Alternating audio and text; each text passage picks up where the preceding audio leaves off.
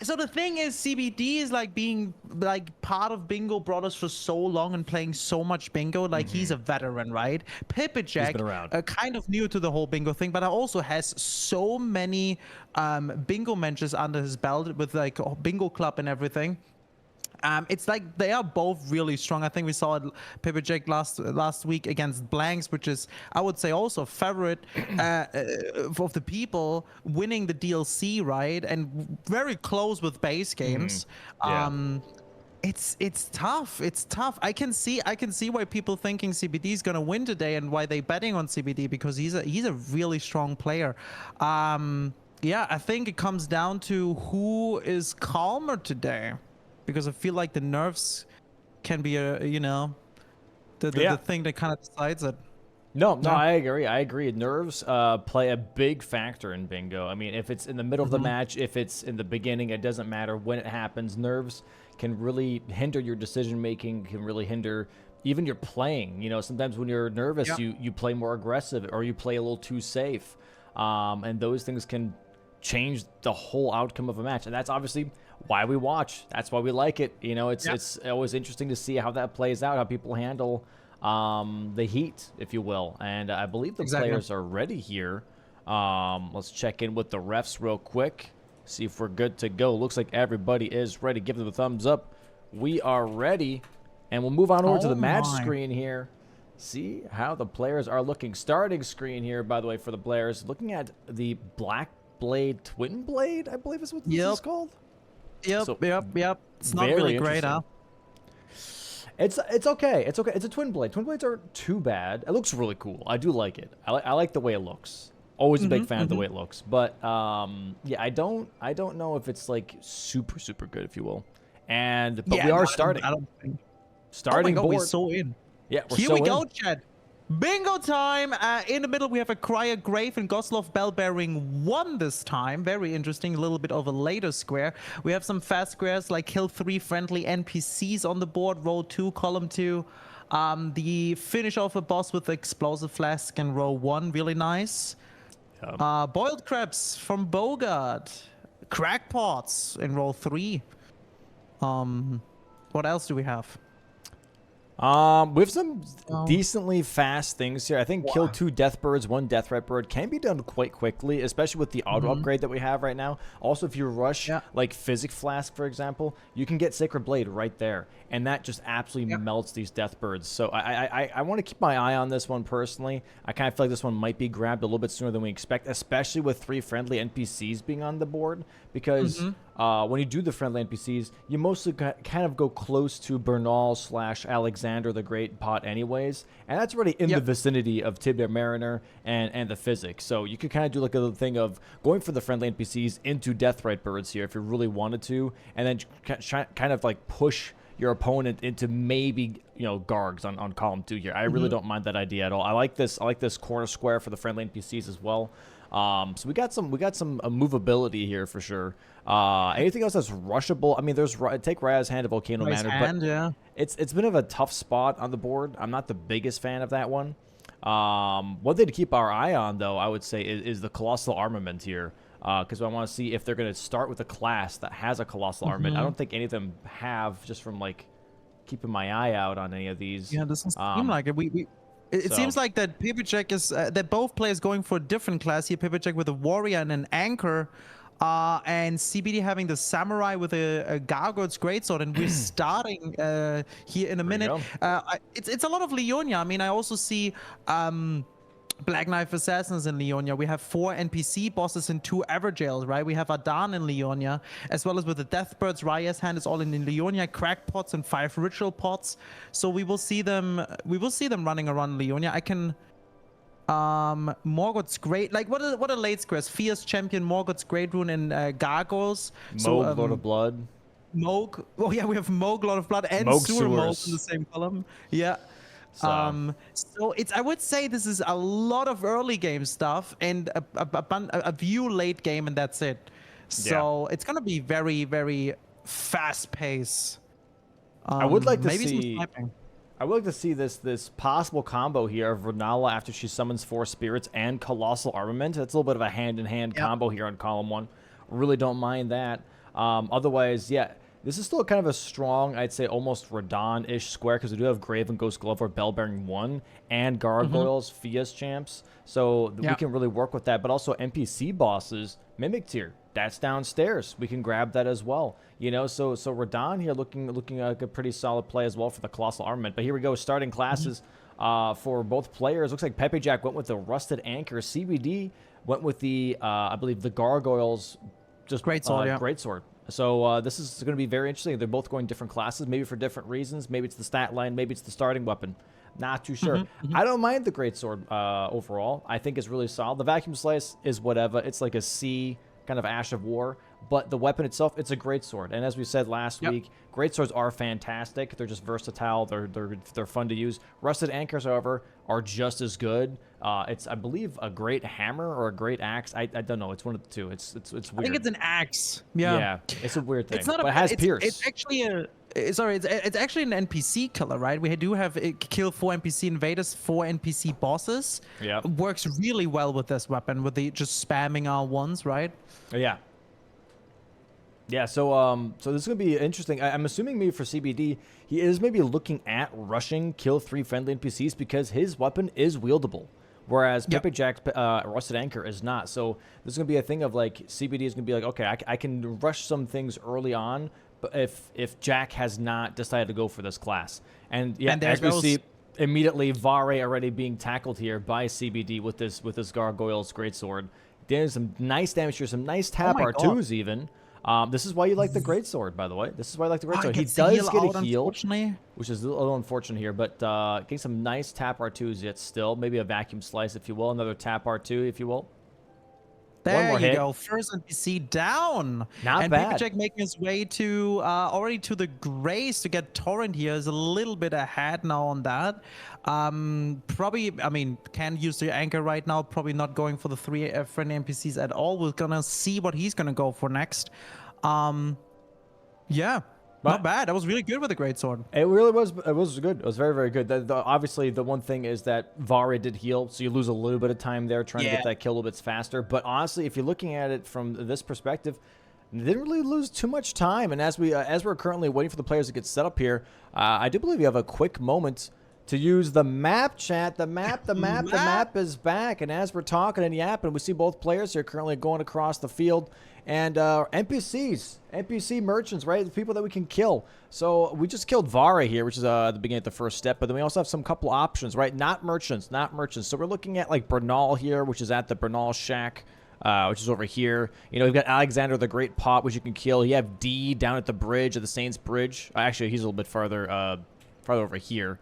Near the Tibia Mariner. But those are 4 options already off the rip, right? You can do Yura if you really wanted to, who's beneath this bridge, or Yura's over here as well, which is also a katana check. So you got a lot of options to work with here for CBD, and we'll see exactly where he's going. He's grabbing Torrent right now. Immediately, Jack is going to Mountaintops here, going to be grabbing some extra money. So we'll see what these players decide, but for CBD, he's got a lot of different options here for sure. So we'll see what he picks. But very excited to see how this plays out. Yeah, seems like he's going straight up to Bok, his second friendly NPC here. Is a very easy friendly NPC. Only one player so far died on Bok, and it was Tom. So forgettable. You really can't die on Bok, really, unless, you know, you're really bad at this game, right, Tom? Anyways, there it already goes. Very, very nice. Bok is dead. And now he's probably going to make his way to Bernal. Maybe Alexander. I'm not sure. It might be an Alexander play here, just for the Alexander's Jar Shard, to be honest. I think that's going to be just worth your time, because it's a really good talisman, especially if you're going to be using the Vacuum Slice more often, or maybe find a weapon that has a good Ash of War. It's just extra bonus damage, you know. So yep, that's true. Yeah, Pepe Jack is talking now to Raya. He wants to take her hand to Volcano Manor. Good call. I mean, at the same time, you're also progressing towards buy 20 boiled crabs from Bogart. Yep. And that is on a very juicy diagonal line, right? So that's very nice, even though Raya's hand is not on the best spot. To be fair, though, I mean, on column 1, I feel like it's good to get, like, any square out, because, like, I feel like you could line up a bingo line there in a way. But we will see. Sorry. Go ahead. I was going to say, I just really like this column 2 play. I think CBD might be seeing the same thing of going for these 3 friendly NPCs into Deathbird's Deathrite Bird. He's going to be killing Alexander here for his 3rd friendly NPC, by the way. And he's right next to the Physic Flask. Like I mentioned before, he's right next to that Physic Flask. So you can grab that for Explosive Physic later. Also, here's a Catacomb for a Black Knife Assassin, which is also 2 Black Knife Assassins on row 3 here, which I'm hovering over right now. So, like, he's near a lot of good early things right now. He's porting immediately, so he's going to be grabbing some money, but he is in a really nice position for this column 2, in my opinion.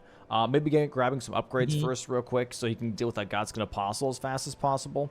But Everjails are going to be very quick. You got the Everjail and Limgrave. You got the Everjail and Weeping that you can do, that both have access to. I don't know. This feels like a really nice pressure point here is all I'm getting at. Like, this is a really early pressure point to really get into your opponent's head very early on. And then from there, maybe start moving around the board a little bit more. And, like, you know, dabble a little bit in Liurnia, dabble a little bit in Caelid as well.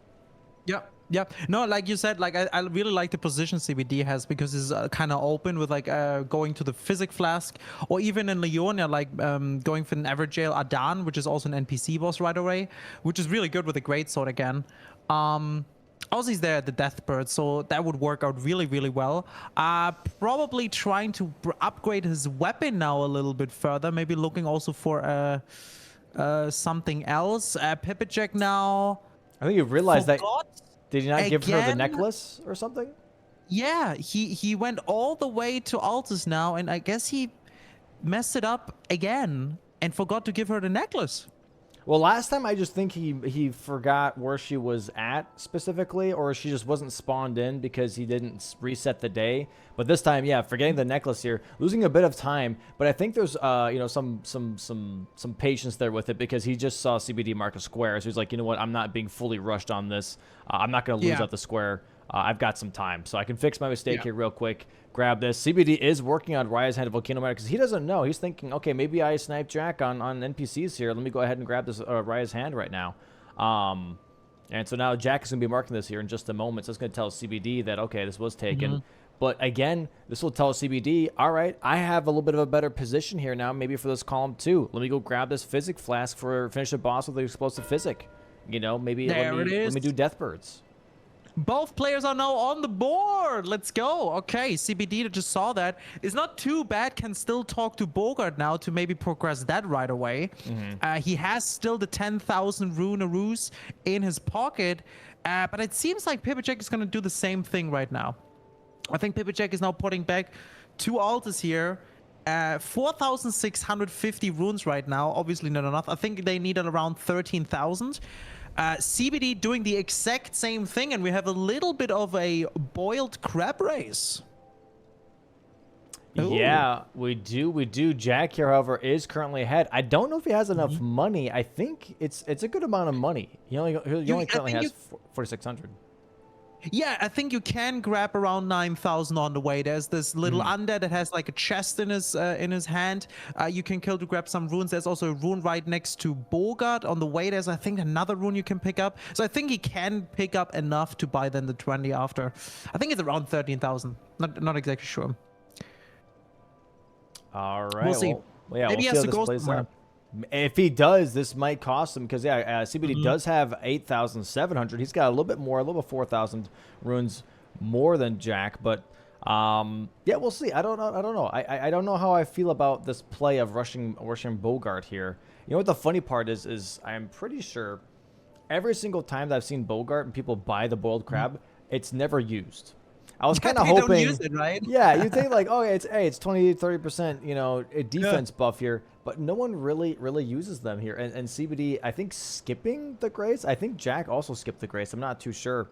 No, he got the grace. Yeah, he got the grace. Okay, so let's check out the race here then. This has to be really close. Let's go ahead and check it back over the map. Back to the map here for the both players.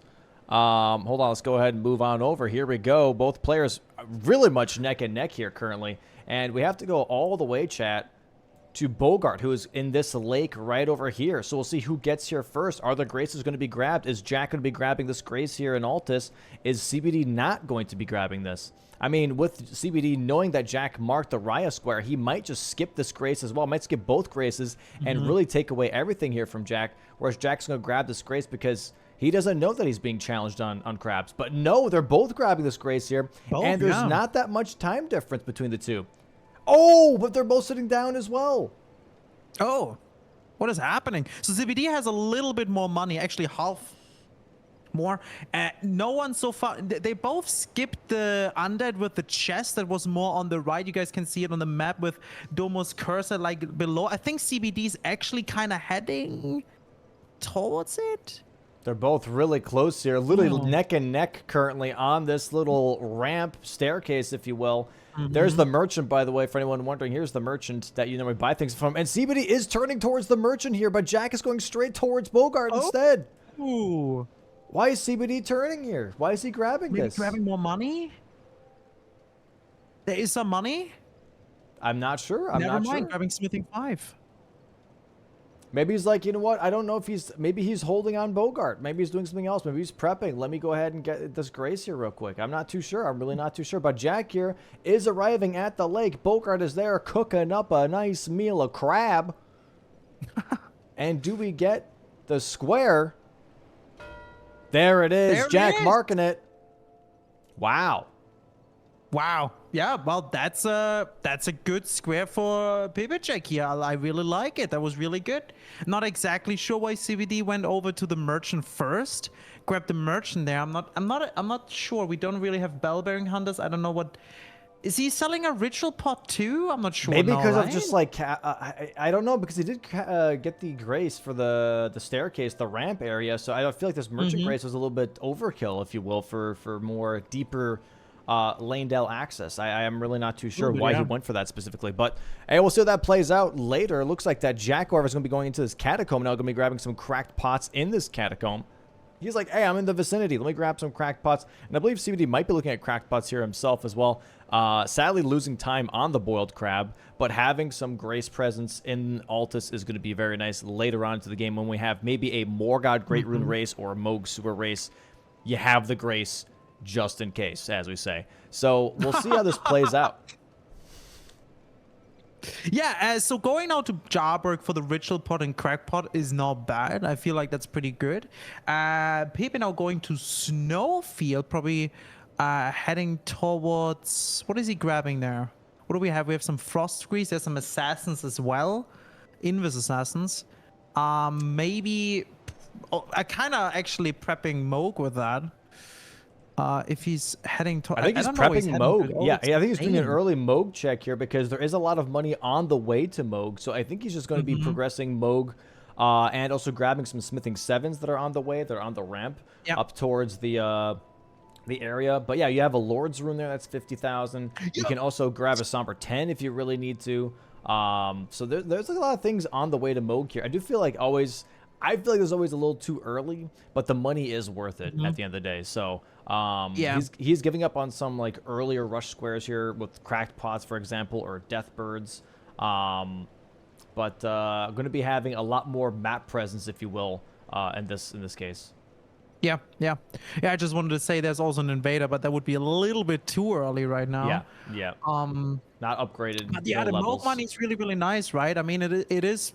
Like, why going to Harley Tree for the 50k if you can like progress a square, right, and get also a good amount of money and stones? I think that's a good idea. And he got 2 squares, you know, he's kind of ahead right now. Maybe he can just spend that time. I don't know what he's planning after. I feel like we do have a lot of squares on the board where you don't need to upgrade really high, right? Besides like maybe Fears and Gargoyles later, but like for now, I feel like the Deathbirds and Renala and all of that stuff, you can just kill. If you have, I agree. Like a plus. Like I said, I mean, hey, go Sacred Blade here. Sacred Blade, even not versus Deathbirds, is a great Ash of War. You got Omen Kills you can melt with that, Black Knife Assassins. You can do the Evergels quite comfortably with that.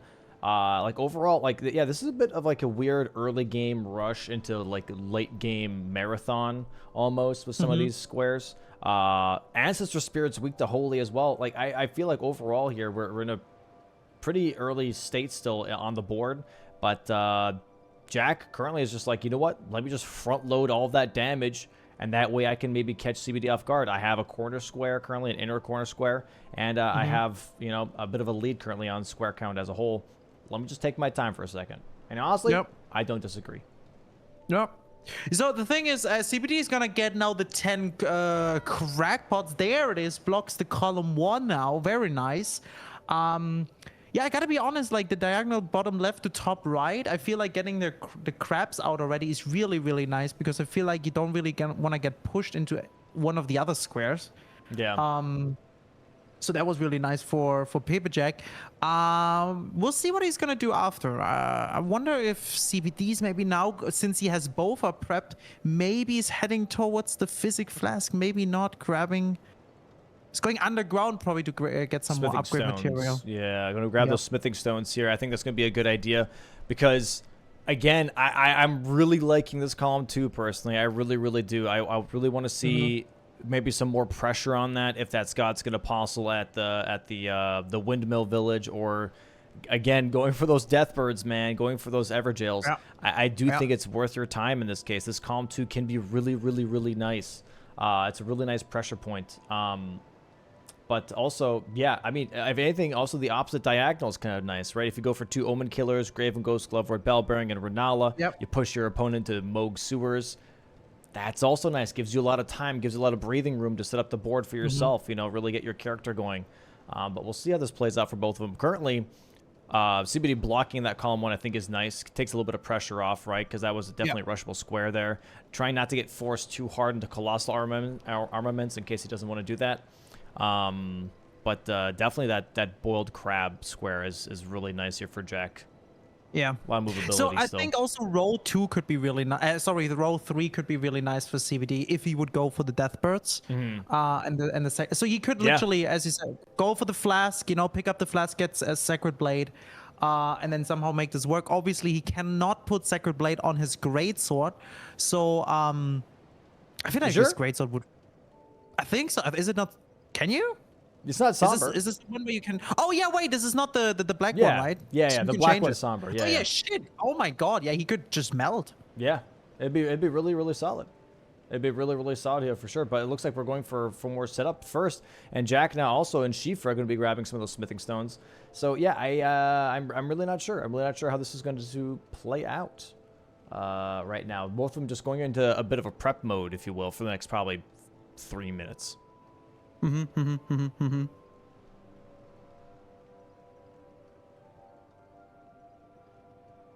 see how that plays out. I mean, upgrading is good, right?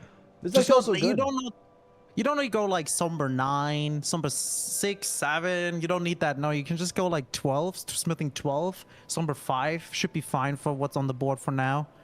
No, I agree. But also, there's a Colossal check in this tunnel, by the way. There is a Colossal check in Alta's tunnel over next to the Somber 6 here. So we'll see what that might be. And it is... Pausing. Ooh, I like that. I like that a lot. Rotten Great Axe is a fantastic weapon. I like that a lot. I'm assuming that's going to be used here. That'd be good versus Radan or Renala. It doesn't matter. That's great. That's fantastic. Yeah. Like that a lot. I agree. Yeah, he's gonna grab here a few more stones. Pipperjack now got the seal, about to upgrade the seal, and he has is this what great axe is that? I missed it. I missed it. Also colossal great axe? God, he got so much money from the whole Mogwin. That's insane. Yeah, he just dropped it. He's about to pick both up. He dropped the anchor and the great axe. Is now upgrading the seal. Here it goes. There's the rusted anchor +9. Oh, and duelist it's the duelist great axe. Oh, is that also colossal? But just not rotted.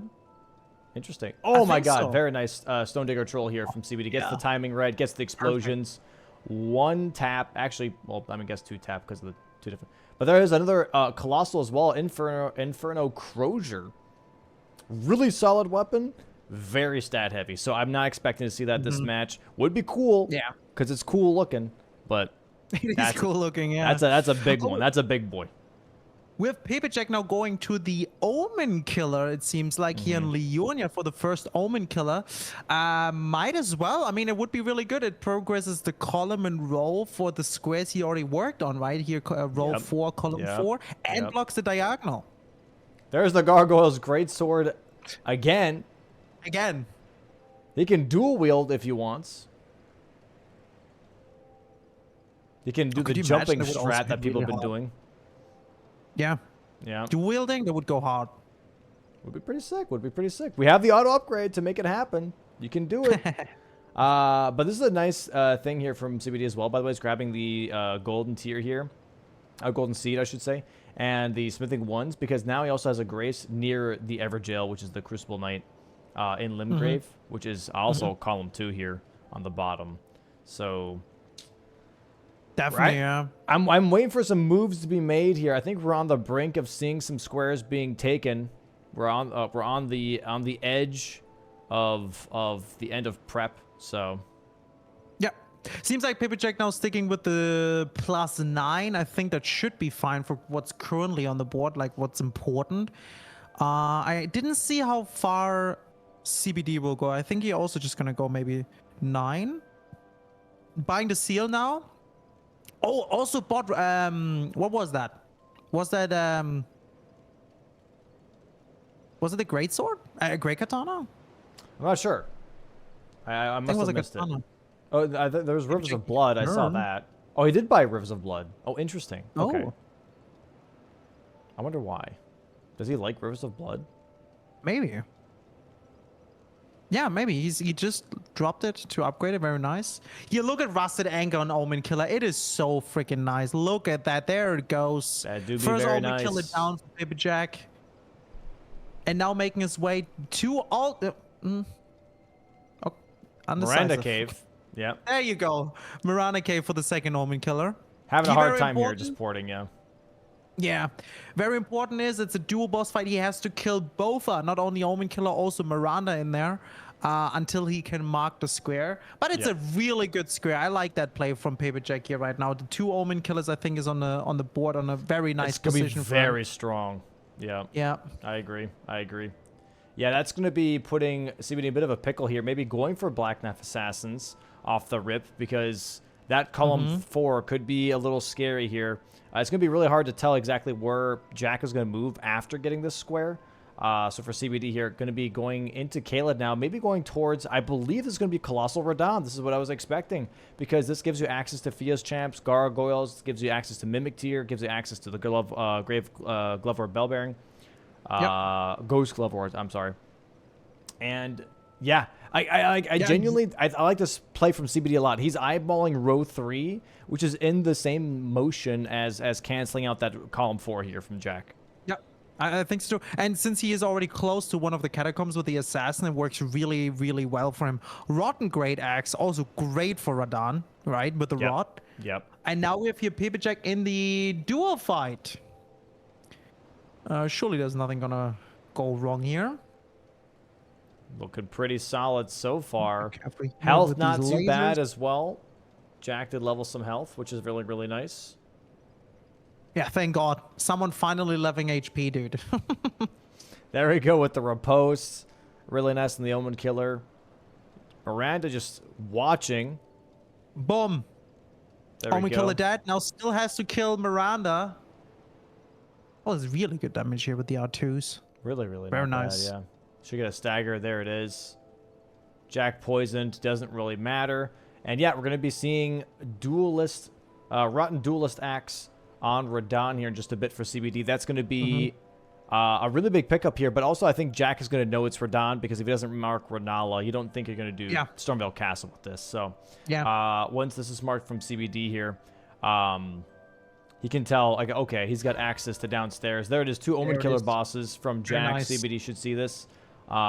His reaction seems just not surprised, but also like, okay, like I have to deal with something right now, and that's column 4, row 4. Like, this is not obviously the greatest. This doesn't feel good. which I agree. If I saw that, I'd be like, oh, Christ. I have to... Yeah. Like, once, like, one line builds, like, okay, I can pay attention to this line. But, like, it's immediately 2 lines. You're like, okay, not great. Fantastic. Yeah. This is creating now some pressure on CBD. So there's really good picks from Paper Jack. Making also know his way towards Radan, picking up here the smithing force to go plus 12. That comes in very handy. Probably grabbing the grace here. Maybe not even going for Radan. I feel like if Paper Jack now would go for assassins, that would be really strong. Yep, assassins here would be a very, very strong play. But he's probably assuming here, you know, Black Knife Assassins is so easy. CBD is probably grabbing this right now. CBD is going to try and block something. This is one of the easier things to block under the row 4, com 4. This is like the square to go for right now. I do not want to get sniped. Let me get myself some more access instead. I already have Moog access. Let me get myself some downstairs access as well. Kill Radan, get access to Gargoyles, Fia's Champs, get access to, you know, the Bell Bearings, just in case. I think this is a very safe play from Jack here, and I think it's also just a smart move overall. You know, you're kind of not being too greedy, you know.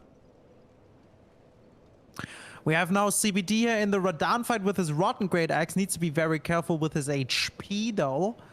Doesn't have a lot of HP, and let's see how this Rotten Great Axe gonna go. Not bad. No, it's really good with these ones, yeah. Eventually will be also rotted. It's gonna be very, very helpful. Very close. There it is. There it is. Nice rot. Oh, does get tagged here. Yeah, heals up. Nice. 1 flask does heal you to full, but he does probably get one shot by some of these moves. Not all of them, but some of these. There it is. Phase 1.5 here from Radan. Going to go for that shockwave.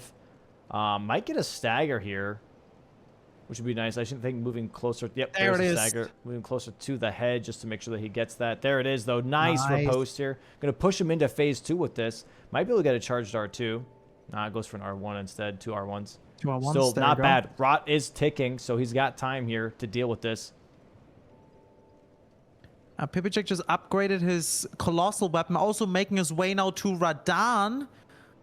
But CBD is way, way ahead. There is another explosion here, and CBD can hit a bunch of R1s. The rod is helping so much here right now. It's crazy. And he just has to make sure, by the way, that he... Oh, nice dodges. He has to make sure, by the way, that he just doesn't get tagged in this part of the phase, obviously, because this is the stronger phase. And just let the rot do its job. Nice little crouch there. On the wave. I hate this attack. Oh, that attack could be very scary. Nice dodges here from CBD. There it is. Oh my god, that was one hit. Only one hit is very, very nice here from CBD. Marks the square, colossal armament. So this is definitely something that's like, Jack, okay, I just lost probably to the Radan race here. Let me grab some of the things if I need to. And he has to... He could port if he really wants to. He doesn't have to stay here. Yeah, he doesn't need to do it now, right? He could just do it later.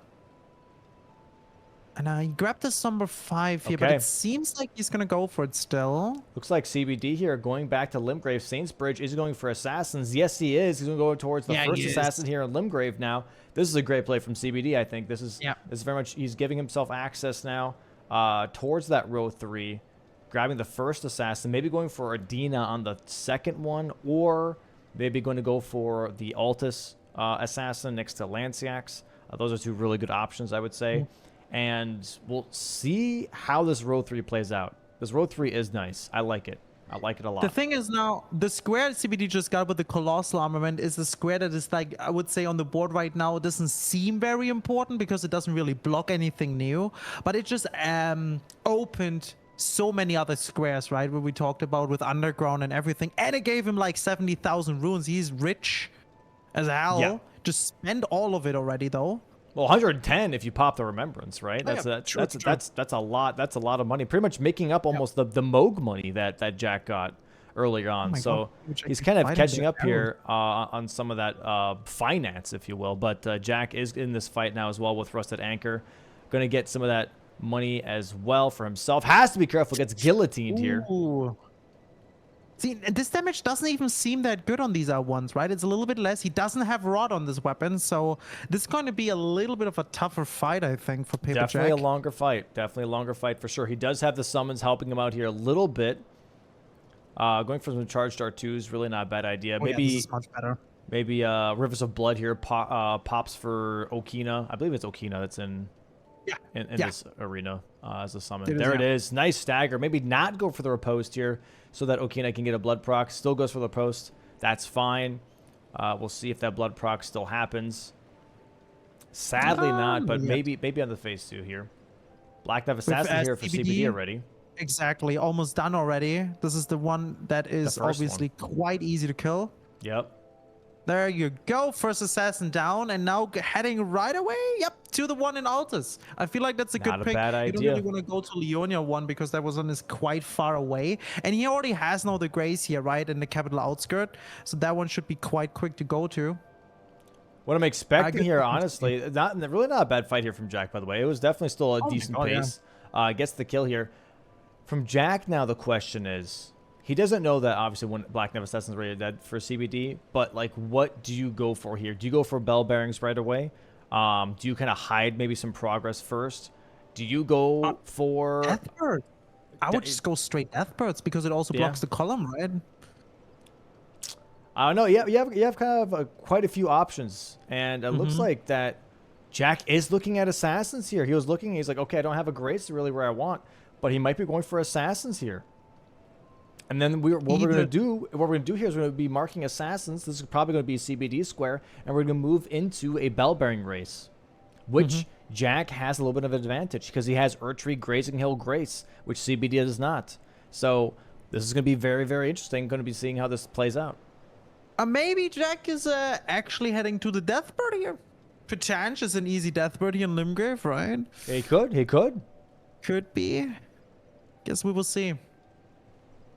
You might be right here. It is nighttime. No, he's porting towards Lear. Oh, maybe he's still doing it. He's going to Scenic Isle. That's still Deathbirds. Yeah, but why would you now choose the little bit tougher one, right? Oh no, he's not doing that at all. Okay. Back to Leonia, maybe heading over to Radan for NPC bosses in Everjails. I mean, that would be also column 2. Maybe no, he's moving too far to the left. He's moving to. Is he going for ritual pots here instead? Maybe. Oh, maybe yeah. Is he going for? Oh, maybe you're right. Maybe I don't know. He's kind of moving weird though. But he's like going like around. He's like not. Yeah. Why did he not just grab the ritual pot now here? Yeah, I don't know. This is interesting. I'm not too sure what he's. I don't know. Okay. I think he went around because he didn't want to like aggro the Royal Revenant, whatever it's here, right? But still not grabbing the ritual pod. Now heading over. Okay. Towards Academy. I think he is getting ready for Deathbirds. He's just grabbing all the Graces first. He's grabbing all the Graces just to see that he doesn't get sniped on it potentially. That might be the move here. There it is. Black Knife Assassins. Jack should see this. Be like, okay, I got my column 4 is blocked now, but this means that Deathbirds is really, really important, and this might be then a pickup here for Deathrite Bird. I think he was waiting to see what CBD is doing, is pretty much what it was. He's like, I'm grabbing Graces here. If I lose out on Deathrite Birds, okay, I can grab this. If I lose out on Deathbirds, if I lose out on Deathbirds, I can grab Assassins. Like, I think he was just like waiting it out to see what he could get first. And we're going to be seeing bell bearings here, though, from CBD now, I believe. Oh. Mr. R2E on the hat. Okay. It looked like we were going for bell bearings, but now kind of porting out first. Maybe going for Deathrite Bird in. He's going for Deathrite Bird here in Caelid. He's not going to go for the Liurnia one. He knows this might be a race. But this is a scary one because that one's definitely tankier than the Liurnia one. Yeah. But he does have the Rotten Duelist Axe, which does. Oh my god! Rot on Deathbirds. We have a race, Chad. Deathrite Bird, Deathbird race right now. Yeah, definitely tankier. We'll see how it goes with the rot. I mean, CBD needs to be anyways careful with that HP. Paperjack already halfway through his Deathrite Bird. CBD now starting, and Paperjack has already prepped the other Deathbird in. Oh my god, these casters kind of. Oh my god, do you see that? They're weak to strike damage. They're weak to strike, man. This is really, really solid. Not bad. We're having a little bit of a airstrike here from the Deathrite Bird on Pepe Jack's screen. Gets the stagger immediately going for the riposte right afterwards. Nice roll here from CBD, making sure that he doesn't get absolutely one shot. It is definitely close, but this looks like this might be a Jack square as it's currently. Oh, Jack has to be careful here. Oh, he was playing with fire and he knows it. That was really close for him about to lose this Deathbird fight. Okay, he's going for the one in the Cynic Isle in Leonia. Second bird here now for Paper Jack. CBD is still on the first. Dealing really good damage, but had a little bit, RNG incident, I would say. Yeah, because the bird is jumping around a lot. Yeah, Cestus really not doing too badly here. Gets a nice stagger. This is going to be a Deathrite bird here now for CBD. Gets the kill. This is also a great sword check because Death's Poker. We won't get to see what the weapon is, sadly, but we're going for... Oh, interesting. Okay. Going for Deathbird Weeping, Deathbird Loombrave. Oh. A little bit of a misport, maybe. Paper Jack almost done with his Deathbird. There's the stagger. Goes for an R1 and get the repost as well. I think that is it. He needs one more. After this. Bomb. Bomba. Is it 2? Yes. Oh, it is 2 Deathbirds. Ah, yeah. Oh, yeah. Another one in Limgrave. Nice. So this is going to be a bit of a big time loss, actually, for CBD. Bit of a big time loss. Yeah, it really is. Yeah. It really is. Definitely it's difficult. A nice attempt. See, that's the thing. Paper Jack really lined it up well, setting the stuff up, waiting what CBD is doing, right? And then was able to see, okay, you did Assassins, I just go now for Deathbirds. CBD, on the other hand, has to do kind of both, right? So, kind of tough situation here for CBD, but it's gonna be a little bit of a snipe. Nice kill from CBD here. If he was able to get to Scenic Isle and like absolutely one-shot that one, he might have had like a better chance, but it's not looking too good here, sadly. No. I mean, it's not over until it's actually over. Look at that. Yeah, nice damage here from Jack. Half HP. No need to... Oh! My no God, need to heal. Stakes, Misses the heal, R1, man. though. Is a little greedy, but does get it. Oh, he got it. That was a little greedy. There it is. Deathbirds, Deathrite Bird. That's definitely tough here for CBD. I mean, not a snipe, but like a really good square. Very good block. Column 2 and row 3 are now gone. And yeah, we have Wendy's 4 for 4. Definitely tough. Definitely tough. So what are they going to go for next? CBD already picked up some ritual pots. Row 4, I guess. Pots. Right? Row 4 is looking kind of annoying. But you got time on that. I don't think row 4 is like very much panic mode. You have to move right away. And CBD is seeing that too. He's like, you know what? Row 4 is a problem, but I got time on this. I can play around this. Let me go ahead and upgrade. And that's exactly what he's doing right now. He's grabbing Somber 7, Somber 8 here from Lake of Rot. We're going to see patches here, I believe, from Jack right now, looking at NPC bosses and maybe invaders as well. Maybe he is looking at pushing out this row 4 a little bit stronger. So going for Narius here as an invader, and then it has patches right afterwards as an NPC boss. This column 5 is starting to work really into Jack's favor as well, by the way, because he already has access to Moog. He already done that. Is true. He's done all the homework for Moog already, so he's ready to take the test. So we'll see how that goes. I mean, if you don't push for these invaders, push CBD for the gargoyle and Harlotry medallions, right? And at the same time do like other stuff. I mean, there's still average jails on the board, right? He can... Okay, he's not going for patches now. I feel like I would have at least grabbed the grace, maybe, right? But no, he's rushing now invaders. Dragon Hunter's Great Katana is the katana that was picked up by CBD, by the way. That's a really, really nice weapon. That's a really nice weapon for sure. I agree. That's very nice. So we'll see how this plays out. I'm very interested. This is a very interesting board still. It's like very tied up, very intense, back and forth. We got a good game on our hands. It is a back and forth. Yeah, it's like I guess Paper Jack is a little bit in a better position right now. Just blocked a lot more, right? And has like still a row kind of building since he's also now going for the invaders. We'll see if he's actually maybe kind of committing to it. And will also go for maybe the Harlotry. I mean, he is ahead on the Harlotry half medallions, right? He already has the grace near the Omen Killer, which is nice. So CBD is going for Harlotry medallion here right now. Yeah, he's going to be going for Commander Nile here, off the rip. This is going to be good money, and I guess he's looking at like, hey, like I could possibly stop row 4, and maybe looking at column 3 as his next option, I guess.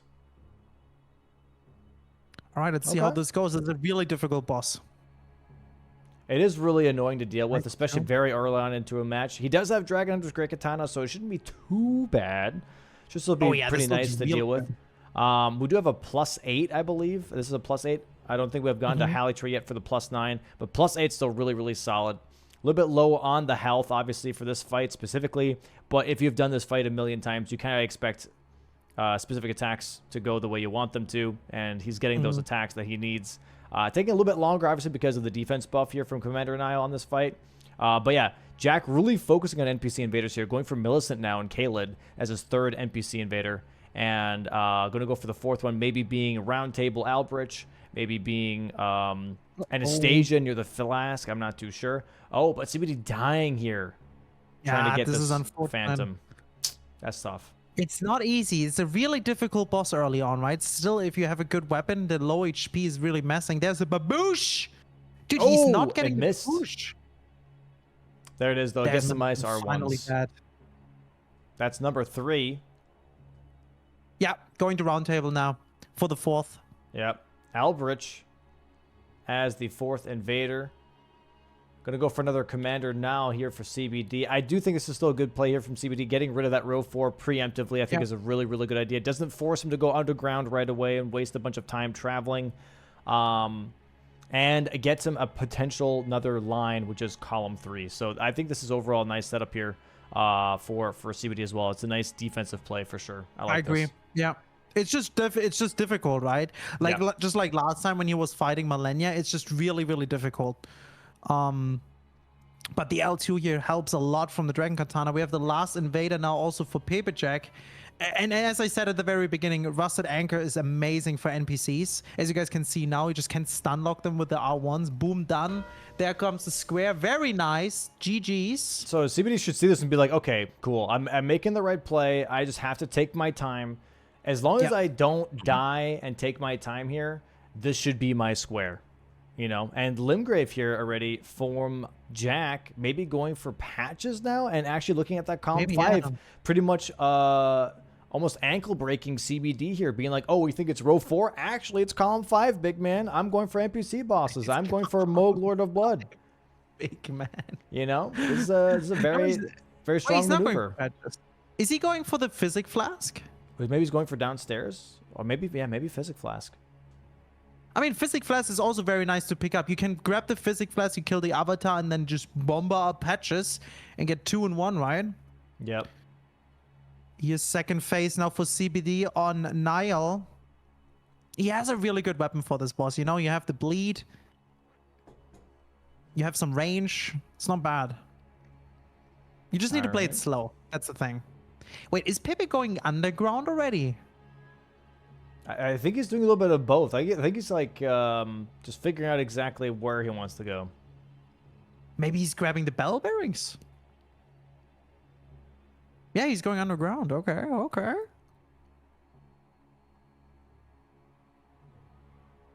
All right, grabbing the bell bearings here, getting rid of that column 3 as a potential, and also getting access to Fia's champs and Gargs. Maybe he is still looking at row 4, and maybe we're just thinking for him on this column 5 here. I do like the column 5. I really, really do. I mean, downstairs is mimicked here. That is an NPC boss, so maybe he's doing a little bit of both. Maybe he does see it, but he's like, you know what? I could work towards row 4. If I get blocked out on it, I already have a backup plan. I already have this in my back pocket. Column 5, I have NPC bosses ready to go. I mean, the thing about column 5 is... Yeah, maybe he's just... No, I'm just thinking. Well, he could also still go for gargoyles, technically, get for the bell bearings, and we still have the bottom left to top right. And if he pushes CBD and getting Morgoth's Great Rune restored, I mean, that's ass. And then the time he can do, like, anything else, right? Nice bleed proc here on Commander now, by the way, for CBD. Almost done with the fight already, which is really, really nice here. Should get a stagger here very soon. Maybe 1 or 2 more R1s. Just has to make sure to keep those hits consistent to not drop the poise. There is 1 more R1. Careful. That storm could one-shot him. A little greedy, but I respect it. There it is, that stagger. Very nice poke R1s. Nice. Very nice. That was really, really good. He's going to go up near the elevator and pick up the first medallion. Paperjack now picking up the first bell bearing, the ghost Glovewort bell bearing, and making his way to his first NPC boss, the Mimic. Yeah, if he just kills the Mimic now, and then maybe, I don't know. He could work on so many things. I mean, there's still Everjairs and all of that stuff, right? And yeah, we're going to be rushing that Haligtree medallion. I think this is a good play from CBD. He doesn't, you know, want to deal with gargoyles right away. He doesn't want to deal with row 4 at all. And so I think this is a solid play. And again, gives him that column 3 as an option. Now, obviously, we see already Jack kind of prepping against that. But I think overall, they're both like making really good decisions here. Very good decisions. I agree, both players. like really good decisions. It's like no one's really. I mean, there were some kind of snipes, right, with the Deathbird and whatnot. But at the same time, I feel like they're playing the tennis ball back and forth, I would say. Yeah. 100%. Currently, a little bit more in Jack's court, you know, with having that column 4, row 4 pressure point, which CBD is dealing with the Black Knight Assassins and the Haligtree. But once this row 4 is gone, it's genuinely anyone's match. You know, this row 4 is a bit of a, you know, pain in his side right now. But once that's taken care of, this board has a lot to be played with. All right, there goes Mimic. First NPC boss now for Paperjack. I think he's just gonna leave, right? Maybe he's grabbing just the grace and leaves. No, he's going further. Maybe prepping gargoyles? I mean, what if he just goes for gargoyles, dude? What if he's just doing it? I don't know. We see Haligtree medallion here now, though. So Jack, okay, kind of nodding, being like, yeah, I was expecting a block at some point. Maybe a little bit earlier than he thought, but still, that's a block. That's kind of what I was expecting. Okay, so now I'm ready to block this column 3 if I need to. I'm ready to stop this. And like you said, that diagonal could be extra juicy. You got the bell bearings, you got gargoyles straight into Morgoth's Great Room with Sacred Flask +7. Like this could be a nice line for Jack to also kind of move into. And this is why we say corner squares are as powerful as they are. I mean, look at the movability just off of 2 corner squares, the Omen Killer square and the Bogart square. You have that row 4, you have the column 4. Now you have the diagonal. You also start to have a little bit of column 5. You have so many places to kind of maneuver and be like, okay, you know what? You can stop me here, you can stop me there, but I'm going to build this, I'm going to build that. And constantly just keep that pressure onto your opponent. And Jack's really showing a good case of that right now. Yeah, he is prepping right now all the way to gargoyles. Not sure if he's going to go for it right away. I don't think so. If he's now going for a Sacred Flask +7, that would be insane. Because that would like push the diagonal very, very hard. We have CBD now making his way to the Avatar Neonia for the Explosive Physic Flask.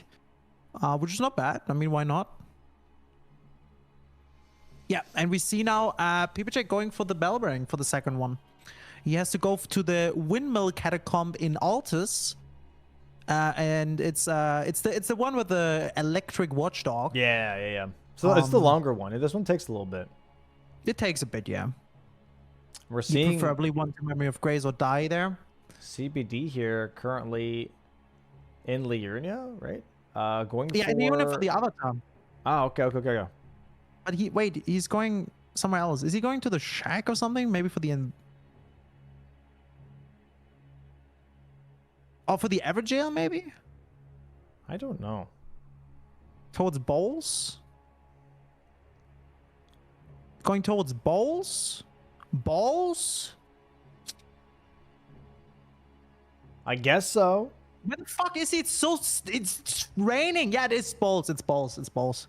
You can't see Leon. I'm just trying to understand why. Like, why are we going for an Everjail right now? I maybe grabbing Everjails at the same time, right? Yeah, I mean, we are tied 5-5. There really isn't any pressure to deal with. But I would say that, like, balls right now with the Everjails, I just don't see that being a priority right now. You know, if anything, I'd want to like create my own threat. That's what I would want to do, right? Which is column 3, the obvious one. But you also have row 1 and row 5. You still have a couple options here, and maybe that's what CBD is seeing. Maybe he's like, you know what, row 5, I already have a Sacred Flask +1. I already have 2 ritual pots. Maybe I can push him into Moog Sewers. Maybe if I do Everjails here, I can create this row 5, and once I get this row 5 threat, it deviate to column 3.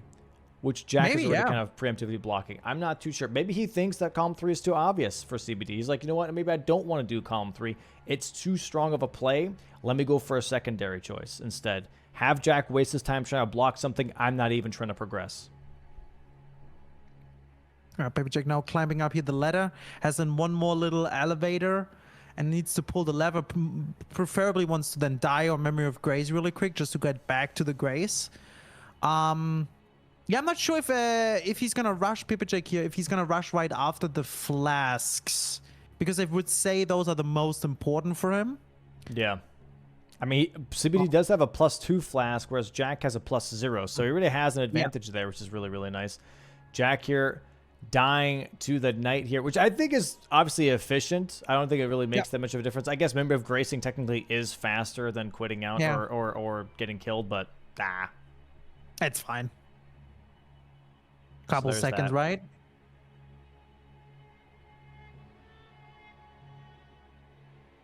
Here we go. Everjail for CBD now. Radan Everjail. It would be also really disgusting play to do gargoyles, right? Into Fierce Champion just to go into Capital. Yeah. I mean, that's a possibility. You can always play around with that. Yeah. That's like one option that I really, really like. You know, you can kind of pick and choose as to what you want. There's 2 Everjails now here for CBD. Now, do we see the Ritual Pot Rush, Sacred Flask Rush here from CBD as well? Everjail's being marked here. Jack, does he see it? I'm not sure if he's looked just yet. Does get tagged. He has to be a little careful. He is using the crab. Okay, so he bought the crab. He's using the crab. I respect it. We respect that, Chad. We respect buying the crab. User. I like that. I like that a lot.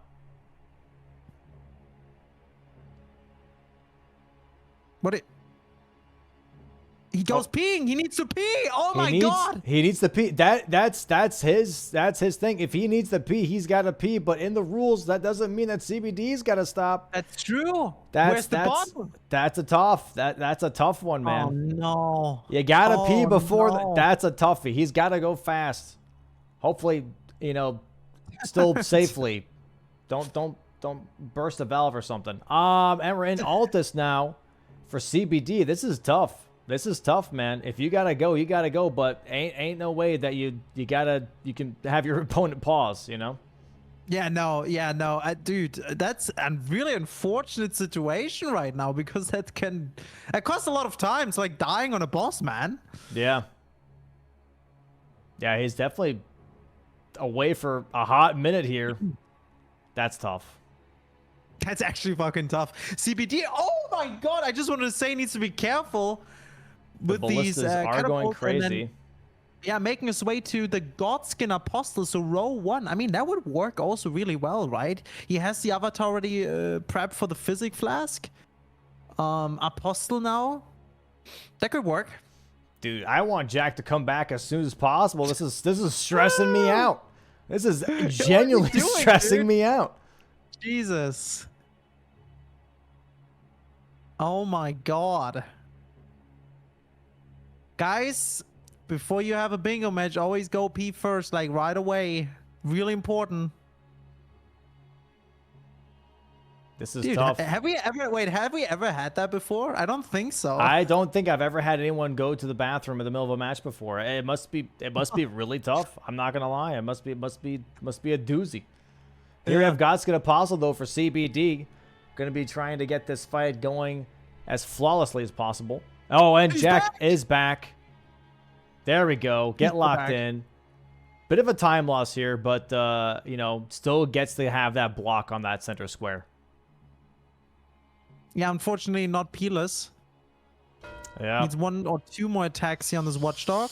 There it is. Godskin Apostle being marked. Bro, imagine he went P and then got sniped on bell bearings. I think I would have lost my mind. Dude, I would just quit. That would suck so hard. He's hovering right now over NPC bosses. Okay. So not Sacred Flasks. And we have CBD now in Weeping for the Sacred Flask +7. I like this. I like this from CBD, man. He's blocking out that diagonal that we said is already kind of scary. I don't like that diagonal. And he's like, yeah, I don't want to deal with that either. And we see NPC bosses here now as well from Jack. He is looking at column 5. So we might have a Moog sewer race at some point. We need a great room from either player, right? We need a Great Rune to access the capital. One more. Or do Fia's champs. Oh my god, Moog as the second Great Rune. Does he have the setup right now, though? Jack does not really have the setup. If he has Frost Grease, Rot Grease, that could be kind of workable. CBD dying here to the bridge right now, thinking that he might be contested on flasks. He does get 3 flask charges here in Weeping. I don't think he's grabbed any just yet, besides the first one, I believe, the rat one. Radan going to get killed here by a Rusted Anchor. Contracting some tinnitus. Boom. Kind of close, kind of close. Well, this is second NPC now here for Paperjack. Dude, I feel like if we would see a Moog into Capital, that would be kind of cool. CBD definitely going now. Yeah, so we have now Paperjack going back to patches for third NPC. CBD working on the flasks. Once again, flasks are a really good choice. Besides the healing, right? You just block the diagonal. You work on your row. Row 5, that's a good pick. I wonder if Paperjack is actually aiming for the column 5. I'm not sure. I think he likes it. I think, from what I'm seeing anyways, I think he's got a good setup going for this. Once you get NPC bosses here, honestly, column 5 is yours. I'm not even going to lie. If you get NPC bosses, column 5 is genuinely yours because you already are prepped for Moog Lord of Blood. That's your second Great Rune. Gets you access to the capital, gets you access to Moog Sewers. This might be a column 5 bingo here for Jack. 100% once he gets these NPC bosses. It really could be, yeah. You could also take your time a little bit, honestly. And that's probably not worth it. Never mind. I think here for CBD is like once you get Sacred Flasks, if he sees the column 5, especially once NPC bosses is taken, go for Godric. Immediately go for Godric. So too, yeah. Immediately go for Capital, and you gotta stop one of the two, right? Either it's Morgoth's Great Rune or Moog Sewers. You obviously want to do Moog Sewers over Morgoth's Great Rune, but one of the two you gotta do. Yeah, the Moog Sewers is also nice because it kind of skips gargoyles, and you can also do Fierce Champions after, which is cool. But yeah, as I said, Moog Sewers is obviously a little bit better. I'm actually a little bit surprised that we're gonna see all these Moogs happening. I was not expecting that when we saw the beginning the board that it's gonna be like that, but it's pretty cool. It's pretty cool. Yeah, it's very very interesting. He's gonna go for. He's kind of heading right now to the church, maybe for a Sacred Flask. But there's no NPC on the way. I'm not sure.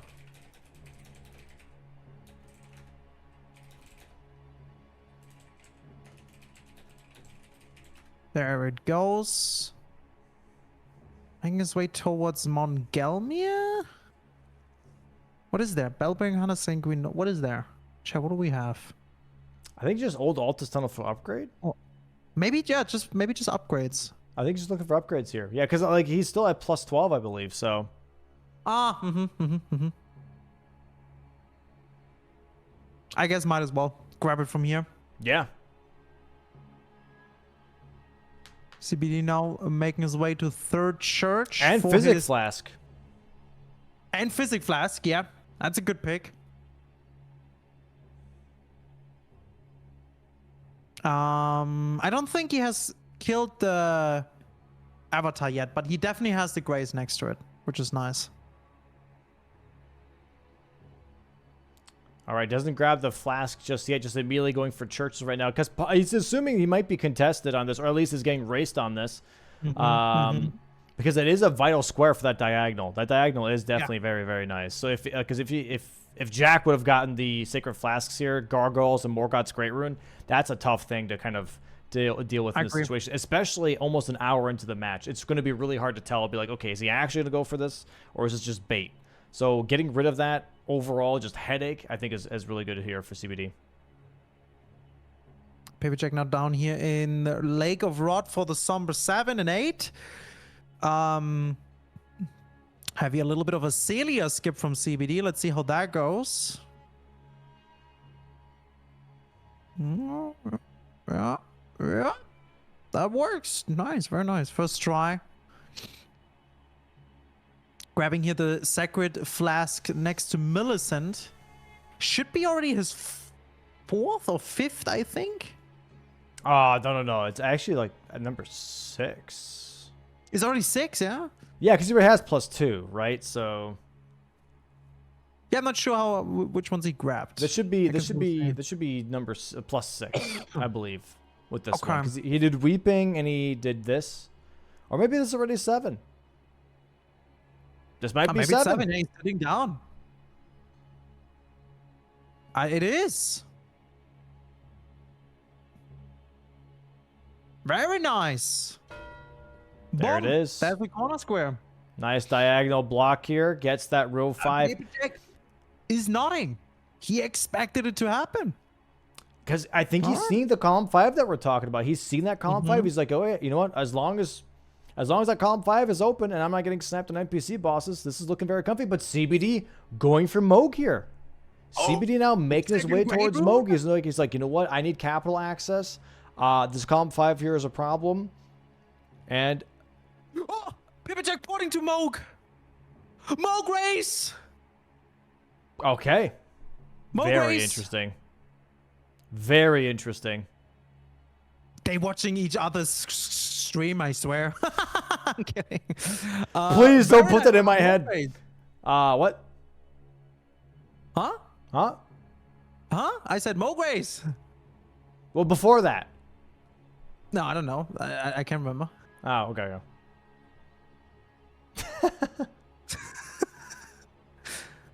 Oh, what is that? Wait, I don't know this jump. This is a jump to avoid like half the staircase and stuff. You kind of like. Oh. Yeah. Oh, that's pretty nice. I don't know if this is. I don't know if this is much faster. It seems faster. I don't know. It feels almost the same.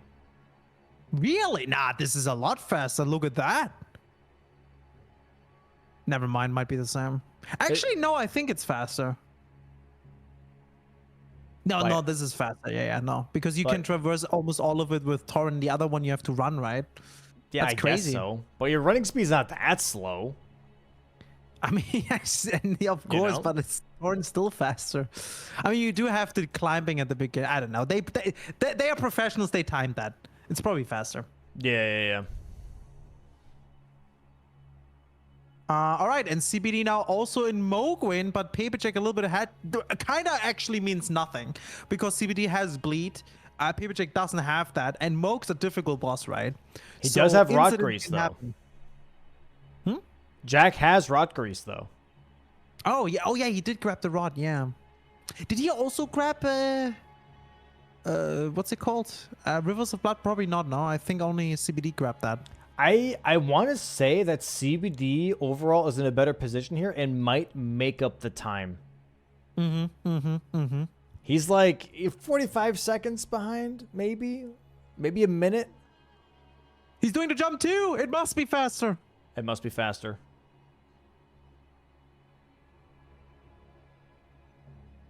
Oh my god, he got shot there. Yeah, he's got to be careful. He's got to be careful. He's kind of stuck. There you go.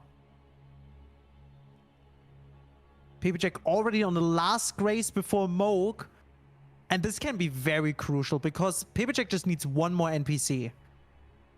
Yep. Oh, never mind. For a second, I was like, I thought it was NPC invaders and not bosses. I was like, you could do Vare right here. Yeah, no, yeah. You know? But never mind. I mean, for NPCs, what can he grab? I mean, there's Eska, but it takes too long. There's also still Gary. I don't know if you want to go for that. What NPC bosses are left for Paper Jack? Vike, technically the Gary. Second Vike, Gary, Eska, then also the second Mimic, right? Yeah. Okay, here we go. Moog! Did you say Eske? You mean Esgar? I said Eska. Oh, it's not like Eske. E33? Mon ami. Mon ami? Moog?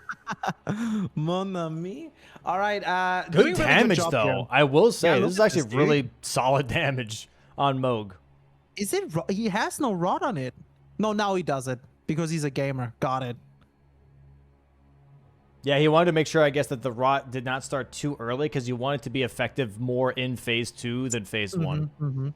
Also, when the knee heal stuff happens, I guess you have more time to like actually attack, right? But Yeah, that too. Need to spend on here some time. Good fight here so far. Oh, looks like CBD is prepping still. Going to be grabbing the rot grease before he does the Moog fight. Nice charger too. Double charger too. You know, this is going to be so interesting because I think this might still be, if anything, a better benefit here actually from CBD is that Jack gets this square. Because Jack's going to get Moog, Lord of Blood, and then he's going to finish NPC bosses first. Whereas then CBD, being right behind him, is going to get Moog and then go straight to Capital. So he's going to get Moog Sewers before Jack does, and then have row 5. Yeah, it really depends what NPC Paper Jack is picking for his last, I feel like. But what if he just balls it and just doesn't even go for that and just finishes? Oh my god! He's got to be careful. He's got to be careful. He's down to 4 flasks here. Still only has +1 for a flask. But yeah, if Jack gets this, it's actually, I would say, almost in CBD's favor to not get the square because he can hide behind the Moog kill if he wants to. You know, if that's preferable, yes. You know. Unless Paper Jack just doesn't take that, like literally doesn't finish NPC bosses and does something else first. But that would be risky as hell. That would be very risky. I agree.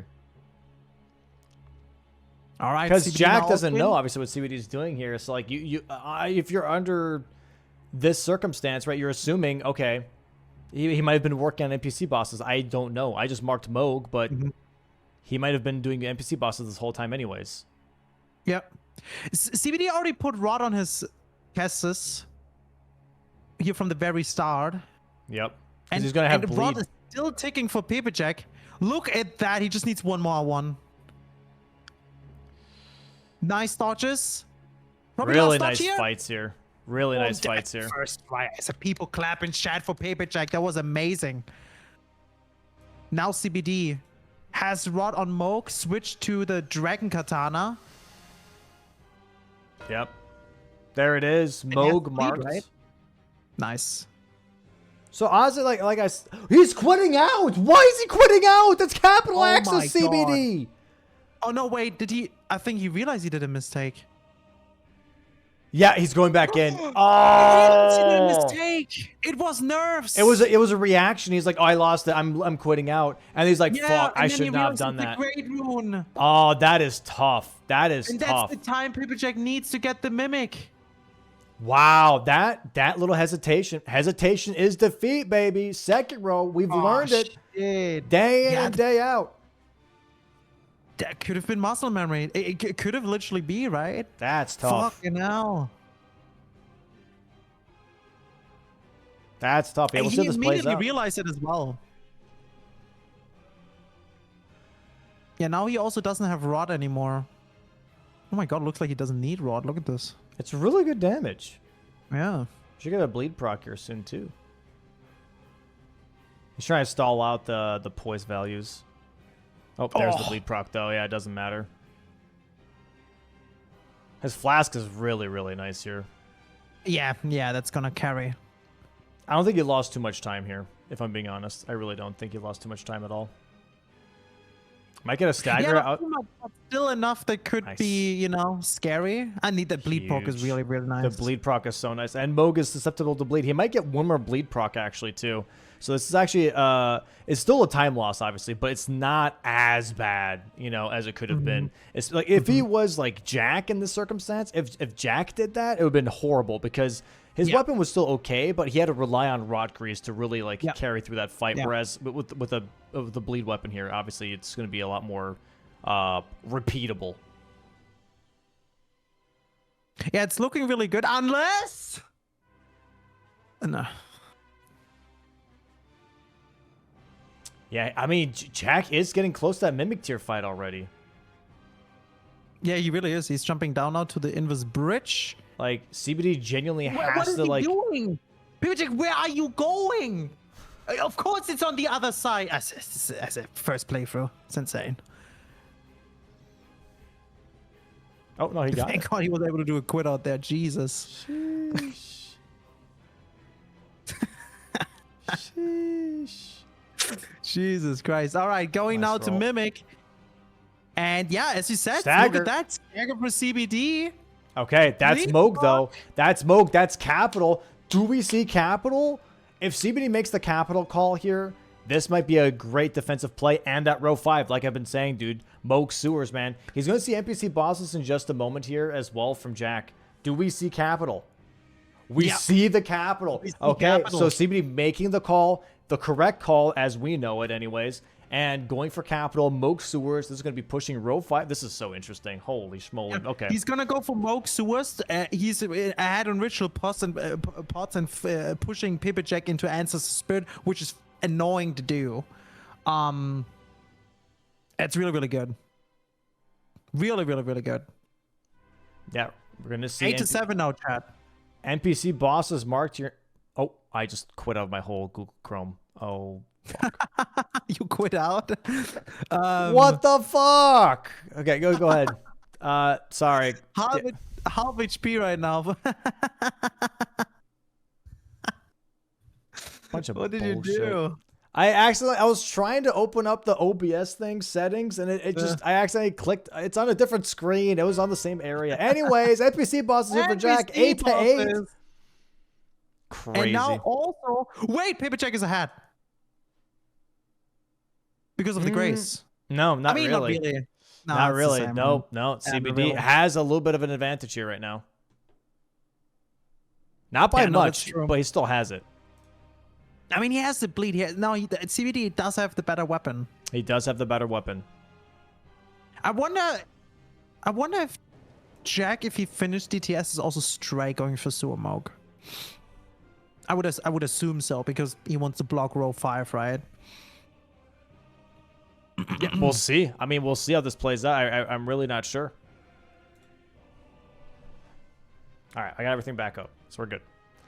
All right, we're so back, Chad. Here it is, double DTS. Look at this fight. Look at this fight. Okay, that's still good damage. Because this is a Pierce weapon, which I believe is the best thing for DTS is Pierce, because it has so much armor. Yeah, look at that damage, though. Like, Jenny, look at that damage, man. That's really nice damage. Look at the damage, really bro.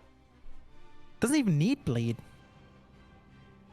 He's kind of catching up with his weapon, right? Yeah. Never mind. Oh, there's the bleed proc. Holy schmoly, Batman. Very nice here. Very nice. Giza's wheel. Batman? Yeah, dude. He's watching. Oh, big fan of the show, I heard. Pipit Jack here fighting the lightning. Very nice. Very nice dodges. Also now going into Leyendell. Dude. And now we have a Stormo Grace. Dude. Oh, baby. This is interesting. Dude, actually, I was not expecting that we see the Moogs today. Yep. This is going to be very interesting. CBD here currently ahead by like a mere 30 seconds. And we're going to see what kind of capital skips are we going to see here, by the way.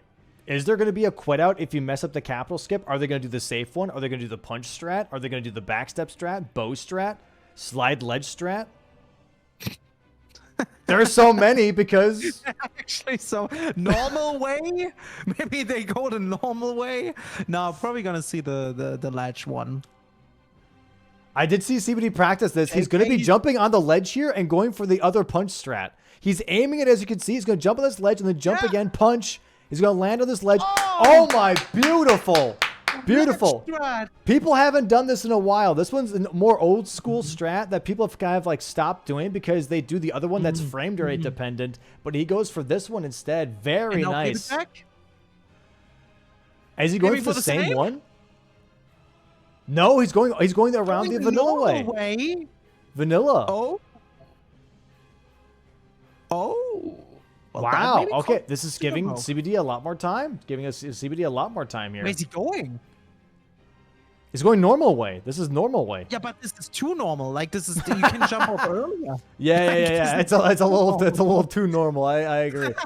It's like casual play from normal. What was that? I was like, he's going into this house to loot a little bit. Crazy, but here we are. It's actually not bad because he's closer to the avenue, I guess. Yeah. Yeah. All right, but yeah, but we're definitely look at CBD's health now. He leveled health. Yeah, yeah. After Moog, you know. Yeah, it's only match 1. We still have at least 1 match to go, if not 2. So this is amazing. This is really, really good. Once again, guys, very important. Both players, whoever loses today is out. Yeah. Right? There's no more second chances. This is it. So they need to perform right now. This is losers bracket. They have to lock in if they want to make it farther into the bracket and possibly represent the U.S. in the Season 6 tournament.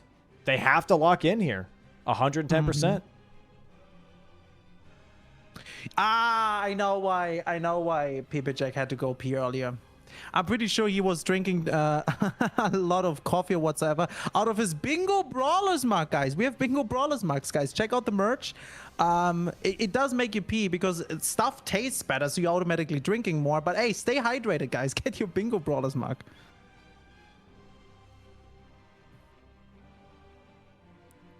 Nice. Very nice.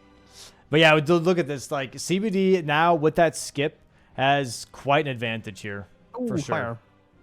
Yeah, he's way ahead. He's way ahead. I mean, Suamog, you know, you can't rely on bleed anymore.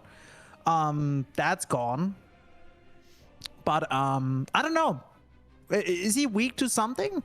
It's a shade. Is he weak to something? Like well, he's weak to like some physical stuff. He might be weak to slash, but he's not weak to any statuses because he's immune to all statuses. Yeah, that's what I said. Yeah, is he weak to like Piers or whatever? But we'll see.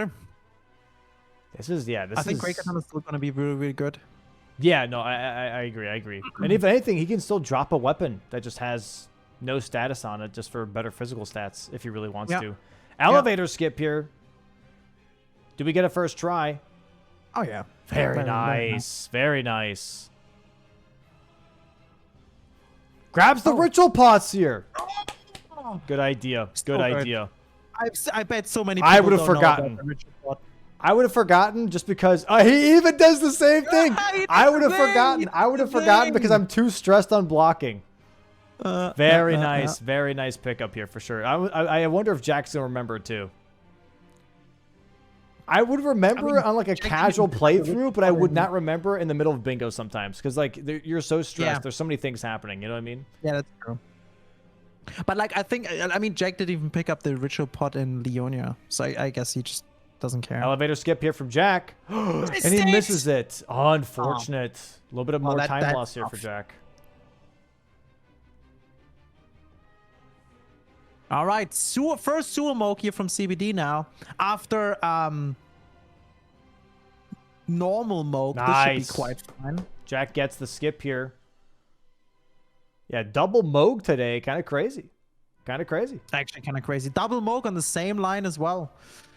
The thing is, if CBD gets this now, it's looking really good for him to win on a bingo, or even in general on majority.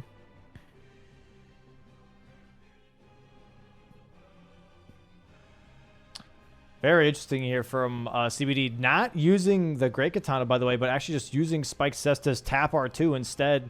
It does have really good damage, and it's very quick. There's a nice stagger. It looked like it's almost the same damage as an R1 from the... Jack's here now. So I feel like now it just comes down to incidents, honestly. Yep. If that's even the case here. If that's even the case here. Nice use of the Ash of War here from CBD. All of that time save, and Jack is not that far behind. That's true. Capital skip, you know, doing elevator skip first try. All it did was give him a 30-second buffer, which is crazy, but it matters. As we can see, it matters. He got the repost. That's a bit annoying, but it's fine. I think he's very fast with this Kestis. Look at this. These Tapatus are actually really good. CBD being a little greedy with these Ashes of War. That +7 flask, though, really making up for it. Yeah, stagger here for Jack. Close to half health now. Really catching up here. But CBD is going to get this first. Some more Tap R2s. Bam. Very nice. Bam, CBD right in the gets kidney. Sewer Milk, blocks column 5. Boom. There's Wow. the snipe. Wow, dude. This gives them access to Fia's champs as well now, by the way. This Gargoyle square is pretty much almost dead. No one wants that. Now Gargoyles is almost like the worst square because, I mean, Jack does have some progress towards it, but still it's kind of just like not as powerful as it was before, right? Because they have capital access now. They have Moog dead. They just have to kill more guys to get access to Fia's champs here from this side, right? Oh, very smart. He's going straight Ancestor Spirit here. Straight. Makes sense. Makes sense. Looks like CBD here is not doing that and immediately actually going for Morgoth's Great Rune. AO hitting row 1. As in, like, it's still important. Or what is he doing here? Memory of Gracing. Wait.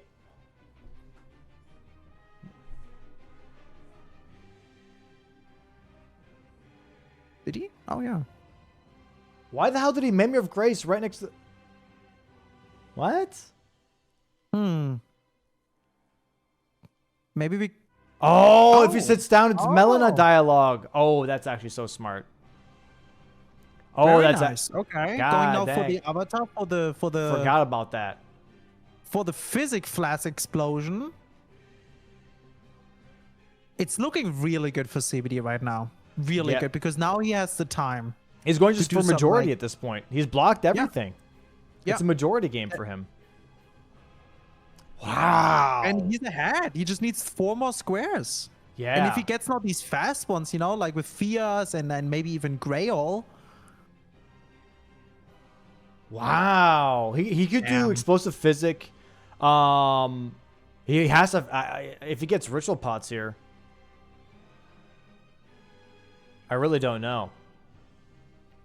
He's grabbing the explosive physic here. He's going to do both, I'm assuming. We're going to see... Dude, this is... Having Jack do Ancestor Spirits is a tough thing for Jack. Because you have to grab all the damn bonfires. And he's doing Regal on top of this, by the way. Which is the one that heals. So... Jack has to have this fight go the way he wants it, which is staggering at half health, if not a little bit less than half health. He has to get that stagger, because if he doesn't, he's going to be in there for a while. Yeah, this is the thing. It's much faster to get Regal Ancestor Spirit active, you know, with all these torches. But like the fight is so much worse. Yeah. They're having he's Bofa. Don't kill him by accident. Very strong R1 again. Drinks the physic. Has to be careful here, not to get pushed too far away. Boom! And it misses. Bofa dodged. They learn. The backstep from the Bofa.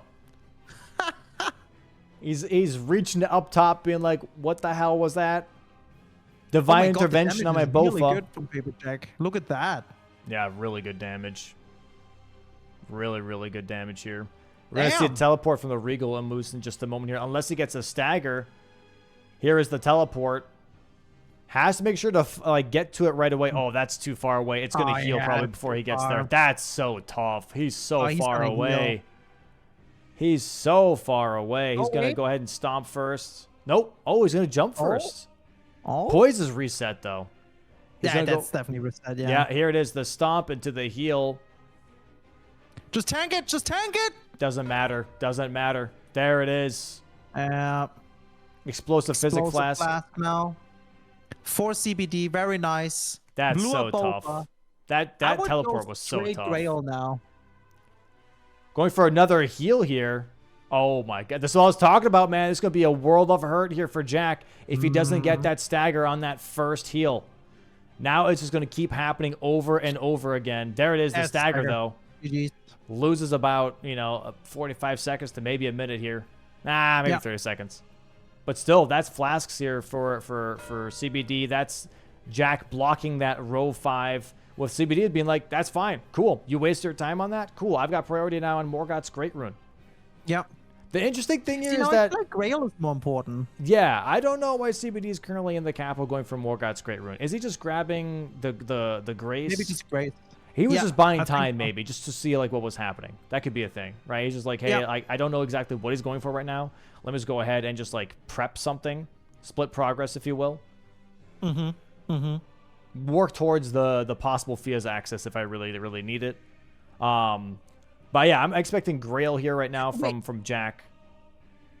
What? If CBD goes for Ritual, okay, he's ahead on Morgoth's, and he's ahead on Ritual.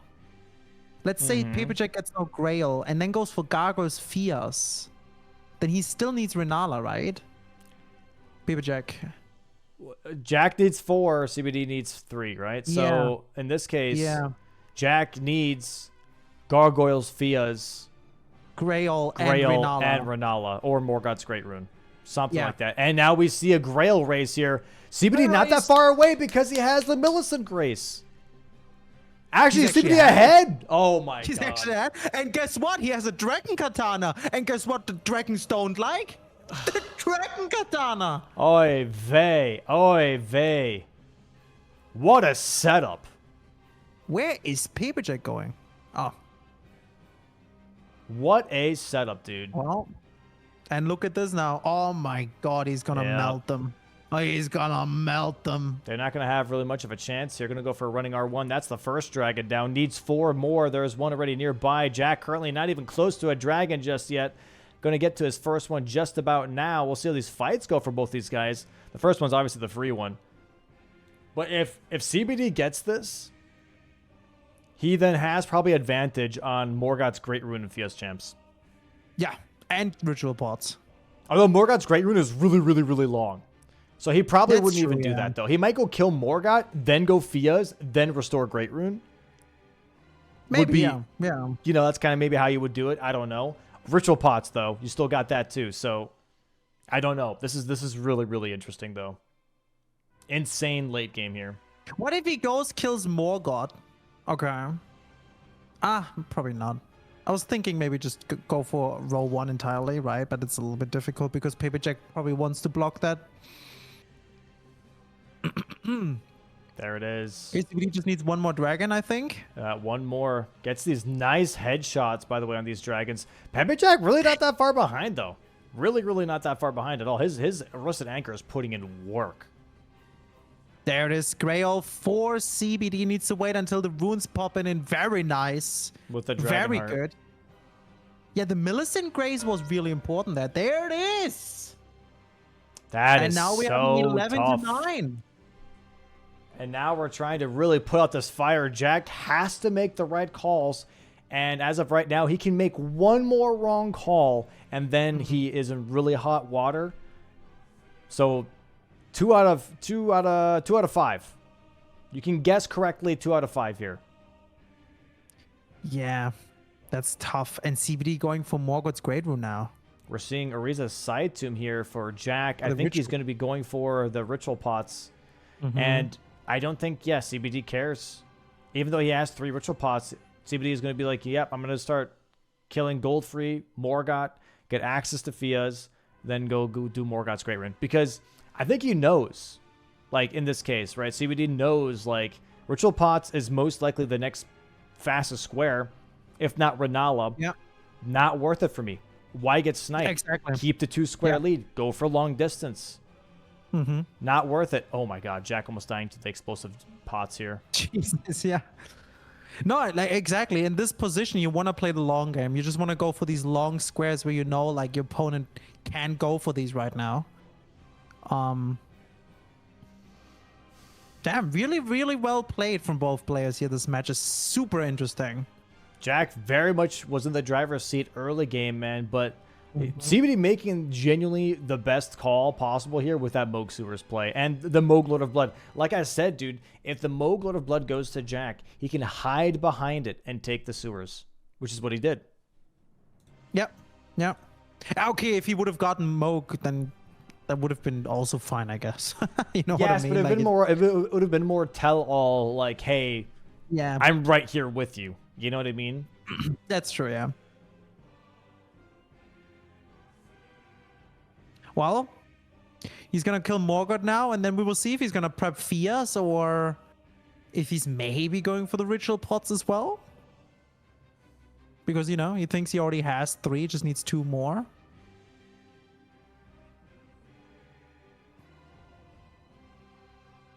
All right. I don't know how Nice many. Yeah, how many crouch. does Jack have at this point? You get 2 here. I don't know. Jack, I'm not sure if he even has one. I don't think Jack grabbed the one in where Moke Sewers is, by the way. No, he didn't. He also didn't grab the one in Leonia. Okay. So I don't know if he has one. Okay, and now we have Morgoth here with the Dragon Katana. That should be chill. Not bad. Yellow damage.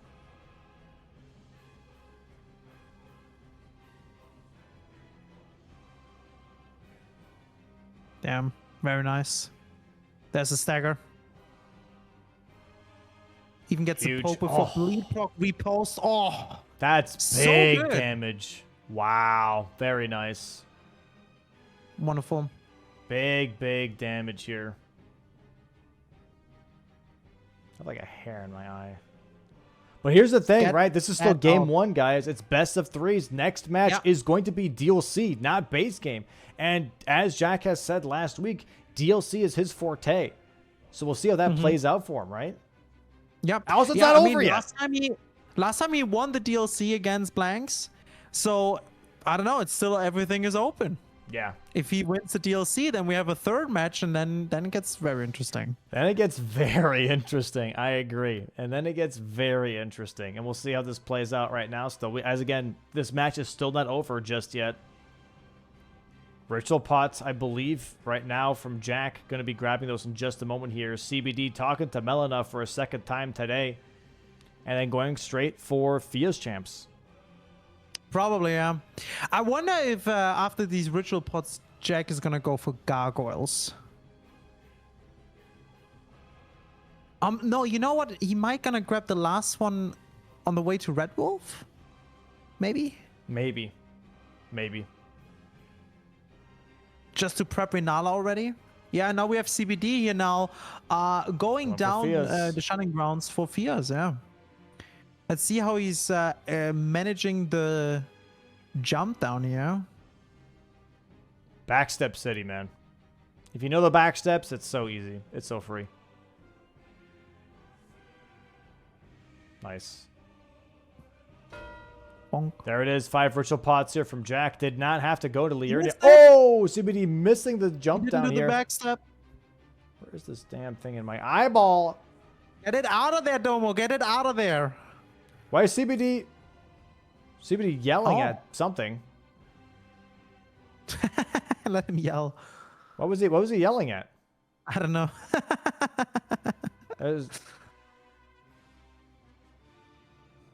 Everything's fine, right? Yeah, I think it's okay. Oh, and now Jack also going to Morgoth's. Okay. Yeah, but I mean, he's got a lot of time to make up here. Morgoth's great rune, if that does get taken. Oh! Insane preparation? Okay, interesting. So CBD is like, you know what? I do want to miss out on both of these. Oh, this is risky. I don't know if I like this. I think CBD should be committing to one of these. This might be a bad play. This might be not a smart play, in my opinion. I don't know if I like this. You don't know because who knows how many Ritual Pots Jack picked up while this game happened, right? So maybe Jack did also Morgoth's Great Rune and just picked up one that was missing to get that square. You know what I mean? Yeah, I don't know. I really don't know. CBD doesn't know if Jack's Morgoth is alive or not. So I think this is a safe call, just to finish that really quick. I'm really not sure. Dude, never mind. He opened the door and going back underground. Why did he just open the door? He's split progressing. That's what he's doing. He's split progressing. Yeah, but he just opened the door. Like, do you not have to walk everything again then? Yeah, I don't know. I really don't know. Yeah.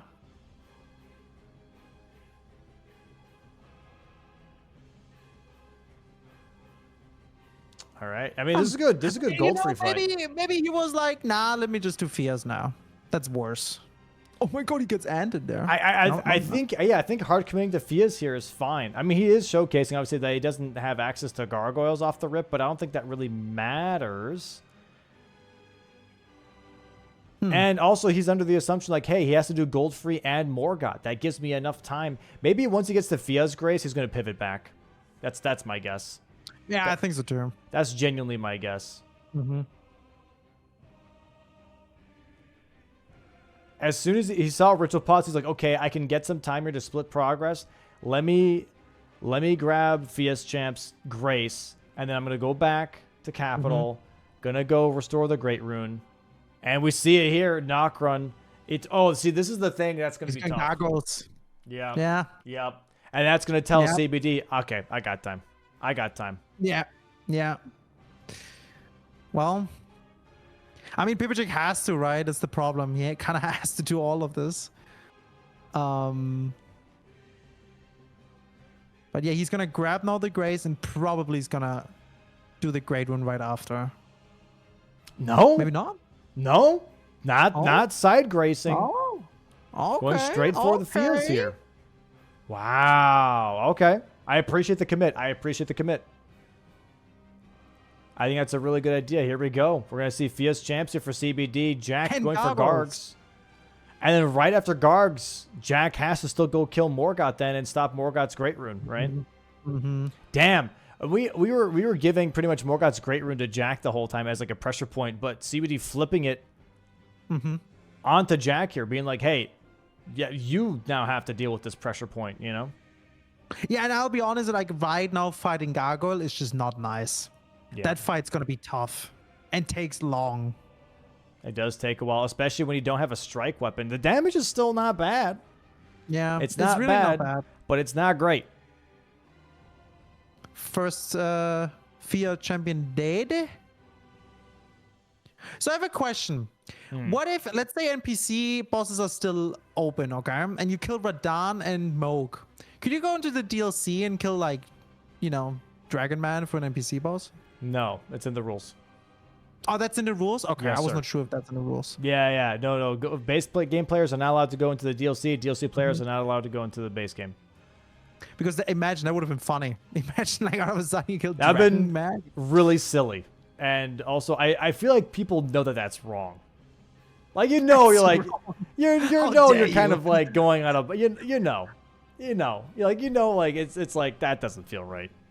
Like, what's the point of calling it base game format if you're gonna go to the DLC? Huh? No, Chad is just like right now saying Aggie Classic. Seems like he did that in a practice match or something. Oh, I guess so. Yeah, I don't know. I just remember the question coming up in the Discord of being like, "Hey, can I go to the DLC?" And I'm like, "No." So, nice post here. Sheesh. First Gargoyle dead. Never mind. There you go. First Gargoyle dead. CBD now here on the last Fias champions. Have them separated really nice. That's not too bad. It's actually a really long match, by the way. I'm not gonna lie. It's a long match. Yeah, we're nearly getting to the 2 hours. Yeah, an hour 37 currently. Jack has to be careful, man. He was on one hit there with the Garg. Trying to heal up. Out of flasks right now. Oh, he is out of flasks. Still poisoned, Really but it's tough. going to run out here in a bit. Oh, what is that? Oh That was so God. greedy. That was scary. That jump attack. It's all still scary. Yep. Now anything, literally anything can kill him here. He has to, he has to do hitless.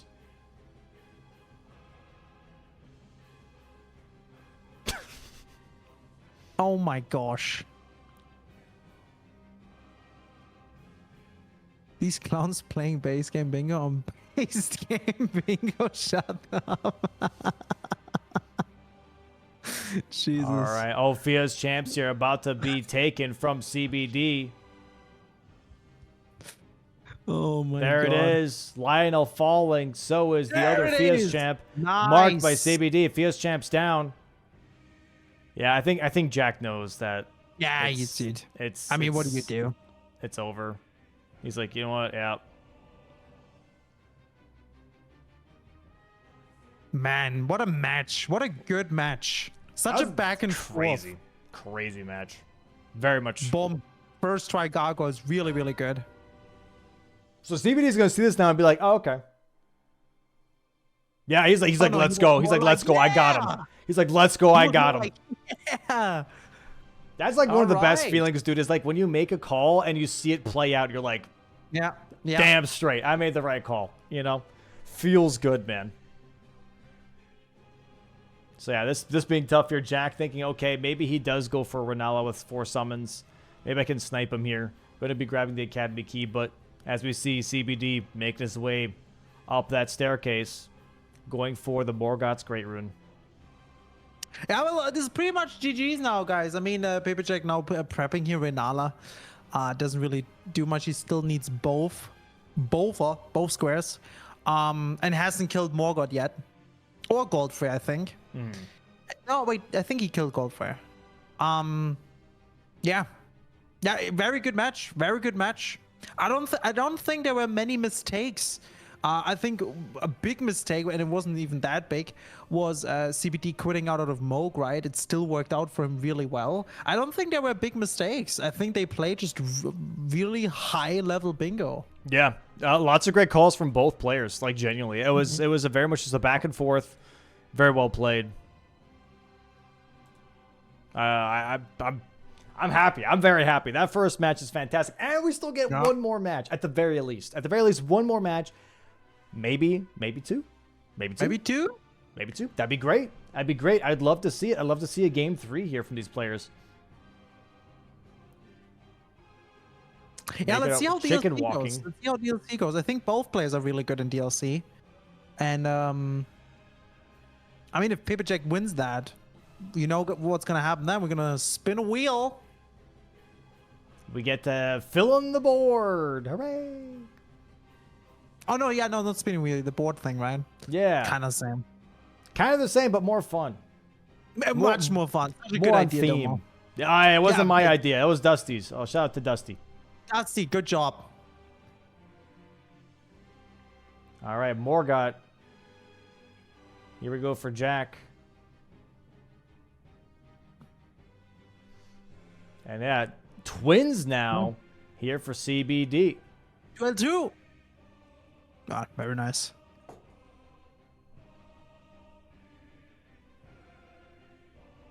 Yeah, the weapon choice is a big difference, right? The gray katana helped a lot. Yep. Where did he get that from again? Where was that? I thought he bought it, but maybe I'm crazy. No, he didn't, because. Oh, did he? No, he bought Rivers of Blood. That's what I know. Okay. Uchi check in Death Touched. Oh, in the Black Knife Assassin Catacomb. Oh, wow. Shit. What a pick, huh? What a pick, dude. That's a nice pickup for sure. And it helped a lot. Yep, nice stagger. Right about now. Hold on. There you go. Hold on. Not yet. Right now? There it is. Wait, are you that far ahead? Are you ahead by like 5 seconds? No, he just died. There you go to Morgoth's death, not to the stagger. Oh, I was like, damn, what the hell? Am I that far behind? What the hell? No, Paperjack killed Morgoth. It was pretty good. Yeah. Wow, dude. Yeah, very nice match. Nanios, thank you for the Prime sub, guys. Good call. Check out if your Prime is available. You don't want to watch this with any ads, right? Click on subscription, scroll down, click on the little check mark. It's for free. Prime sub. And enjoy bingo for an entire month. We have 2 more big ass weekends, this weekend and the next weekend, in this pre-tournament. Lots of matches still ahead. And then obviously the real big deal Season 6 World Cup. Oh my god, he missed the fucking thing. Oh, thank you all the primers and the gifties. Thank you so much, guys. That's very kind of you. That's very kind of you. Thanks so much for the support. Appreciate it. By the way, this is gonna be a question I'm gonna lay out just to see how you guys would feel about this. Just get a cool little chat interaction while we're waiting for this Morgoth's Great Rune here. Actually, let's wait. Morgoth's Great Rune being marked 13th square here for CBD. marking it in just a moment here. Majority win for CBD after an hour and 44 minutes. Almost clicked on the wrong one there. Boom! There we go. Morgoth's Great Room. Very nice. GG's to CBD. GG's. Claiming game 1 in this best of 3s. Game 2 going to be loading in right after this. Going to be DLC format, chat. DLC format. Moving into game 2. That first match was kind of bananas. That first match, crazy. that was prime Bingus, if I'm being honest. Prime Bingus. Lots of counters, lots of moves. Great choices. Really liked everything here. DLC game 2. Like we said, we're changing formats. This is how this works. Pre-season 6. First game is base game format. Second game is DLC format. Third game, coin flip. Both players really good in the base game. Jack specifically saying that he's better in the DLC. So we'll see if Jack can bring it back in the DLC like he did last week versus Blanks. First game was a really close match, but Blanks taking away the first match. Jack already has been in this position. Can maybe take game 2 here. Let's see if that works out for him. Exactly. Right. And then also little change obviously here once again, also in the DLC, auto upgrade is active, right? Means the players just need to upgrade one weapon and then everything else is auto upgraded, which is a big difference because it allows them to change the weapons to their liking, right? Yeah. Very exciting. Also difference is here for the DLC, the players are not starting with the club. We do have different classes with different starting weapons, just to add a little bit more variety to the DLC as well. As we can see right now here, the Qatar and a staff on the Vagabond. Yeah. Is there anything specific you want to see now on the DLC board, Domo? I'm not sure. But there it is. We see the board right now. I was about to say the board's about to pop up here. We'll see exactly what's going to happen. Right now, I see a lot of killing off the rip here. I see killing, yeah. Let's see what the big stuff is / the rush stuff, if there even is any. We have DLC armor sets. That's pretty quick. Blessings of America is semi quick. Moonrathil is pretty fast. Killing balls in front of Castle Ansys is pretty fast. Almost a little bit of double up. Water. Drain the water as a quarter square. That is going to be highly contested early on. That's going to be highly contested. Oh, we have Burn the Ceiling Tree and Mesmer here as well. Oh, that's good. Yeah, and Romina as well. One. Yep. So we have all three. Mesmer, we have Romina, and we have Burn the Ceiling Tree. These are some pretty big synergies happening here for sure. Yeah. We also have collect 2 DLC armor sets and 3 unique NPC invaders that are somewhat quick as well. Not something like Hippo or whatsoever. I'm not sure if backside entrance right now here is really important. We do have Drain the Water, but I don't see anything like with Gaius or whatsoever. So, I mean, we have user transformation. Oh, yeah, it could be good actually to have... Wow. Okay, so yeah. Jack here, by the way, leaning into the Qatar, not changing his class, and using the Qatar here, where we apparently had a Rotten Battle Hammer class that CBD went for, which I immediately am like, yeah, I would have picked that right away too. Rotten Battle Hammer here is fantastic. Why are we taking Qatar? I think maybe he just really likes the impaling thrust on it. I'm not too sure. Maybe there's something I don't know about the Qatar that Jack just really, really likes. I mean, like we've said before, Jack says that he's feeling comfortable in the DLC here. Maybe it's just easier to use off the rip. Maybe it's... I don't know. I'm very interested to see like how this works out. Or maybe he's already planning in like a weapon pickup, you know, and just go for something completely else. Yeah, buying some talismans here from college to get a little bit of setup going. We have the Opaline tier and the... Thorny tier here for CBD, or the spike tier, I should say. And then, no, Jack already also leveling for the weapon. So Jack is like, okay, I'm going for Green Burst, Physic tier and Opaline tier as well. But I'm going to go and level for the weapon right away. I'm going to make it nighttime. I don't think Larval tiers is on here. So just making it nighttime for the aggro maybe. And we're going to start this match here in about 20 seconds. This is going to be interesting to see. Do we have a race on Drain the Water, or do we maybe have them deviate again off the rip? Yeah, there's so many other things. I mean, there's acquire more armor set and collect 2 DLC full armor sets, right? Which works really well. Then with Letter Rune, you know, with maybe Hippo, going into Hippo. entrance instead of backside, because Hippo also gives you 2 Scado, and we do have acquire level 11 Scado. I guess we will see. We see now CBD heading towards Dragon Man as well. Here Paper Jack going more like to the cross. What's it called? Tree cross? What's it called again? 3-path cross. 3-path cross. There we go. I believe is what that's called. Yeah, 3-path cross grace, and then we have the graveyard skip here from CBD. I think he's rushing, just from like already how they're moving, CBD is rushing Drain the Water here.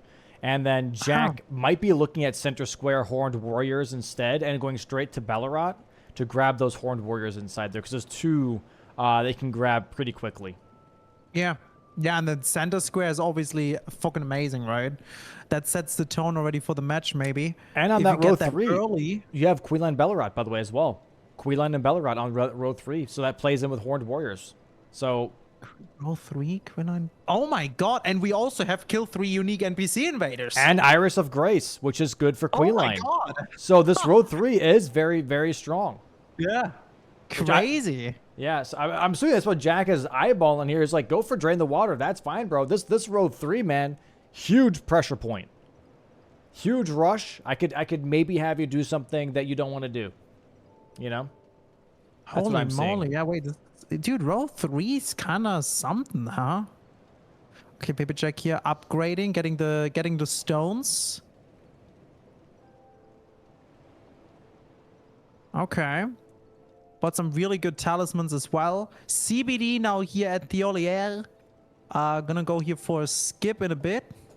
Oh, going for round table first to upgrade. Yeah, Qatar being dropped here by Jack. Gonna upgrade the seal. Grabbed some armor as well.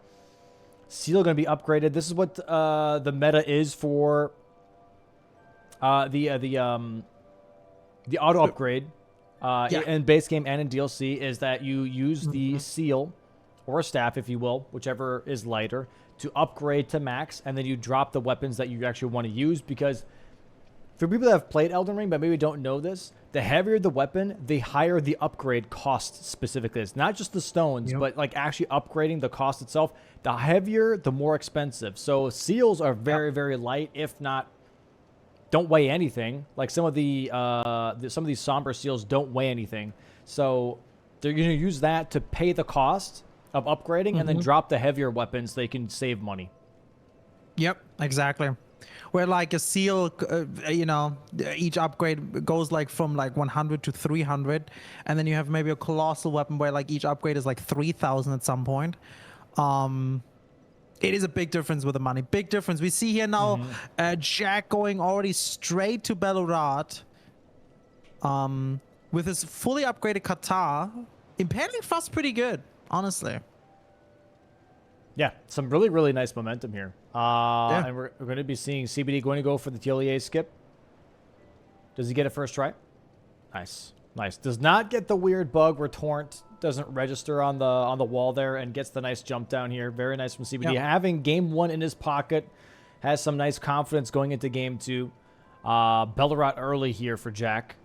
Like we mentioned, that row 3 is looking really, really nice for him. Yeah, row 3 is crazy. Yeah. We'll see if he eventually needs to go backside too, right? If he wants to give the Iris of Grace to Queeline. Yeah. I think this row 3, right? Horned Warriors, Queeline Ballarat, Iris of Grace, and Unique Invaders, I think is a very, how would you put this, like short burst, aggressive start. And that, however, might put you in a bit of a bad position in the mid game, because CBD is getting a lot of map progress here. He's getting a lot of graces. And so he will be able to respond to this already with the legendary Ash pickup if he just goes for Rao base, right? Since we're doing a bit of a traveling here, actually, we're going to be killing a Horned Warrior here in just a moment. I was going to pull up the map here to show some legendary Ashes. You know the two. The legendary Forge with Talu, a.k.a. Randy, and then the other one being the Bird summon just farther down the road near the two-handed Talisman. So those are those two you can pick up. It takes like 3 or 4 minutes, but you're blocking out that whole row, and you still get a bunch of map progress on top of that, while your opponent is only in Ballarat.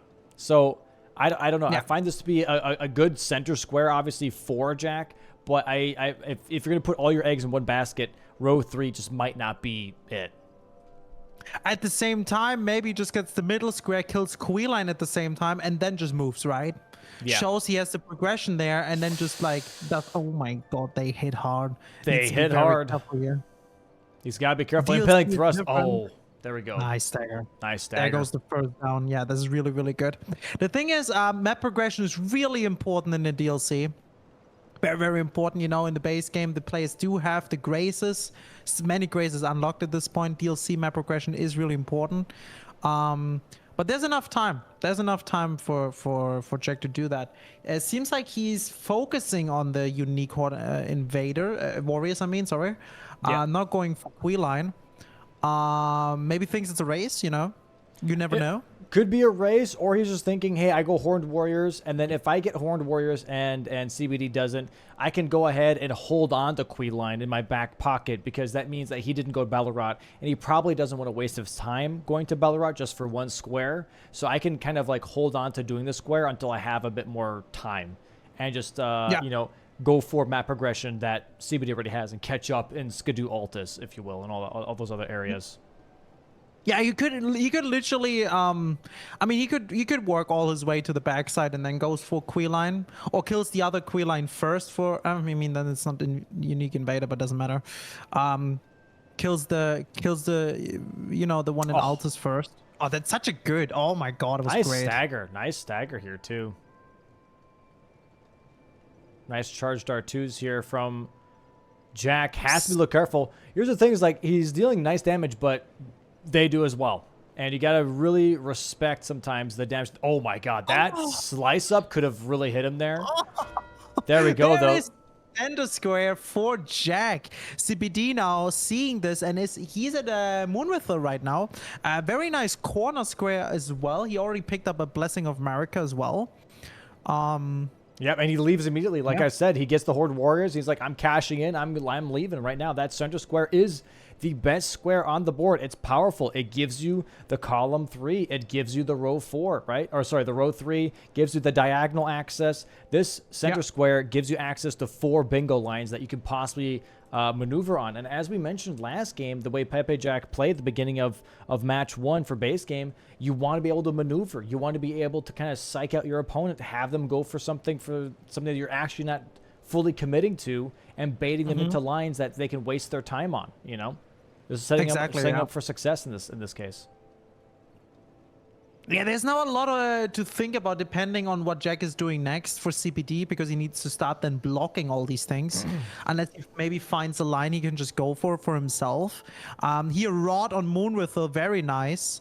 Yeah, the hammer start was great, honestly. I would have also went for that. Yeah. Such a good weapon. Oh, cancels the heal here. Very nice on the Moonwither fight so far. Moonwither not really having a chance to retaliate. Cancels the heal again. One more R1 should do it. Wow. There really nice fight here from CBD. Heal. That was good. Really nice fight here from CBD. Gets also Colossal Weapon check. Not sure that really matters on this board, but it's nice to have. Yeah. Yeah. We do have Killer Remembrance boss with a Remembrance weapon, though. So this can be nice later here with... with Mesma maybe on Romina, you know, that could work. CBD now going to Queeline. Queeline on the other area here in Skidoo Altus. He's going to be doing Queeline, I'm assuming, into Moore. For Moore's armor set as an invader and Queeline as an invader. And that way he might be blocking out that row 3 while already progressing that column 5. Nice exactly. Move. Yeah. Nice move. I like that. I like that. Because Moore's armor set is a full armor set, so you're also then maybe progressing that row 5 at the same time. Exactly. Yeah, and then if what's the third unique invader he could go for? So he's going for Queeline, then Moore. Dragonman. Ancient Dragonman, easy peasy, right? Very close up. I don't know how that missed. Yeah, he can just bulldoze that right now, because now Jack has what we talked about. He now needs to get the progression, the map progression first. Yep. So. This is giving CBD enough time here to, completely counter that very aggressive row 3. Has to be careful, obviously. CBD, one of the people that really enjoys not running armor. on DLC characters and instead like starting with the blue dancer charm. I feel like in this case, running the Rotten Battle Hammer is not the best with this blue dancer's charm strat because you lose a lot of damage to the heaviness of the Rotten Battle Hammer. For anyone that doesn't know, the blue dancer charm, the less you weigh as a character, that includes talismans, armors, and weapons, the more damage you do. And there's a cap to it.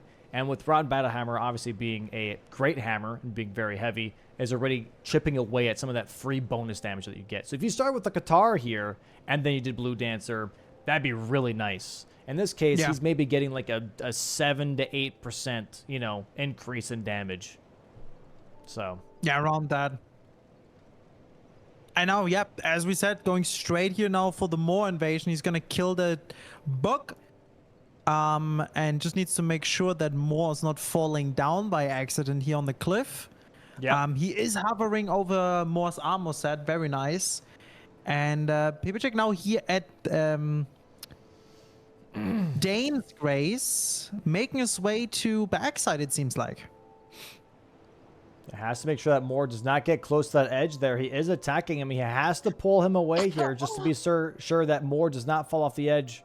If Moor falls off the edge, that is on CBD here, and obviously that is devastating, but he has to just be careful.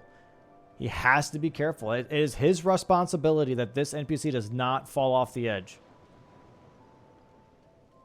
Does get the rod proc here, though, on Moor. Very, very nice. Bless you, by the way. Oh, thank you. So wait, if he would fall down by accident, you know? I mean, it doesn't count as a unique invader, right? It does. No, because he fell. If he falls, yes. The Moor armor set out the window. The armor set then too? Yeah. Oh, okay. Yeah. Anything that is contained with Moor here is out the window. He's got to be careful. Oh, he needs to be careful. He's got to be very careful. Yeah, that's why he's walking backwards. He has to pull him back in. You don't want that edge to take Moor. He's got to be very, very careful here. But the rod on him now. The rod's putting a lot of nice work in here for sure. There we go. There it is. Moor's armor set, and that's 2 invaders now, and another full armor set. So CBD can now grab the other armor set, and if anything, this is an Uno reverse on Jack from game 1, where Jack had that nice inner corner square, you know, 2-point bingo line threat here. CBD's going to have the exact same thing here in just a moment, where he has column 5 and row 5 to work with and being like, all right, pick your poison. Which one do you want to challenge me on? I'm going to go ahead and figure out what I want to do. You know, this is a really strong position here for CBD from the early game.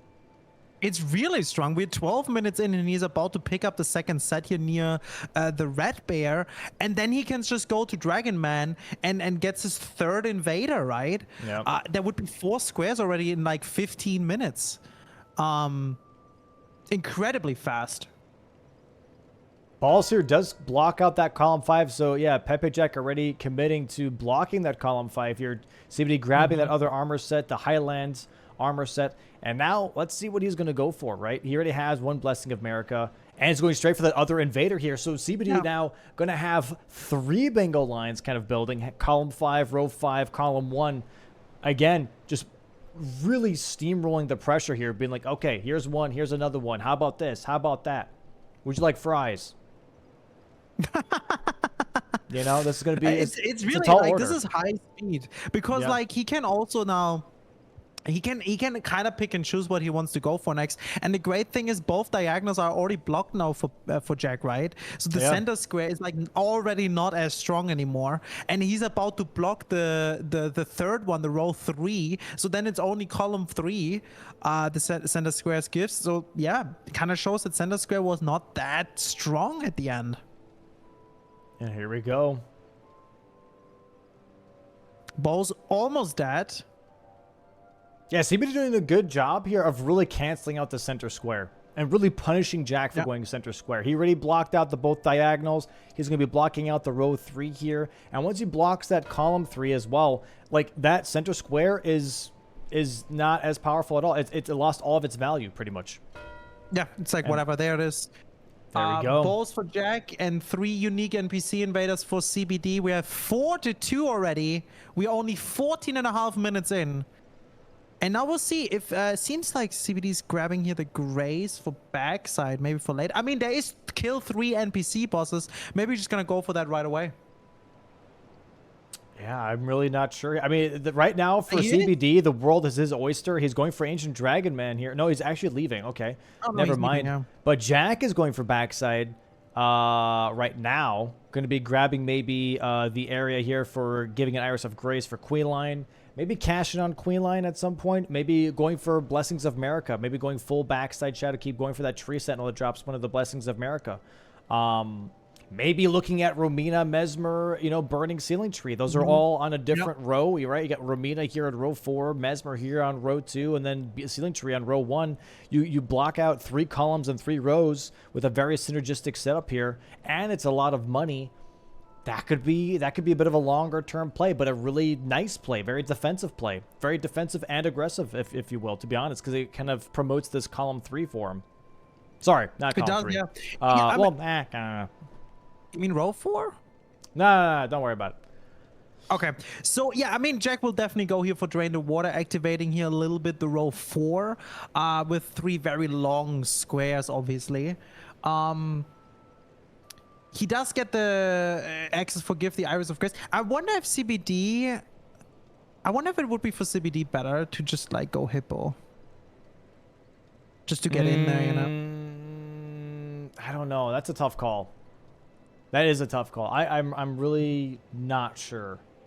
Right now, Drain the Water is really, really important, though, because it still gives row 4. Yeah, it does, yeah. The thing is, he could...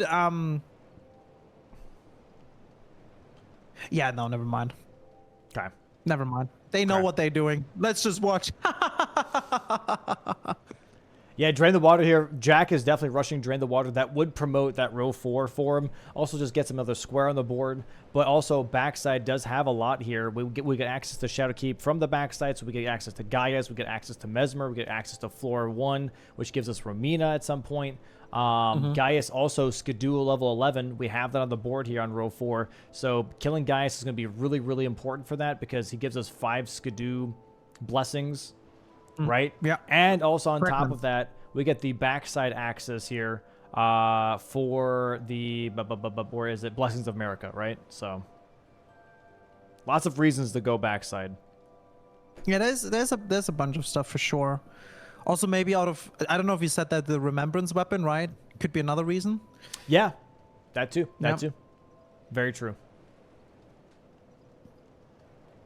So, all right. Just waiting out water here in a bit, Drain Jack. the Water now. And CBD is going to miss out on Drain the Water, but still is in the area of backside. So he's not really losing out on any time of going for this, really. He's not super punished, you know? Not really. He can kind of skip on it, too. Yep. You don't need it for this. Yeah, there's no reason. There's no masks on the board. There's no Skidoo Tree Avatar on the board. There's no tree spirits on the board or sorceries. He's fine. He's like, okay, I lost that square, but that's not the end of the world. I still have to do this anyways. Like, you know, it's really not that bad.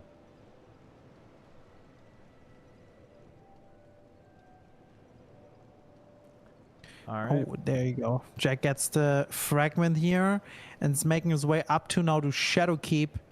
CBD also on his way. All right. Yeah, I wonder what Jack's gonna go for next. It's gonna be interesting. I don't know if he's... I mean, Queenline and Bellorad is not that important anymore, I would say. For now, at least. I mean, what do you think of column 4? You know, acquiring the letter rune, and you kill Queenline, you can give later the Grace. Then there's Death Knight and burning the Ceiling Tree.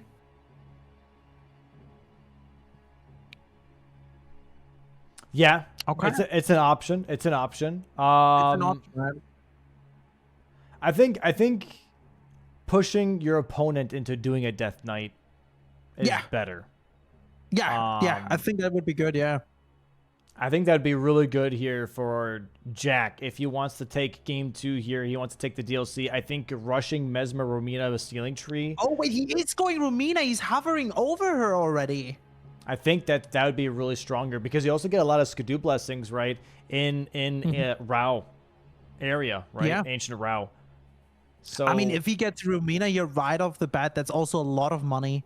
And it's pushing more that row 4 with 2 very long squares with Bale while summoning Egon, which would mean that whoever wants to do that needs to kill the 2 dragon first, right? And then also Bale. Scado 11 takes its time. So if he gets Rumina here and has like priority on burning the ceiling tree, he could like really push CBD into this, what we just said, like pushing into this Death Knight, right? And get a lot of squares early. Yeah. Also, it's a good block again here for column 1.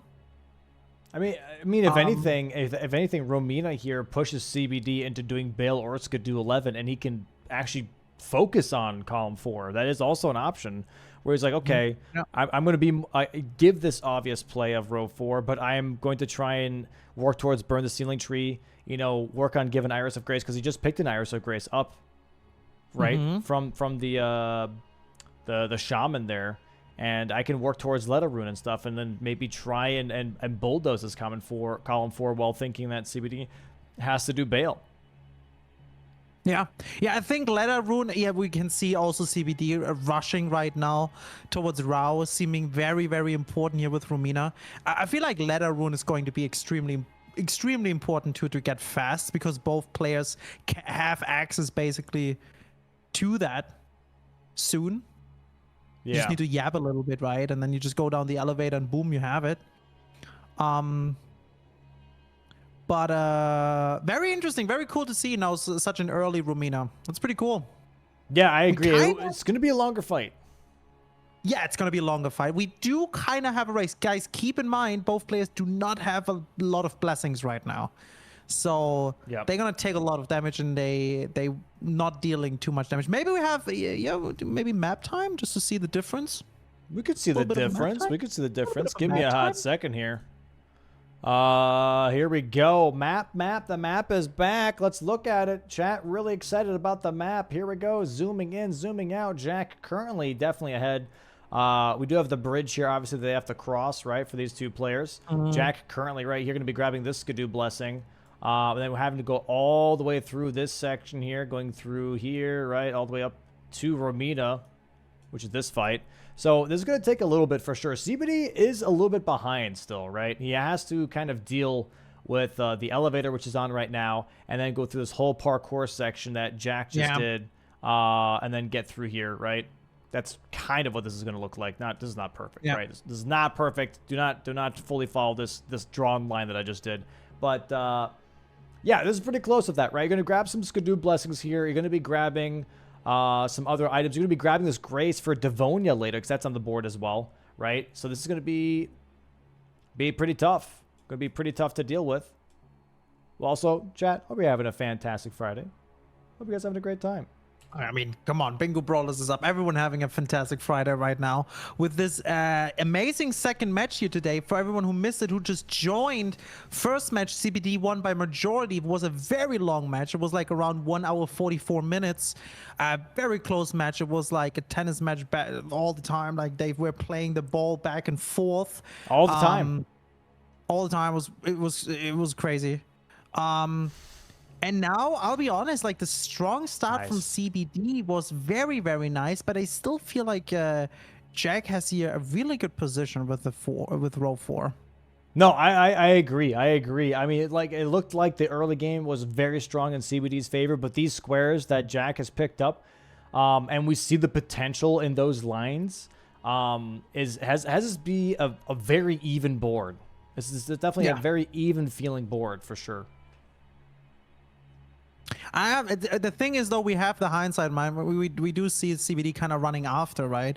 I mean, even if Romina is gonna be picked early, maybe by Jack, it's still good to have, I guess. It is because we have acquire the full Gravebird armor set, which the last piece of the armor set for the Gravebird is in Enir Elim, which is the final place in the DLC. So even for CBD, again, kind of not intentionally, right? But hiding behind Jack's progression on maybe killing Romina or killing Mesmer, burning the ceiling tree. Even if Jack gets these, he can't maybe see the row 5 happening here, which is Leda Rune, Blessings of America, and Gravebird armor set, which Letter Rune and Blessings, that's not going to take that long. So Gravebird Armor Set here could be a really nice pressure point here for CBD on this row 5 as well, right? So even if he does miss Romina, it's really not the end of the world. Yeah, no, honestly, if he would now like actually slow down a bit and just would focus on Letter Rune, just to have that at least out of the way, you know, because it's such a quick one to pick up from the opponent, he could focus on row 5. You know, prep everything a little bit and then just do that and don't even care about the squares. Yeah. The other squares. Yeah, it's you genuinely can. To say, right? Here it is, first Romina. We do have Freeze Crease and Qatar from Jack. Let's see how much damage he deals. He does have Impaling Thrust, which is going to help a lot.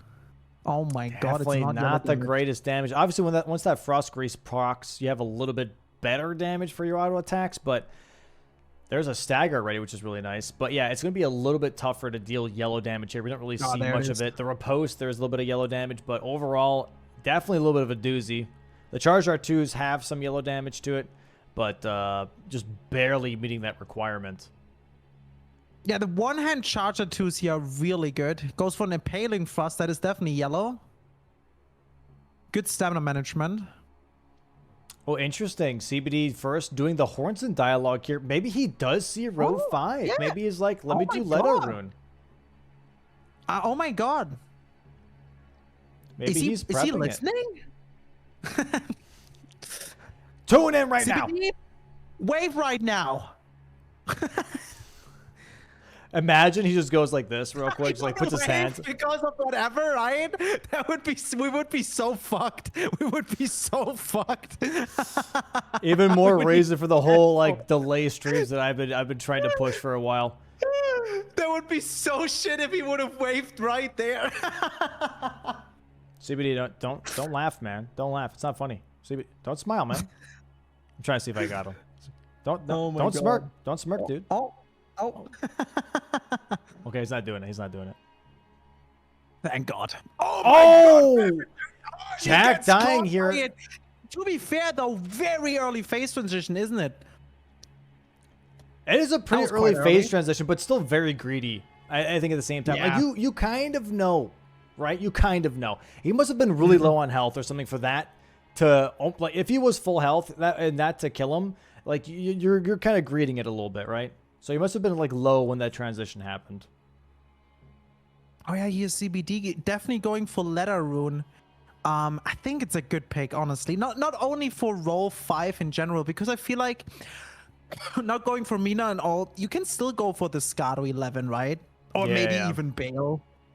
So it's like not the end of the world if he loses Romina. Really nice. Okay, back on the Frost Grease here for Jack on the Qatar.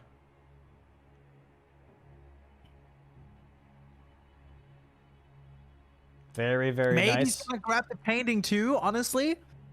Maybe he's going to do that. Maybe he's just going to get Letter Rune, goes down, grabs the painting, and then makes his way towards Bale. There's a lot of different options here. I mean, there's a lot of board to play with. We've only conquered 7 out of the 25 squares. We have 18 squares here to play with right now, right?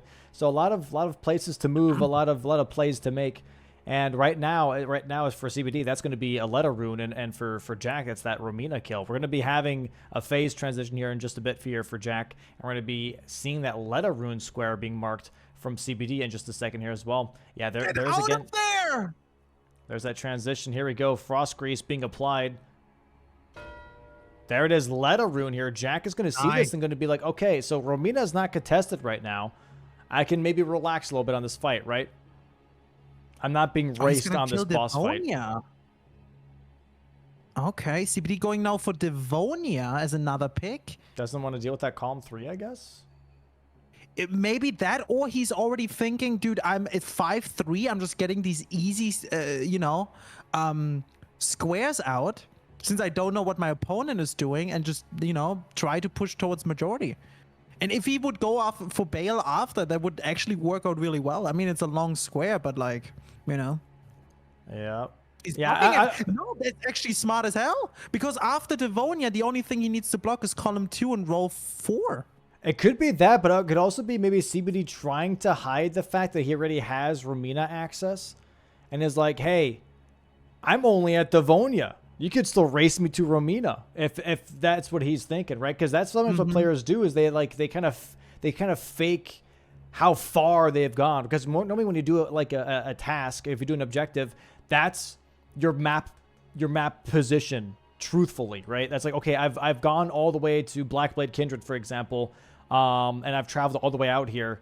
This is as far as I've gotten, truthfully. Whereas with Devonia, you can go all the way forward and then come back. And oh my God, getting absolutely one-shot by Devonia. Very, very tough here. Jack, however, still in the Romina fight.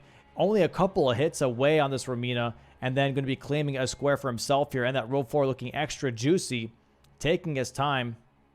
And Paling Thrusts coming out here. Trying to make sure that he doesn't get tagged by the giant centipede in the front. Gets a really crappy attack here. Has to be careful. Oh my God, Romina tags him a couple of times, goes for another butterfly attack. He has to be careful for those explosions, not to get tagged by them. Throws a kukri just to keep the damage up and the poise values.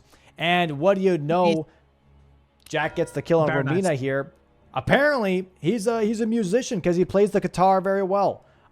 Gets the square on the board, goes for Mesmer right afterwards. Not bad. Let's see this plays out. CBD here getting giga punched by Devonia. She do be strong. Yeah, Devonia, man. So much damage. So much damage. Oh my God, Jack is going for Devonia. We have a Devonia race. The Qatar versus the Rotten Battlehammer, Chad.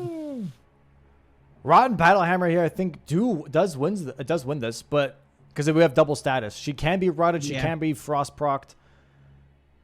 It just comes down to who knows the fight better, who feels more comfortable. Oh my God, these are scary, scary attacks. Dude, Jack is fighting this really well with the kata. Look at that. Oh my God, gets caught. Okay, nice jump attack here. CBD has still a little bit of a health advantage right now, but Jack is catching up. CBD constantly getting tagged here. Jack now in the lead. Frost proc on Devonia. Gets turned into a pancake for a quick second. Stagger. I don't know where to look at. They're both at the same HP right now. Stop attack from Devonia. Going for a race on Jack. Nice jump again. Devonia not having it. Smacking him with the hilt. Goes for a double swing. Devonia on the other side. Miranda attacking. Stagger here for Jack. CBD trying to be careful. Dodges the Centaur attack. There it is. Jack currently ahead by a couple of hits. Centaur attack here again for CBD. Jumps them. Very nice counter attack. Shockwave attack here for Jack on Devonia. Centaur attack has to wait it out. He dies!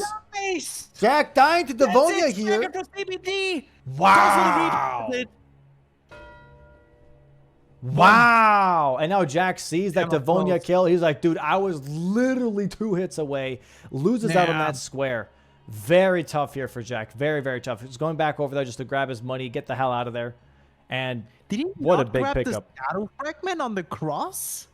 No, he did. That's a Letta message, I believe. Oh, yeah, that's the letter message. Okay, I just saw blue for a second. I was like, wait a minute. Okay, CBD now hovering over the Scaro 11, Scaro 11, yeah, level 11.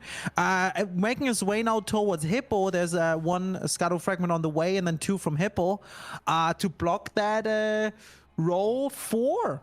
And also column 2, and then it would be a majority match for CBD. And CBD doesn't even know that he sniped him on Devonia. Going to be grabbing the Skidoo fragments now, maybe being a little bit worried that Skidoo 11 could be pretty dangerous. And I do agree. Like, if you're in this position, you're very much like, row 4 is scary. I don't like this. I don't like this. I got Devonia, but what does that mean to me? For us, we know. But for CBD in this position, this is definitely a little stressful. Excuse me. Yeah, no, I think the 11, if he gets that, it would be insane. That would be such an insane block. Yeah. Because then he can just pick and choose. Yeah, then the board is his, for sure. 100%. Yeah. It's like Pipijak is now bulldozing all for this row 4 right now. Which is it's scary. Because, like, technically what CBD could do is just not even care about 11, just go for bail. Like, making his work towards bail, I guess. Yeah, yeah. I agree. Because Dragon Man is an NPC boss. We do have NPC bosses on the board. He gets South Axis. There is Demi-Human Swordsman, right? The Yoda guy. So yeah. Ons? No, I mean the other. The Yoda guy. If that's, oh, okay. Well, Ons, but like his cousin. yeah, his cousin, Jerry. Yeah.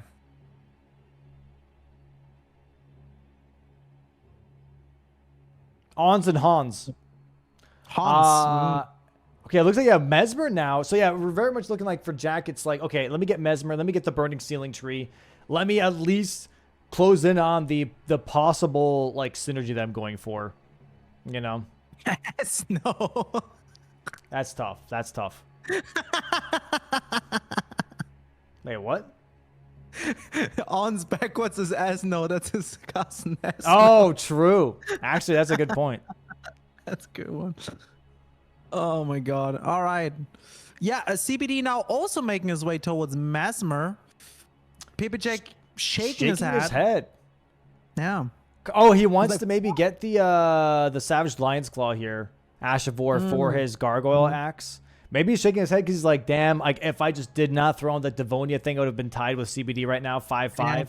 I think that just one of those shakes the head things, like mid-match, just like processing what just happened. Be like, dude, this is so silly. But yeah, you got a lot of game to game.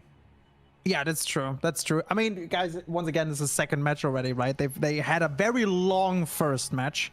And CBD now making his way to Gaius. For the Scado 11, there's also a America Blessing, right? If I'm not wrong, in the Hinterland. Yes. And then that's a good call. That's it. That's a good call. Really not looking too bad here for CBD. Currently still in the driver's seat. Jack over can turn this around right now, right? CBD won the first match. There's a lot of pressure on Jack right now because if he loses now, it's over. CBD goes one match further into the next bracket, but Paper Jack is out. Yep, definitely looking very tough here. Lots of pressure here for Jack. Mesmer fight here for him. Damage, not looking that yellow, great. Dude. Not looking that great. I mean, we have still.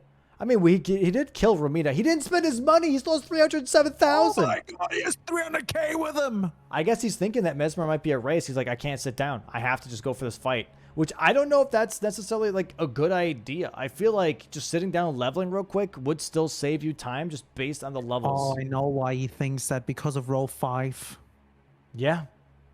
Yeah. That row 5 is dangerous. That row 5 is dangerous. I don't know if CBD fully realizes it. We are currently going now to the Blessings of America. Maybe he does. Okay, CBD does realize. He's like, okay, let me go for acquire the 3 blessings here. He is grabbing the other Blessings of America down here, and also can grab Skidoo levels. So he's doing a 2-for-1 deal here, grabbing Skidoo blessings and the Blessing of America. Big hit here for Jack. Needs to be careful with his HP. He's running out to heal. Oh, phase transition right off the rip. Yeah. Honestly, better to happen while you're still kind of away than like up close. Yeah, that's true. That's true. That's true. Oh my god, gets chipped here as well on that jump. Frost proc. Blessing of America here for CBD, his second one. Jack should be close to a stagger here. A couple more R1s should do the trick. Has to just be careful.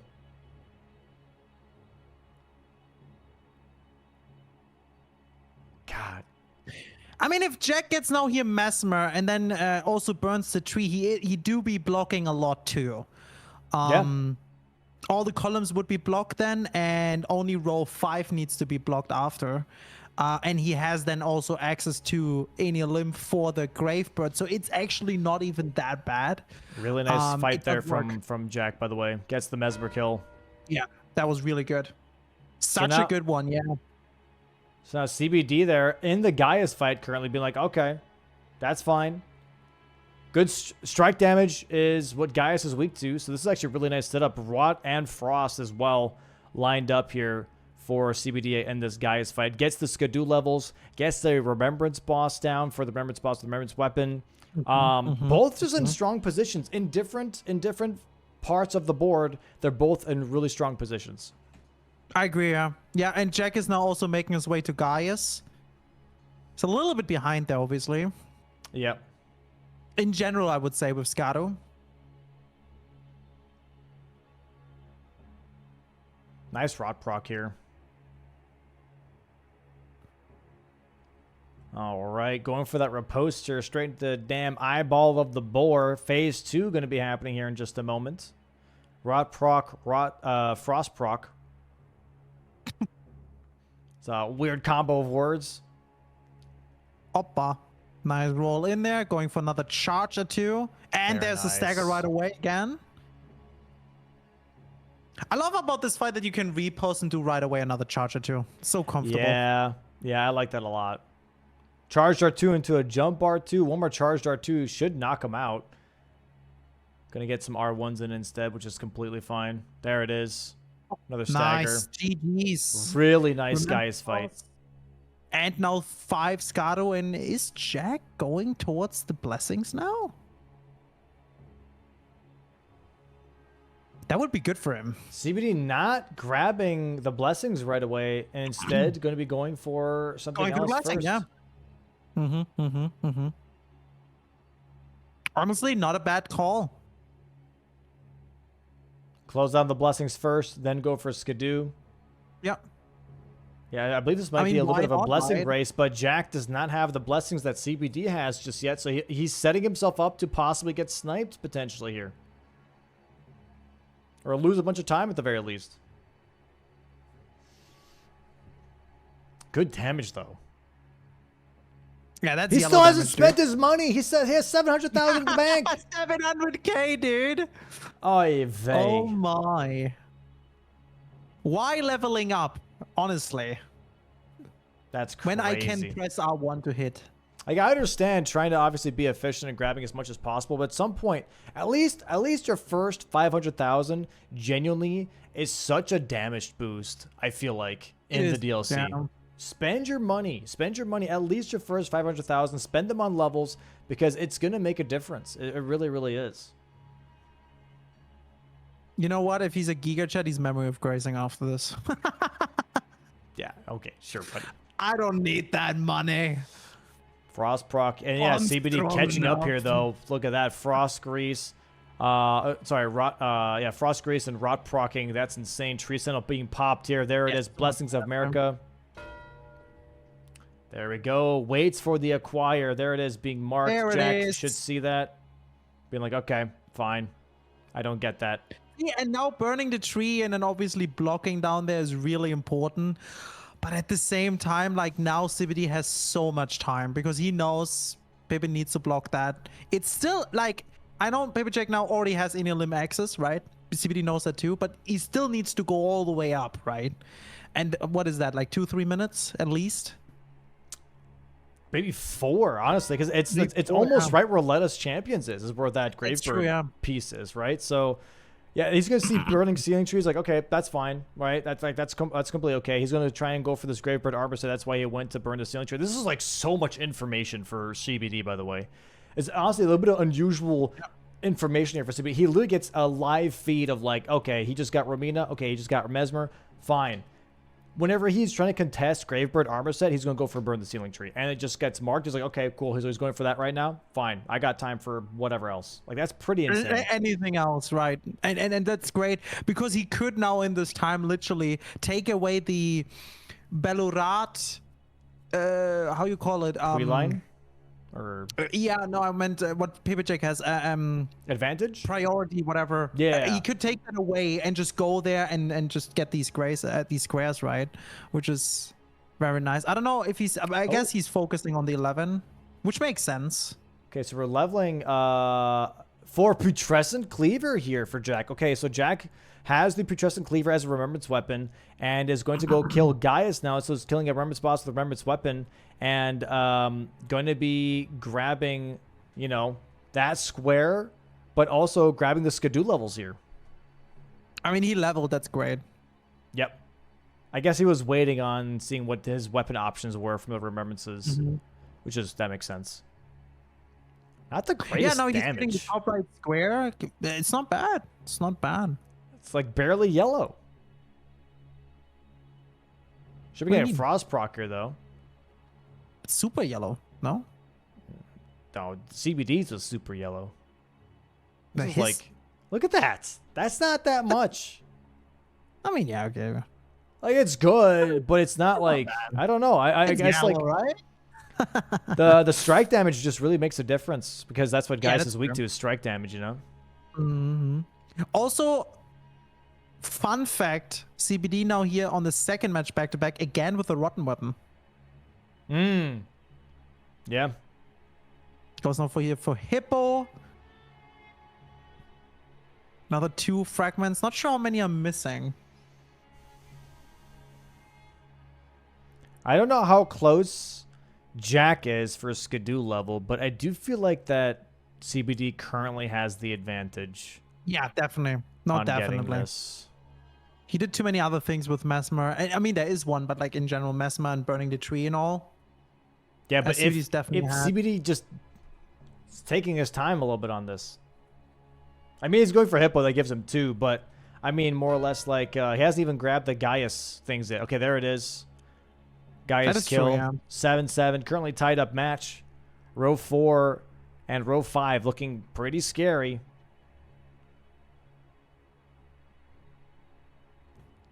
Nice repost. One more charge or 2 should be. This might be enough for CBD after this Hippo kill. This might be enough for level 11. I don't know. Level 11 is a lot, actually. No, actually, that should not. It's probably not enough. Picking. Oh, there it is. It is enough. Oh, wow. Okay, never mind. Holy. I guess I did grab the Skidoo from guys. I must have missed that. Wow. Wow. That's a big block. That's a big block. CBD is now in majority. He blocked now all possible lines for Jack. Jack still needs to block row 5. Yep, that's it. Just row 5. Dude, 11 Skidoo is also just going to be nice for CBD in general. It's such nice free damage and defense just for the DLC as a whole. This is really going to be tough for Jack to bounce back from, for sure. Yeah. He could definitely still do it. But that one row, that one pressure point that he had is gone now, and he has to just win on a majority. He has to deal with the row 5, and he still has to kind of like bring some of this back into his own favor. That is true, yeah. He's currently picking up a perfume bottle for killing a boss with perfume bottle only. CBD now here going to the Jarl Knight for 3 NPC bosses. Can easily afterwards pick up Dragon Man, right? Dane, does Dane count? No? For NPC bosses, yeah. Yeah, he's got a health bar. Anytime it says boss on a square, as long as the thing has a health bar at the bottom, that's a boss. Yeah, I was not sure with Dane because of killing and all.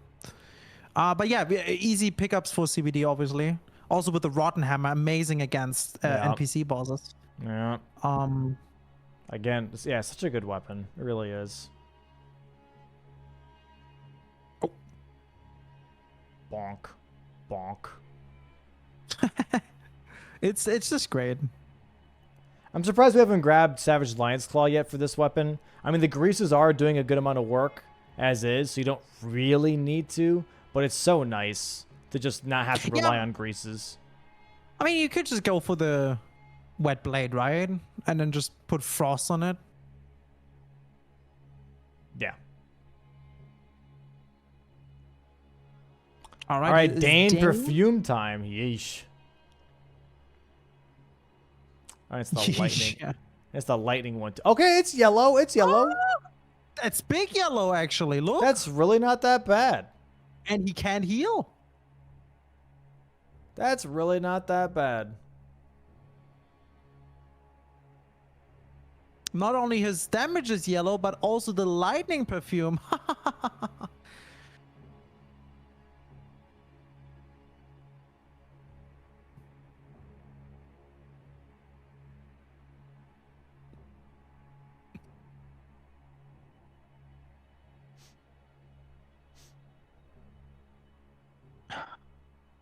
Good damage.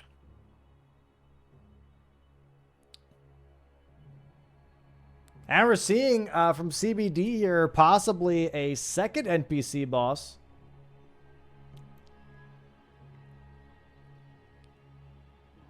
Possibly Demon Swordsman. 580,000 runes, by the way. Yeah, going to Qualifier. They like holding on to that money, man. Going to Qualifier. Not bad. He's calling out the stall. Oh my God. Don't, dude, yeah. it's like randomly just Dane starts to become like the most insane NPC fight on the planet. Yeah. Just like randomly. You're like, what the hell's happening? Why is it just like going crazy mode all of a sudden? You watch one Bruce Lee workout video, all of a sudden you're pulling out moves left and right. You're like, what the hell? Relax, Dane. All right, and there is that. That gives actually, again, CBD a lot of information that this was probably an NPC, probably Dane, Very right? nice, very nice. Yeah, and now here there is Jack going to get Qualifier. 8-8 now. Oh wow, yeah, that nice cash in here for Jack, being like, okay, you know what? I've had this out there for a while. Let me grab this right. Oh.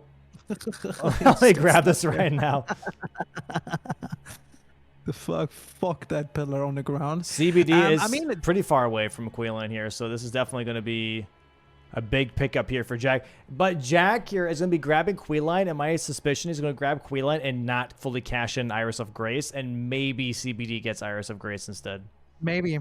The thing is, this is actually crazy because Jack doesn't know that, but he is so ahead on the full Gravebird armor set. CBD still needs to kill Romina and Mesmer, right? So now, like, getting all these squares is really good. This can... I don't know. He's committing to... I told you this is going to happen. CBD is still going to go for Qualifier to get Iris of Grace. Yeah, but Jack is also doing it. He's just on his way. No, he's not. He's going for legendary summons. Yeah. That's not the time right now. I don't know if that's the right call. I mean, he is currently one square ahead. Jack versus CBD. CBD still, has that row 5 threat, so Jack has to close out that row 5. But Jack has a lot of advantage on that Gravebird armor set, like you mentioned. He's going to be grabbing one piece right here. He's going to be grabbing maybe one legendary Ash summon. And then, I mean, this is still, honestly, kind of still anyone's board. I'm not going to lie. This is very much... It really is, Oh, Qualifier hitting hard. How did he survive that second attack, though, from that? What the hell?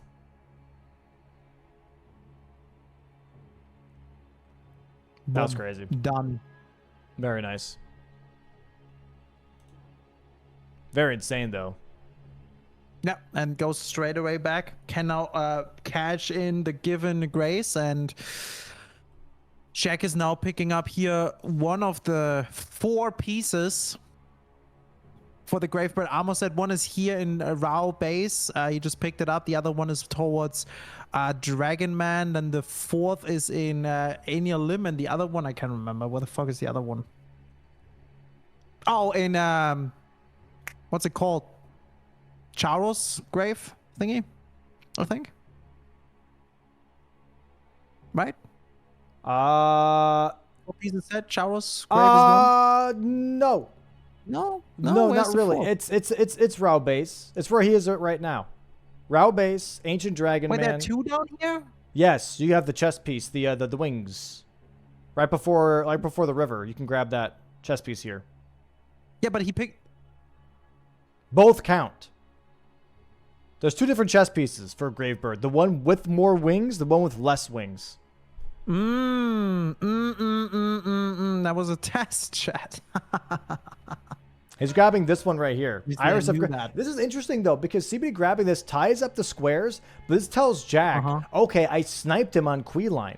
So this doesn't give him just information on like where he is right now, but also that he beat him to Qualifier and gave him Iris of Grace. He's like, okay, so in the last 2-3 minutes, this is what's happened. He gets a clearer picture of like how this has been laid out. You know what I mean? Which is really, really interesting. The thing is now, CBD is going for NPC. He's probably going to go for Dragon Man right after and then goes down to kill the Demi-Human Swordsman, what I would guess. Jack now focusing here on the 2 legendary Ash Summon. Not sure what he's going to go for after. Maybe also NPC bosses. Both have 1. CBD now has 2. That was such a fast fight. That was insanely fast. Holy. Very, very quick for sure. Oh, where's Jack going? Currently lost inside the remains of a building. Going to grab that chest piece. It's right up here. Yep, on a gravestone. There's going to be a chest piece. And also now he's near Death Knight. Just saying. Yeah, do you really want to go for this catacomb though? Isn't that like fucking slow? Well, they're both pretty slow to be fair. But there's that chest piece. Throws a kukri at the wall. Oh, he's trying to Memory of Grace. Wall. Okay, I was wondering if like was there some strat, like some aggro that he's pulling with that kukri. But no, just a misinput. Here we go. Okay, yeah, now we're rushing NPC bosses here, but CBD is currently ahead on NPC bosses, so he's going to be taking this away from Jack. So this is going to be 10-9 here in just a moment. Bro, these games are so tight. Holy schmoly. They really are, yeah. Both players today playing really good. What I also earlier said on the first match, that there were barely any mistakes. We also keep in mind Jack had a 2-minute piss break in the middle of the match. Yeah, that happened. Yep. I wonder if that cost him the match. I don't know. I wouldn't say. I mean, you don't know, right? But PP Jack. Obviously, I don't want to bring too much attention to it. But that's just tough, you know. You can't. You gotta go pee before or after the match. That's just tough. Yeah. Oh yeah, for sure. Dragon Man here with the rod. It's really good. Yeah, that's. I mean, Skidoo 11, man. Skidoo 11 is insane. So much damage. Oh. 11, right? Oh my god. Those jump attacks, dude. It's crazy. Gets owns a sword. That's tough. That's tough. Like, what do you do here? In Jack's position, what do you do here? I'm not sure. He kind of needs to run out. I mean, what can he do? He still needs a legendary Ash, right? He does Dragon Man because he needs the access for the transformation in the south.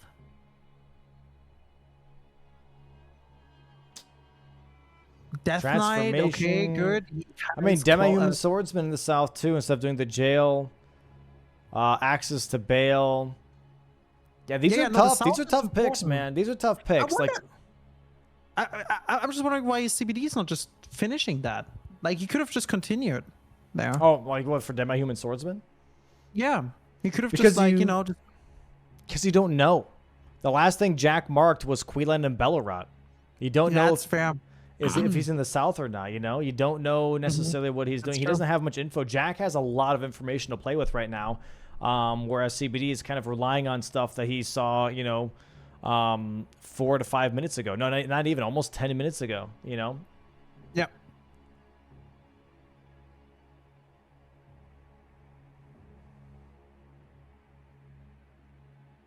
Yeah, this Gargoyle Axe is also doing a really good job, honestly. Similar to the hammer. We're definitely looking at a potential painting into Bale situation here with maybe a quick Demi-Human Swordsman or Death Knight to close it out. Yeah, CBD now grabbing here the painting for the transformation. I find having, honestly, Gravebird armor set out this long is terrifying. Yeah, right. Personally.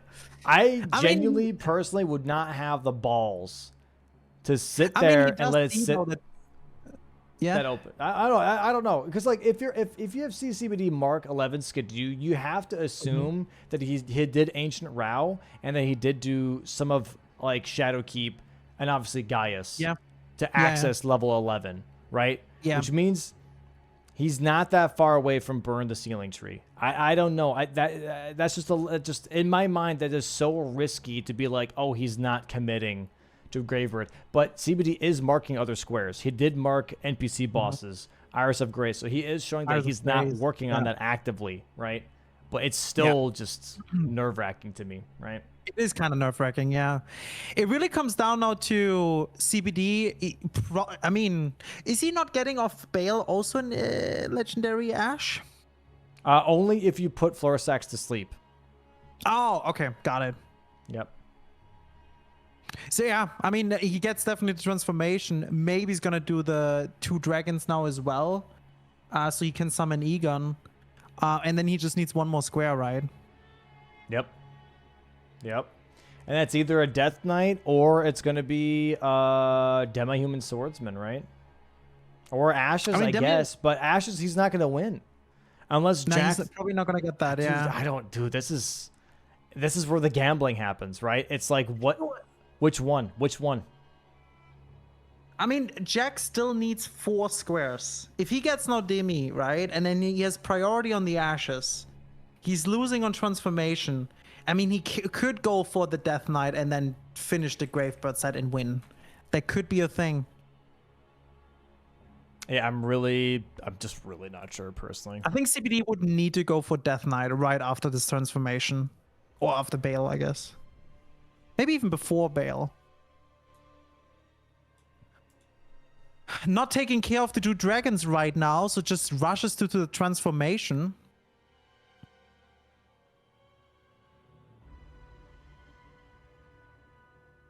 I think right now, it really comes down to, what do you call it? What do you say? The right decisions from both players.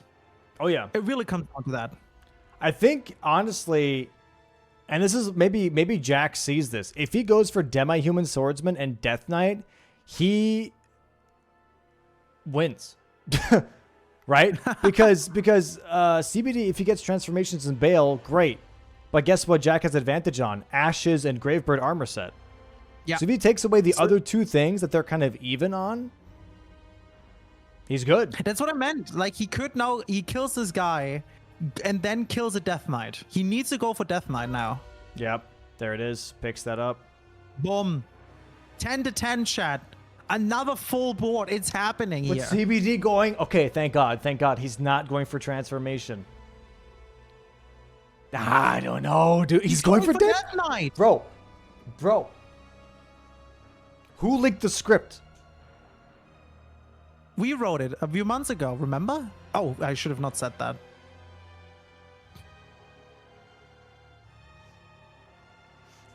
So, yeah, this is going to be very interesting, right? Oh, yeah. Super interesting. I don't know. This is tough. This is tough, dude. So he's gonna go for Death Knight. I think CBD is going for Death Knight too right now. Is he? Yeah, he might be. You might be right. But dude, yeah, once Death Knight is gone, this might be a game for Jack. We might see a game. Yeah, it might be. Oh my God. He needs now the Death Knight, then grabs the last Legendary Ash, and then just finish on the Gravebird set, right? Which should be free for him. Yeah. See, the thing is, and it's kind of stupid, but the thing is CBD would just focus on Mesmer Romina, which takes a long while, don't get me wrong. He could technically win by bingo. Dude, this is all because Jack is not doing row 5 and blocking row 5. This is the exact same scenario of last week, CBD versus Chris, where CBD did the exact same thing, where it was like Midra, ain't nobody doing Midra, and just like did row 4 instead. This is the exact same scenario right now, right? And now all of a sudden you have a pressure point, and you're like, oh shit, oh wait, no, yes, no, we're still good. What? Nothing. I was going to say Jack can't win a majority until he blocks all the lines, but one of the squares that he is efficient in right now, or has preference in, is the one that blocks the row 5. Yeah. Yeah. So that's the thing. Like if CBD, like even if CBD would now focus on it, like just now straight from Mesmer Romina, I don't know if he could get it in time. Maybe. Yeah. I I don't think so. Because Jack is already in Iniolum. He's in the middle of the catacomb here right now for Death Knight. I don't know if Jack picked up already all... I think he needs some more pieces, right? I think at least one more. 2 more. With the one in Iniolum.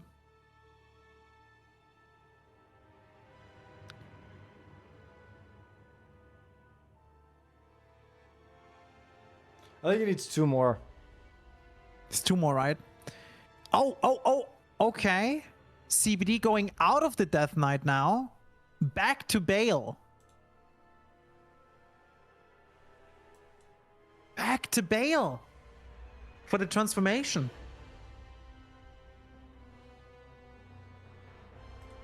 Kind of insane. Yeah. Yeah. And it's crazy because Jack was able to do that just because he has these 3 squares that tell CBD he's ahead on the Gravebird side, right? With Mesmer Rumina and burning the tree. Yeah. Dude. Fucking hell. That is crazy. This was probably the only way out for Jack. This was the only way out. Yeah. Right? This was the only escape route that he had, which was... I have to just not do row 5. I have to hold the advantage on row 5, but not do it right now. Don't cash in until I'm ready. There's transformation here for CBD. This is like the best thing that Jack could see right now is use transformation. Yep. Marking Death Knight here. He's like, okay, cool. I'm going to go for Ashes now. And you can't stop me. You can't stop me. Jack's gonna win this because it's just crazy. Because he sees all the time CBD marking all these squares, right, and knowing that he has no progress towards burning the tree and the Gravebird set. This forge will take him like what 3 minutes to go through, and then all he needs to do is pick up the last set piece near Dragon Man and then go to Iniolum and finish it. And guess what, Chad? We have a 3rd game. That's insane, dude. Yeah, dude, CBD literally, as soon as you saw that square marked, I think he was saying something like, why the hell would you go for that? Or something like that. He was like, this is insane. Because now he realizes that it's a race on Ashes, but doesn't realize that Jack already has priority on this. Yeah. Wow, dude. Very well played here from Jack. Again, bringing it back in the DLC. Loses game 1, brings it back in game 2, pushes into game 3. And do we this time see Jack clutch up on game 3, or do we this time see CBD clutch up on game 3? Both have been in this position before, man. And it's not over until it's over, but it's looking really good here for Jack right now. Yeah, what's much more interesting is then, since also Jack said, like, he feels more comfortable in DLC, will we get DLC again or not? Yeah. Very interesting, dude. Wow. I'm shocked. I'm so shocked. I'm so shocked. Like, again, this was probably literally the only way for Jack to win game 2. This was the only way because CBD had such a powerful board setup moving into this mid game, right? Yeah, for sure. I don't know. It's just I wouldn't even say that CBD did anything wrong. Yeah, like it's just it works out for Jack. Yeah, no, I agree. It's just. The Mesmer Romina ceiling tree squares were just... I was saying that from the very beginning, right? I was like, that's a really strong thing here. 12. Boom. And now we go for armor. Yeah, CBD knows now that it's over. He's like, I've got nothing for Gravebird. I'm cooked. Not only nothing, there's also still Mesmer and Romina. It's just over. That is crazy, dude. Yes, just like game 1. Jack earlier also didn't really do much wrong and lost, right? They are really playing out of their mind today. Some absolutely fantastic matches. Yeah, here's the thing: is it's genuinely information at the end of the day is the silent killer, right? In this match, you could very much tell that CBD was giving away so much information with the squares he was grabbing, which isn't necessarily a misplay, right? And that's not a criticism. It's just like that's what the square does. It's designed to give away information, and so that's just so tough to deal with when the squares that you're currently going for, your opponent can just be like, okay, so this, that, and this, right? And that's just tough.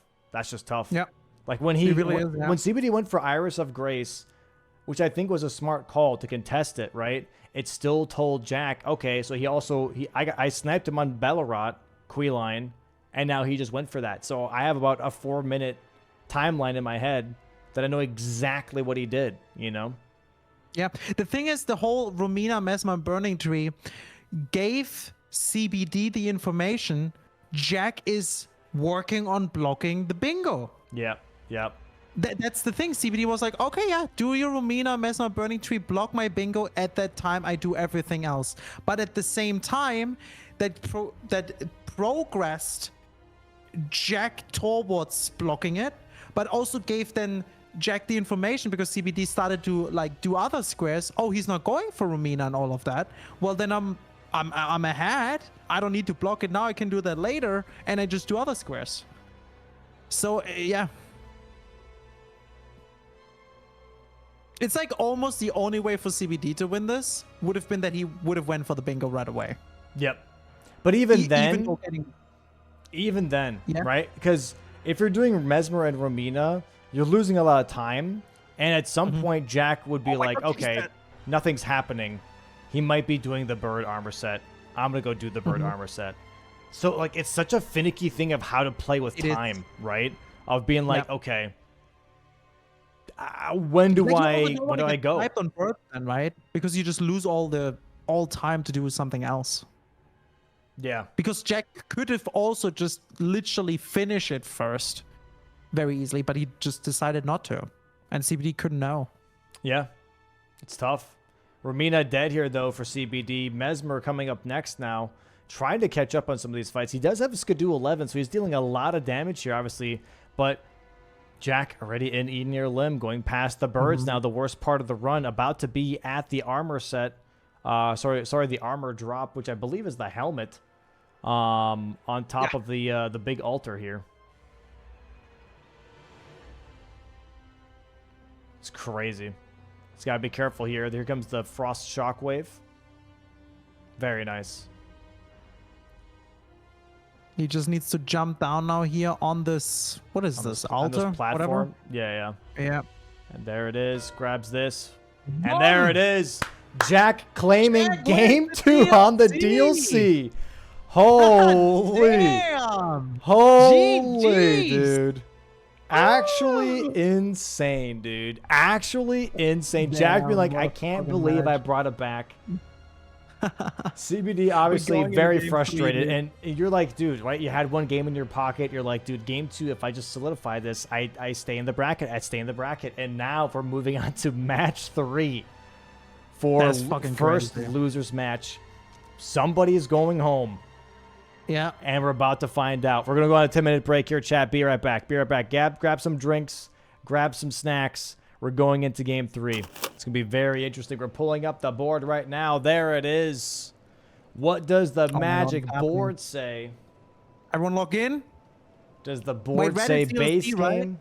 Does the board say DLC? Huh? Blue is base game and red is DLC, right? I think so, yes. Okay, massive, dude. Let's go. I've only used it once. I don't remember the colors. Okay, it's good, Here we go. It's a lot of red. It's a lot of red. DLC. Red, it's DLC. That's a lot of red. It's DLC. We're back in it again. Wow. Okay. DLC it is. Let the players know. All right, both of them locking in here. Players are ready. We're currently on the Vagabond class. Board is revealed. Center square. 3 non-merchant sorceries. All right, so that means no Emir. That means no Enya for sorceries. You have to find these sorceries. So we're talking, you know, Tree Spirit. We're talking finding it on the floor. We're talking Falling Star Beast. Those are the types of sorceries that we can grab here. That's very interesting. Center square. That's not something you can rush right away. We do, however, have 3 larval tiers. That is definitely rushable. Larval tiers is very rushable here for sure. Moore's armor set like we saw last match. Now a center square, however. NPC dropped weapons. Little, again, key reminder for our returning viewers and also for the new viewers as well. Dropped is a key word, which means dropped is auto-acquired into your inventory. So you don't pick it up from the floor. You don't trade it in. It's if you interact or kill something and you automatically receive it, that's dropped. So NPC dropped weapons. Dane's weapon doesn't count. You have to do Ancient Dragon Man. That's a dropped weapon, right? I guess what's another one? A lot of the mausoleums are promoted with this, right? So Solitary Jail Knight, Rakshasas, Dancer, Red Bear. Those are a lot of dropped weapons in that case. So we'll see how those go. To be fair, right now when I'm looking at this board, it's like all over the place. We have a lot of picking up with 3 incantations, sorceries, hefty pots. We do have larval tiers. This is probably the one that they're going to rush for because it's a corner square, really strong. But we also have a lot of killing. Devonia is back. We have kill 3 bosses with Knight in their name. Acquired 2 Dragon Hearts. Kill 3 also rated. The Burning Tree is also back again. Kill the Deathrite Bird. So there's a lot of killing and a lot of picking up. Really cool to see that we have Killer Remembrance boss hitless, which is really, really nice. Acquire Moore's armor set. So I feel like this is a board where we have really a lot of early game happening, mid game and also late game with Matter and Matting Hand NPC. We'll see if we're gonna have some races now, right? Maybe both players gonna race for larval tier, maybe not. CBD does have nighttime right now already ready. Yeah, this is tough. This is tough. So we have True Sentinel Duo here. That's semi-rushable. We have Ashes of War. I do feel like this one's going to be really important. Ashes of War, Larval Tiers. I think those are going to be pretty important and early focus here. Dryleaf Dane Duel could possibly be also an early pickup here. We have Burn the Ceiling Tree again, but no Ramina, no Mesmer. So this is really interesting. This board is genuinely a lot less synergistic, and I think that makes this way more interesting for a Game 3. Yeah. The thing is also we don't have anything in any limb, so burning the tree is kind of whatever. Really whatever. Yep. We do have Kill the Tree. See, this is the thing. We have Kill the Tree Sentinel Duo in combination with the Falling Star Beast, maybe for the sorcery, as well as Gaius for the pants and Hitless, right? So there's a lot going on down there. But we will see. We have both players here now in nighttime. CB rushing for the Larval Tier. Jack not going for Larval Tier, it seems. He's right now going to Scorched Ruins to pick up that hefty pot. There's already a decision made.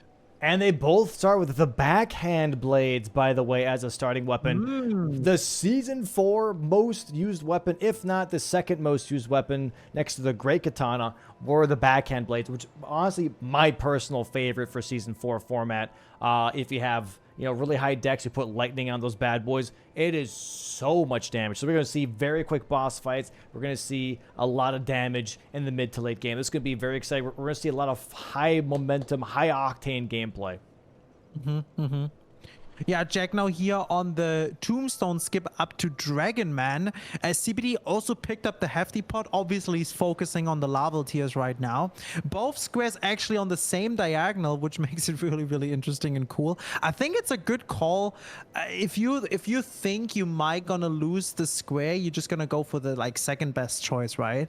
And I feel like going here for hefty pots is actually not that bad because 2 hefty pots are in the Bonnie jail. There is clear 2 jails, whatever you call it, whatever. That kind of works together. Yeah. As well as you get in DLC at no wait, this is Ash of War, not Spirit Ash, never mind. Anyways, works together, really nice. Yeah, we'll see how this plays out because this is definitely a board setup where you can't have everything. You gotta pick what you want. If you want Larval Tiers, you do it now. If you want Ashes of War, you do it now. You most likely will not get both, right? Same with Moore's armor set. You're gonna have to pick and choose what you want to prioritize here and what feels better to you. because you can't have this is one of those boards, unlike last board with CBD, right, where you got all 4 squares back to back. This is one of those boards where you can't really. Oh my God, Jack Dine Tilio skip here, where you can cash in a bunch of things. That obviously gives CBD a bit more time now, but CBD going for, I think, fully on larval tiers right now. Yeah, I think, see, larval tiers is not a bad start. I do feel like, though, that the hefty pots, maybe with the Jowls and going also towards Dane, is maybe a little bit better, just because of, again, map progression. Yep. So I personally like that a little bit more right now, but it's not a bad pick. I mean, corner square is corner square, right? Also, Ashes of War for sure, because you have this jump down is so crazy to me. Very nice Telia skip here from Jack. You have Ashes of War from Black Knight Idrid. There is kill 3 bosses with Knight in their name, so Black Knight Idrid does drop an Ash of War, which is the Crucible Wings, and on top of that, we have an Ash of War just outside of Fort Reprimand, right? So you can grab Savage Lion's Claw, technically grab Idrid, grab that Ash of War, or even grab Piercing Throw. Sorry, not Piercing Throw. The Perfume Bottle Ash of War right before Hippo. There it is, Larval Tears for CBD. Very nice. And that tells Jack now, like, okay, I'm definitely ahead now on what I'm doing. Yep. CBD doesn't know, did he snipe Jack or not? No clue right now. But at least he's on the board, which is cool. It's a good feeling. Yeah, that's the early game, right? And that's what I was saying. You have to pick and choose, because as soon as you pick something, the other players are going to be like, okay, I got this other stuff. Okay, it's all good. It's fine. So, yeah, we'll see how this plays out. This is just really, really interesting. CBD now making his way to the Ash of War. What's it called? The Savage Lion Claw. Yes. Which doesn't count because it's a pickup and not a drop, right? If I understood that correctly earlier. No, it says acquire 3 DLC Ashes of War. The drop is only in the NPC. Yeah, no, I mixed the 2 squares. God damn, I looked at acquire 3 NPC drop weapons. I'm a fucking idiot. You're good. It's getting late. Don't fucking KW me, okay? It's late, man. We're at game 3. We're at game 3. It's a bit of a marathon. It's late, all right? God damn, it was a test. Whatever. It's a bit of a marathon. But here we are. Stop it, Chad. I hate you. So we're gonna see maybe Dane here, I guess. Yeah, maybe. I think would be a good call. Yeah. Yeah, he has already 1 hefty pot, close, and also now to Bonnie Jowl, which is nice. No, not going for Dane, actually. Maybe focusing here on that. There's a hefty pot down here in Bonnie Village too. Okay. Maybe trying to do like a really strong diagonal block, but just really close, not all the way across on the other side of the board, but like just right next to Larval Tears, being like, okay, I just want to block it right here instead. Maybe there's some other stuff nearby that he really, really likes. I'm not too sure. But really interesting early game so far. Very different early game. Maybe he just knows he's ahead on Dane, so he doesn't need to do that right now because of the Larval Tears. So he wants a little bit more progression here with a hefty pot and getting some graces, and then goes back and does Dane. Also, there is Axe Check here, too. Yep, there it is. Omen Killer? Anchor again. Anchor's not bad. Anchor's not bad. Not bad. It's pretty good, actually. Yeah, not too bad. TLA skip here from CBD. Nice. Very nice first try. And now probably... No, okay, he's going to continue here to the next grace. Full completing heavy pots? Is that what he's doing? Hefty pots? I mean, he just needs 1 more pot, I think. Yeah. There are 2 in Bonnie Village, right? Or is it 1 only? I think it's 1. I think there's 2 in the Swordmaster Aunts one. Okay. There's 1 here. So, I mean, that's still pretty big because you can do this and then clear the jail because this is only Curseblade Labyrinth. It's not that scary. That's true. Or he grabs the Grace here and then spends money on levels and then just Memory of Graces once he's got the hefty pot. I mean, he has 80k with him. I wouldn't Memory of Grace. Shit. He's doing it though. He might be doing the fight right afterwards, and I don't know how I feel about that because I don't think he has any skidoo levels, right? So that's what the hell is this jump? Oh, he's going for the what is this? Boom. Oh, that's the hefty pot. Is he gonna memory? Nice. Oh my God, he's stuck. He gets grabbed and eaten. Wow. Done. Okay. Well, so There now goes the $80,000 there, right? Yeah. The question is now, is he going back? Is he finishing this, or is he going back to Dane or anything? I don't know. That's a tough call. That's a nice block though here for Jack though. 1-to-1 right now, blocking that diagonal. Row 1 and column 1 are still available here for CBD, at least for that specific square lineup that he has. But CBD focusing on the upgrades right now. Going to be upgrading his backhand blades. Going to be upgrade the seal, then picking up the backhand blades, and then I'm assuming he had a twig. I just looked at the runes and was like, oh, how did he pick right. them up? But he had a twig. I forgot about that. The twig play. I forgot about the twig play. Damn. I forgot about that. That's a Blanks classic. Yeah. I completely forgot about that move. Yeah, that's what Blanks did in season 5. We all remember. It's been a while since I've seen that. I completely forgot. Oh, that's smart as fuck. It's cool.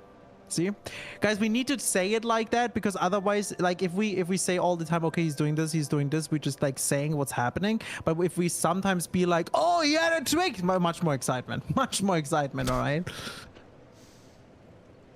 Both can be exciting. Yeah, exactly. Upgrading here now the seal as well. I wonder if he's gonna go for Dane right away. What are we doing? What are we doing CBD here? now talking to Teolia. Do we have something? Acquire more I armor literally today? just started looking too because I'm not too sure. There's no perfume bottles, right? So There's also not like the drink. Not sure why he was yapping to him. Why was he yapping to him? I'm not sure.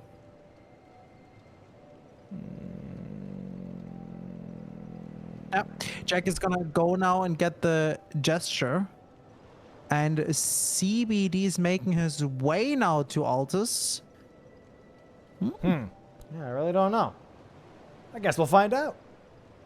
We will find out. I guess we'll find out. Here we go, though. More map progression here for Jack. He's probably going to go for Dane right afterwards, which is not a bad square at all. This is going to give him some extra options for other bingos if he wants to do that. And looks like that CBD is going for... Same thing. Kinda. He's making his way now to the ruins to get the grace. I was trying to figure out where he was. Yeah. It was a little weird for a second when I looked over. And he's not doing Dane. Back to Bonnie Village. We're gonna go just backside, I guess. Just backside. Yeah. I feel like, isn't that ballsy at this point? Not really. I mean, you're tied up and you're just trying to get map progression. Backside has a lot. You've got Commander Gaius's pants, Tree Spirits. That's pretty important. Gaius pants and hit list, by the way. Also sorceries. There is that Fongstar Beast, like I mentioned. You can grab that sorcery from. Yeah, I mean, I'm not against pushing. We got Tree Sentinel Duo as well. I mean, I'm not against backside here. I really am not. It's an early backside, but it might be just a nice thing to start right now. I'm expecting Dane here from CBD potentially. Yeah, Jack is now killing here the Scarab for the Ash, and then is probably gonna go to the next Grace. There it is, Raging Beast. CBD going for Rolana? Nah. No, he's going to be grabbing a sorcery here. He's going to be grabbing a sorcery here. Oh yeah, he's probably picking up the sorcery that is like laying on the ground there, huh? It's near Moonwithel. It's on the ground. Oh, there's also one. Oh no, he's grabbing the Ash of War here. Oh, the Ash of War, yeah. Well, isn't this wing stance? Can you put what? Isn't this wing stance? Am I stupid? What's up here? What's up here, chat? It's an Ash of War. Oh, he's just grabbing it because he wants it. It is wing stance though, right? It's just an Ash of War for the square. Okay. You can't put it on the backhand blades. You can't put it on the backhand blades, but at least it's an Ash of War, which makes sense. Okay. I was thinking it was more like not prep, Sorry, I was thinking it was prep more than anything else. All right. Now Jack going on blessing. He's going to kill Commander 2? or Black Knight Edred here because it's a Black Knight. It's a Night Boss. It's an Ash of War. Why not? Why not? Works. And it's money. You want that early money. You really want that early money. Okay, here we go. Oh, both jumped. Both missed. Going for the Dom strat. I'm calling it that. I don't know why. Oh, that's a Dom strat. I've heard of that. People were telling me about that. Yeah, this is something because like when killing Black Knight Edred was becoming popular, everyone was saying that it was the safest with Great Katana and only really Great Katana, and then I found a loop with jumping R2s with backhand blades instead. Classic Domo W, huh? That was mostly because like I just like backhand blades, I really do, and I was really annoyed with the Great Katana meta. There it is though, Ashes of War here for CBD, grabbing that. Nice. 2-1 now. Very nice, very nice.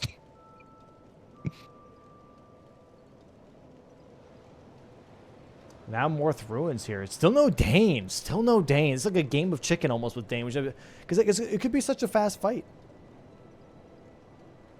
Yeah, that's true. I mean, now the Night Boss here is not too bad, as you said, money and the Ash of War is whatever, but definitely gets a Night Boss and money. I feel like Dane is just good because it's a pickup, but maybe... Oh my god, you gotta be so careful. Yeah, do not panic here. You want to heal up. Nice. Very nice.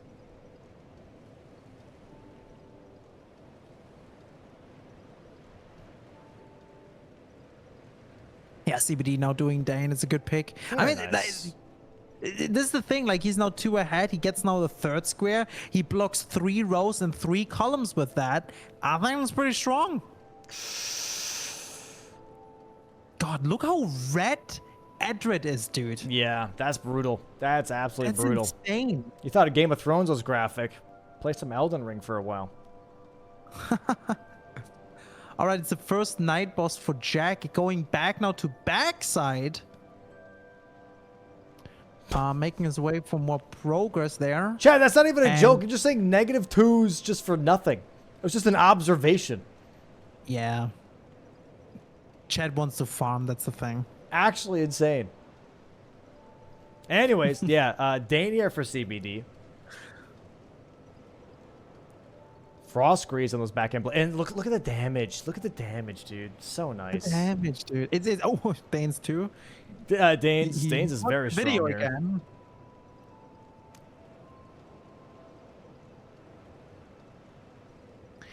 We don't really have NPC bosses on the board, so I guess it's just that, right? Since Dane is not dropping his weapon. Nice. There it is. Boom. Good square. 3 columns, 3 rows now for CBD already blocked. And now, what is he going to go for next? It's a tough call. It's a tough call for sure. Maybe just some progression?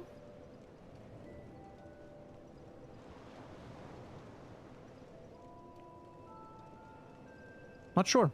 I guess we will see. Board's very open with lots of things to pick from. Dropped weapons here for Jack. He's going for dropped weapons. Mm-hmm. And Night Boss as well. Oh, yeah. Yeah, a nice double up. You're right. You're right. Very true. Very true. Do we see maybe a Rolana? Rilana. Maybe a Rolana for Night Rilana Boss? hitless? Ayo? That could be a little tough, but I'm not against it. Yeah. Oh, what the hell is that damage? Are we Dude, sure? What the fuck's that? Oh, That's he a did. Toothpick. He didn't upgrade it yet. It's +0. He didn't, yeah. That would make sense. I'm like, what There the you hell go. am I looking at? Jesus. Dude, he was healing that guy with his attacks. That was actually insane. There we you go. go. Yeah, way better. There you go.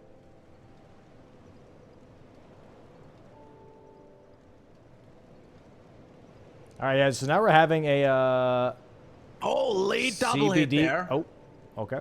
Yeah. CBD going backside now as well. That was limit testing. Seems like that the Solitary Jewel Knight also does yellow damage. Give CBD good time to catch up here on the backside. Honestly, if CBD now goes all the way into the backside, that would be really good for him. You know, taking advantage of all of that with Commander Gaius, hitless, and all of that. That would be kind of strong. Very much the similar thing to game 2 here. CBD a little bit in the driver's seat for the early game anyways. But Jack really hiding a lot of progress. So maybe CBD again kind of showcasing maybe a little too much information. Not sure. Right now, not really. I mean, right now there's not really anything he's really giving away or motioning towards. Just having a good amount of squares early on. Nice jumping attack punishes here from Jack. Oh, on the knight. Has to be careful. Yeah, that two-handing knight can be terrifying. Dude, he hits so hard. It's insane. He's so strong. Yeah. Oh. Well, that's crossbow tough. Also strong. That's tough.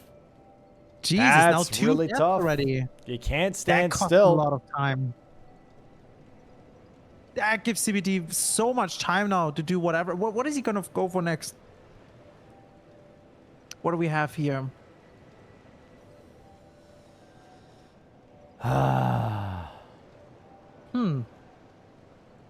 Oh, I just also saw it's not only drop weapon and knight, it's also nameless mausoleum.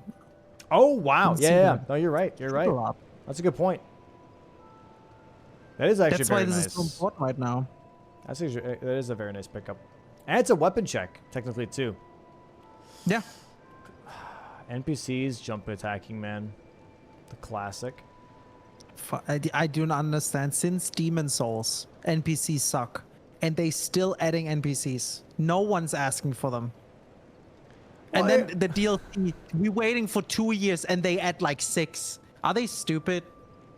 So, I mean, I get it. I don't mind. I get it.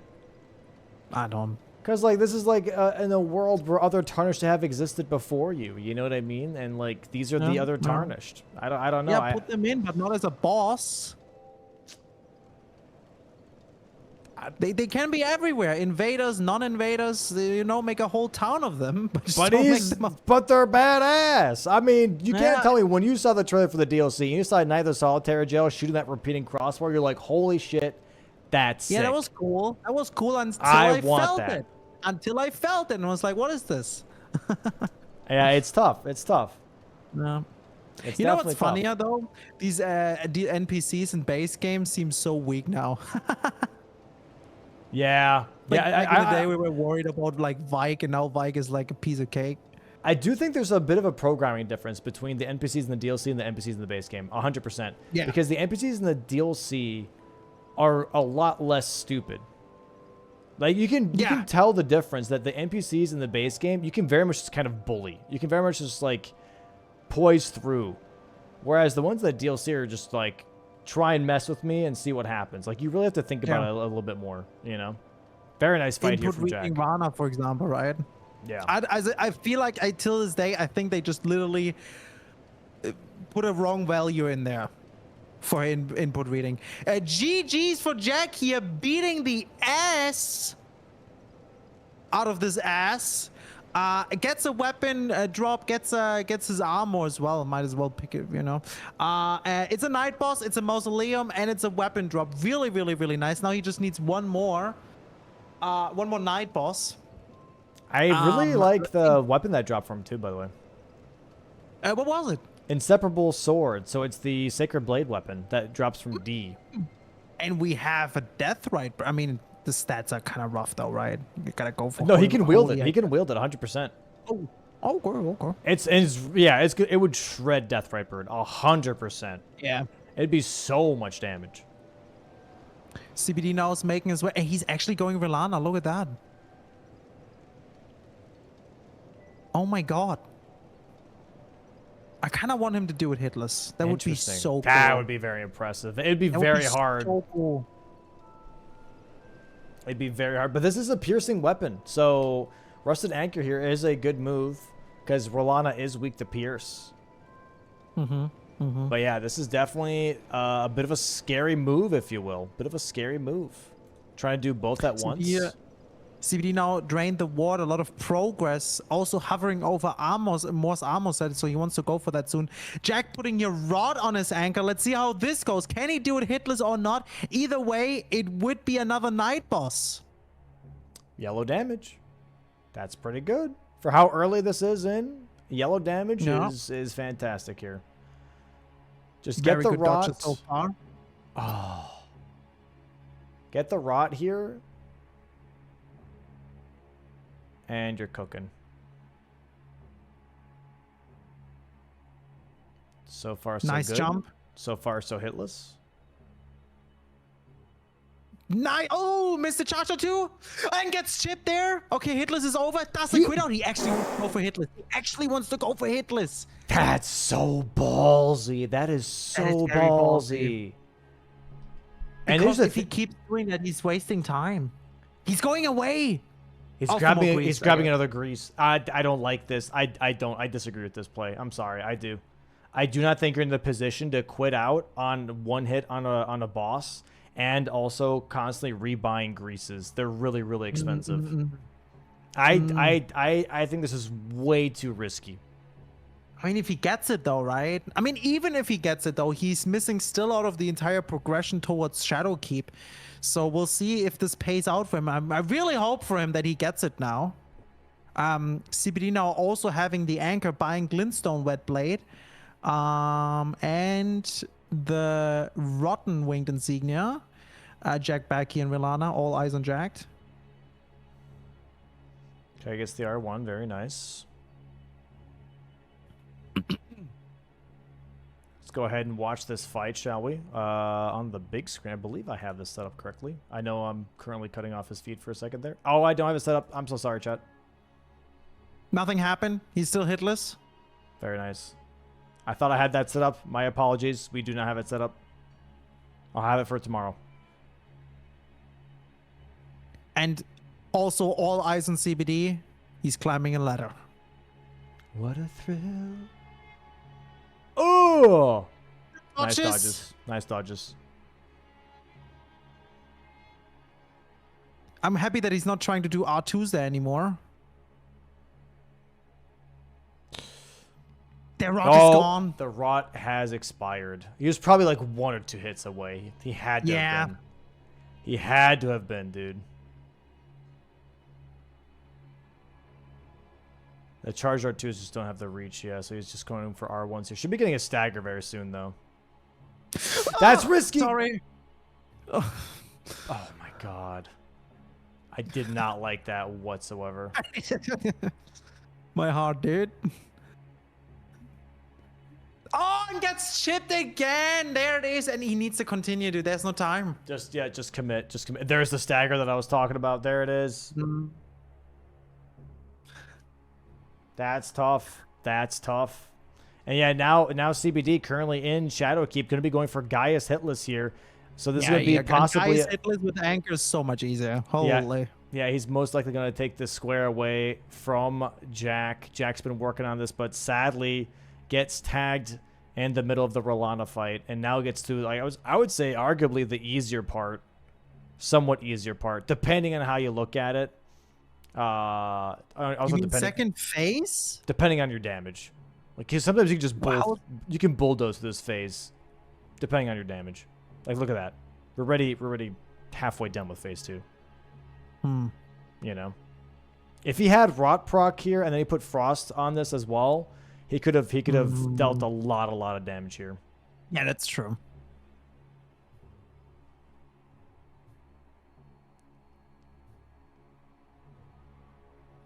All right. Still a nice fight here from Jack. Sadly not hitless, but still a really nice fight here on Rolana.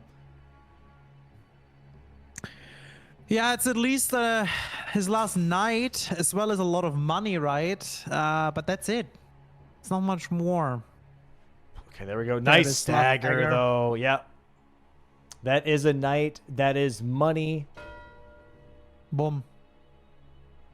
Boom. CBD now in Gaius now. Let's see how that goes. I think earlier it did it hitless. Yeah, not bad. He has frost on the anchor. Yellow damage on the R1s, which is always really nice to see.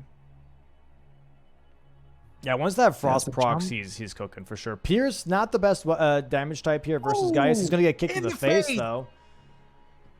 Not the best damage type. Gaius is weak to strike damage, not Pierce. So Rusted Anchor is all right, but not recommended, obviously. Has to reset his health here for just a second. And we go back in again. But he just saw that, you know, Jack just marked that knight square. So he's probably not feeling like he's contested. Yeah. See, that's the thing. Like, if he gets his hitless, it's just really good for his row 3, column 5. But then at the same time, he blocks column 2 and another row, right? So CBD's still here on a very strong position. All right, going for some more damage. Very good dodges. Okay, not bad. Again, that blue dancer here. Rusted Anchor is definitely heavy. But blue dancer probably still has some bonus damage here. Very good dodges here still. There's the frost proc. Nice stagger. Nice. Okay, he's not going for another R1. Just playing safe here with the repost.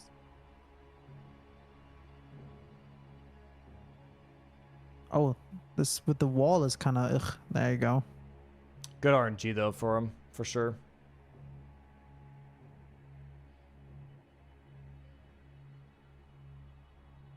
A little bit of early roll. Got it though. Nice. So should be now second phase. He can do another charge or 2, maybe 2 even.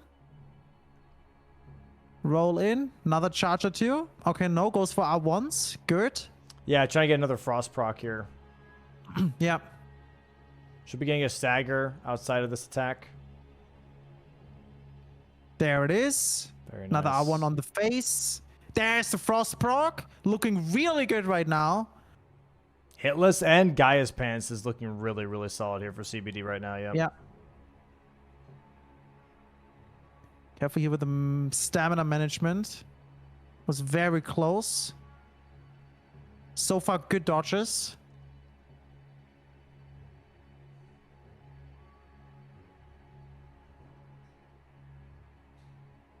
Very, very nice. And poke. Good roll. Huge. Oh, strafe that. Staggered. That's it. GG's. There is Commander Gaius hitless. Very, very nice from CBD here. And now also Pants. Yeah, and Jack's already like, damn. Because he knows that as soon as he saw that marking, he's like, okay, it's probably going to be Pants right afterwards. And he's not going for the Pants. He's going for Moore's armor set. Interesting. Yeah, he's being greedy. He's being a little greedy, but honestly, it's okay to do so in this position, right? He already has column 5 kind of built, and he's like, you know what? I could do this real quick. Yeah, maybe. I mean, I don't think he's going to commit to column 5, right? I mean, there's night bosses. Jack already has it. I bet he's assuming that Jack is ahead there. But, like, you know, pushing your opponent to definitely now focus on one of the squares is really, really nice. And he can then always go back to the pants. Row 5, though, is also not too bad to go for if you want to. It's a little bit, like, spread out, though. Yeah, Jack kind of having...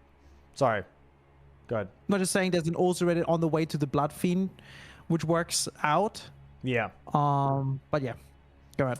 I was just saying, Jack having a bit of a hard time not knowing where to port exactly, and then moves on to the backside here into grabbing First Grace, going downstairs, maybe prepping paintings.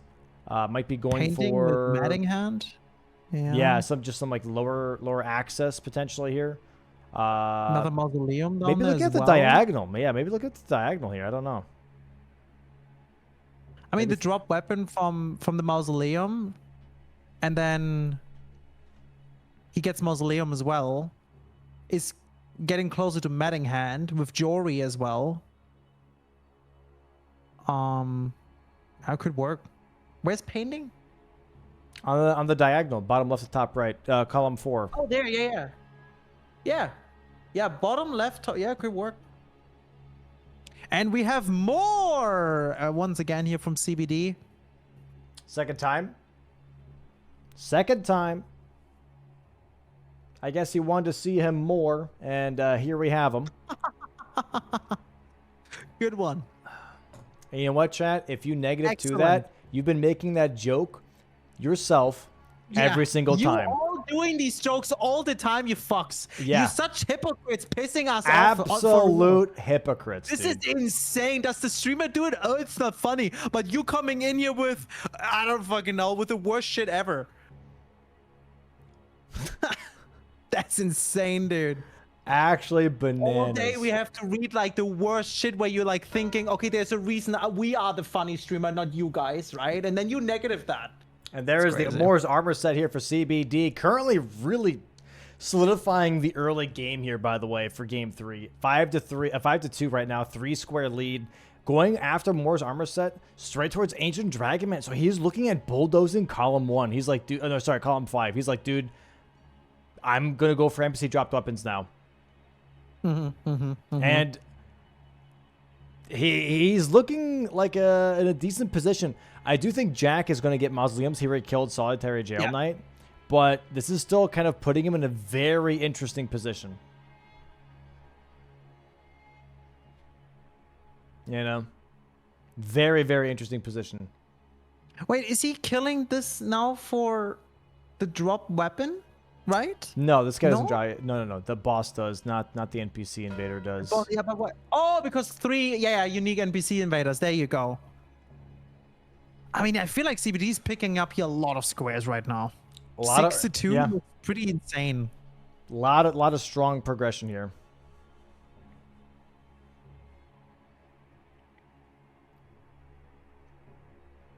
Definitely looking very, very interesting. A tough position for Jack. Hovering over Jory right now. And now CBD is going back and grabbing the pants, which will be his 7th square already.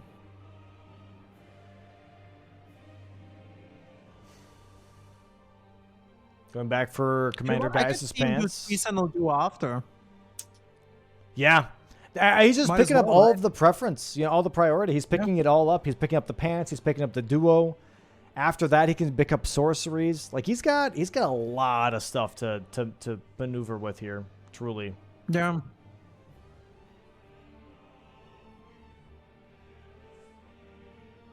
Also, honestly, good on him for seeing column 5 CBD here. And however, stopping himself and being like, you know what, before I try and get greedy and completely commit to some of these squares, let me pick up some of the stuff that I've got priority on, Yeah. God, this Albinoric is insane. That should have been a boss. Would have been better boss than any NPC. Bro, she is her and her wolf, dude. And when she puts on the auto-tracking arrows. Yeah. It would be so cool. Oh, there we go. The auto-tracking arrows now. But he kills her before it happens. There it is, the pants. Cashing in on the pants. Yeah, going up for the Scado, what might as well. Gonna get stronger, right? It's right there. And now we have 7-2. Scary. I don't know how Jack feels about this right now. Is there any line he can go for? Yeah, bottom left, top right. Maybe he's already aiming for that, as in like, this is my way to win.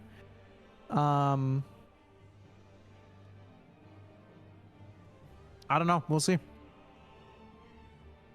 This is very tough for Jack. He's 5 squares down right now. The board is filling up very quickly here. We have some late game stuff on the board, obviously, but it's starting to get a little crowded on the board, and there's only space for one player to take the dub. It's just also very important that CBD keeps in mind he has to block everything, right? So just picking all now the squares is not bad, but he does need to block still. There's still the diagonal top, bottom left to top right. There's still row 4 and column 3, so you gotta focus on that too. Rakshasas here for Jack. That's going to be a katana check, and it's going to be a second mausoleum and an NPC dropped weapon. So he's looking to cash in on some of these priorities that he has that CBD maybe isn't fully aware about. We'll see how this Rakshasa fight goes, though. This could be a little tough. Damage not bad. Damage not bad. There's the Frost proc. She tried to go for a jump attack. She didn't get it. Here we go. Some more smack attacks. And we get the Rakshasa's armor set with this, too, by the way. Some extra bonus damage for the rest of the match, which is pretty damn nice. Yeah. Oh, nice charge to do that as well. Nice patience as well, by the way. When she does the weed cutter, he's like backing up, being like, okay, I'm not allowed to attack here. That's fine. I won't attack. They both had the same idea. She ran up to him and healed. Oh, you're chugging? I'm chugging. Okay, cool. Even ground, even ground. There it is. And yeah, there's the incantations. And now it's 8-2. Yeah, CBD here really running away with these early game squares, man. These early to mid game squares really pulling out a lot of weight for him. If he grabs merchant sorceries here, non-merchant sorceries, he could be in a really, really good position to just take the whole thing. He really could be, yeah. I would love for him now to go for the tree sentinel duo and then also the sorceries. Oh, he might's gonna do that. Yeah, he's going for tree sentinel duo now, and it's probably gonna kill the falling star beast right after.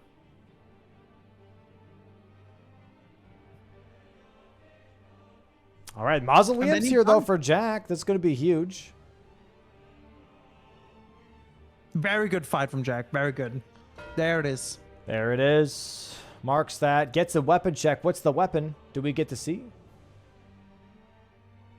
Rivers of Blood. That's Rivers tough. of Blood. Not great. Yeah, that's not nice. Not great.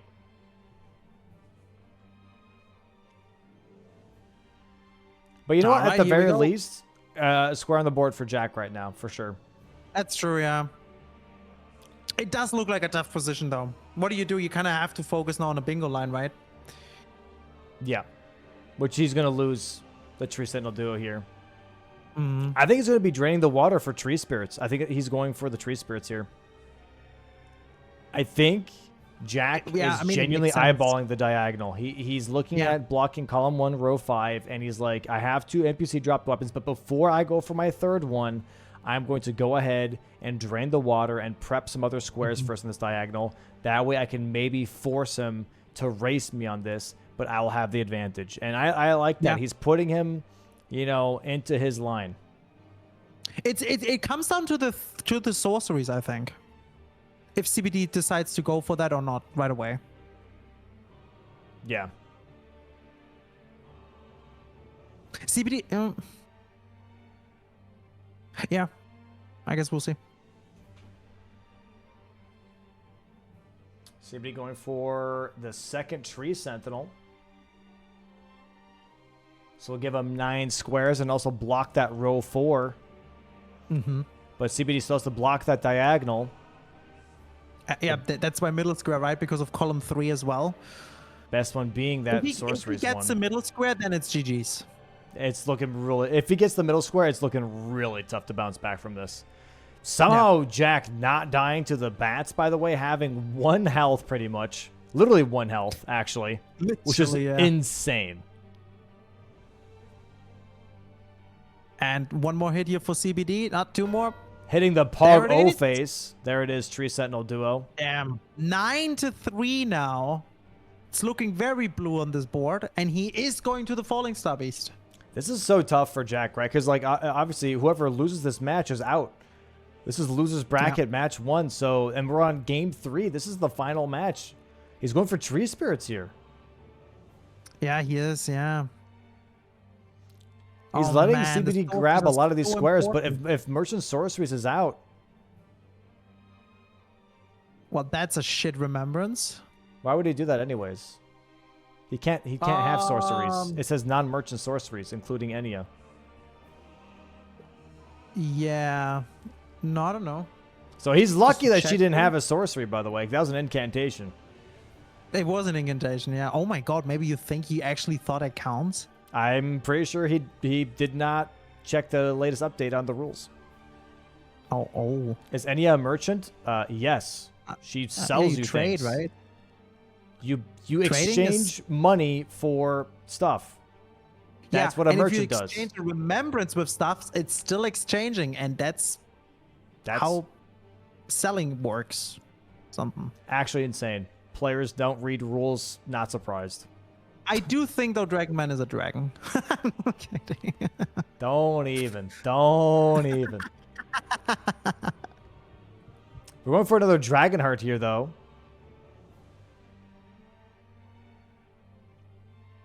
Oh boy. This is so tough because this is gonna block out column 3. So he's actually not going for sorceries. That's scary.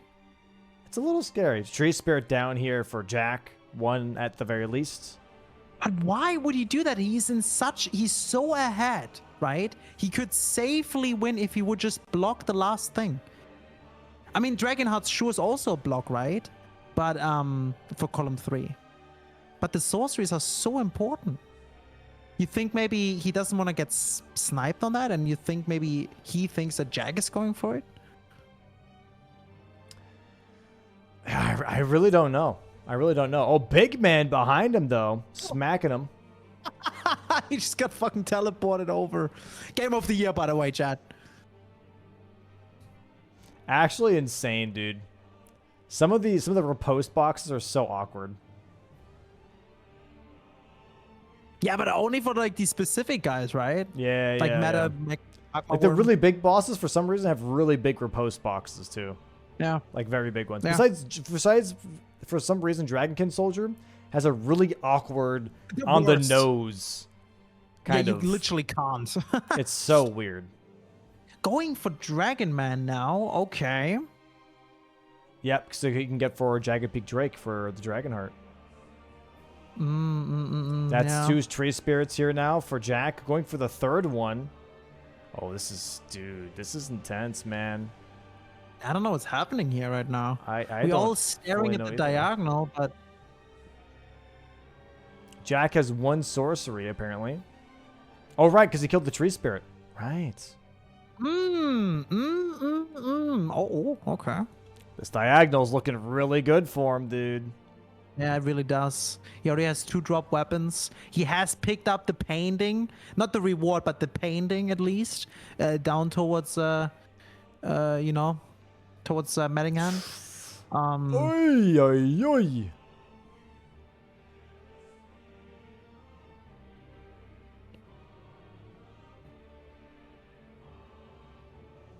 This is intense, dude. Good blind spot.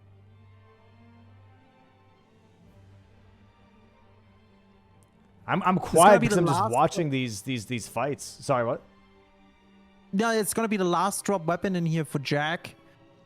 Right. On the top right. And it's the first dropped weapon here for CBD. Mm-hmm. And I think CBD knows that though, because Mausoleums was marked, right? So he has to know that he's behind on dropped weapons. That's why he's going for Dragon Hearts. He knows. You know? I think he's aiming for the Dragon Hearts because of column 3. I just don't know what he's gonna do about the diagonal. I don't know what his plan is. Maybe he wants to just go Mettingham after. You know, Jory Mettingham. I don't know.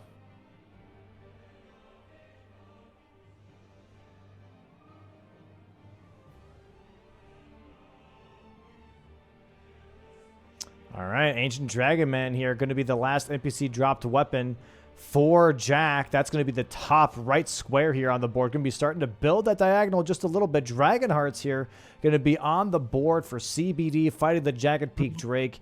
That's going to block out column 3, and that's going to be the second to last bingo that Jack even has available to him. Big damage from both players here. Rusted Anchor putting in a lot of work. Such a good weapon, right? Yep.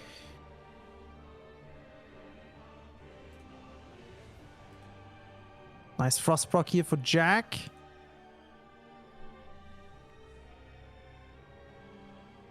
Dragon Maw. One more Holy hit. Oh, one more. Yep. Dude, how did we survive that? There you go. All right, this is the last Andy. drop weapon. There it is. Oh boy, dude.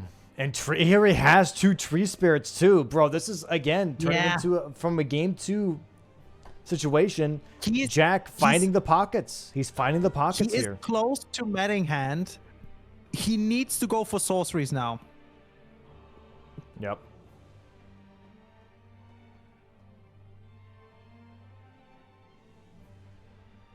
He needs to get rid of the diagonal, and then CBD can. CBD just needs anything on the diagonal. If it's paintings, sorceries, Matting Hand, tree spirits, anything on the diagonal, he's in majority.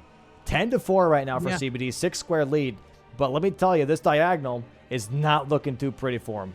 Not looking too pretty at all. We're looking at a 3/3 tree spirit right now for Jack as well, going into the Elac River in just a moment here. And that's going to solidify blocking that row 5, blocking column 1, and advancing that diagonal that CBD doesn't really have any progression towards. CBD right now making his way towards the Jagged Peak, though.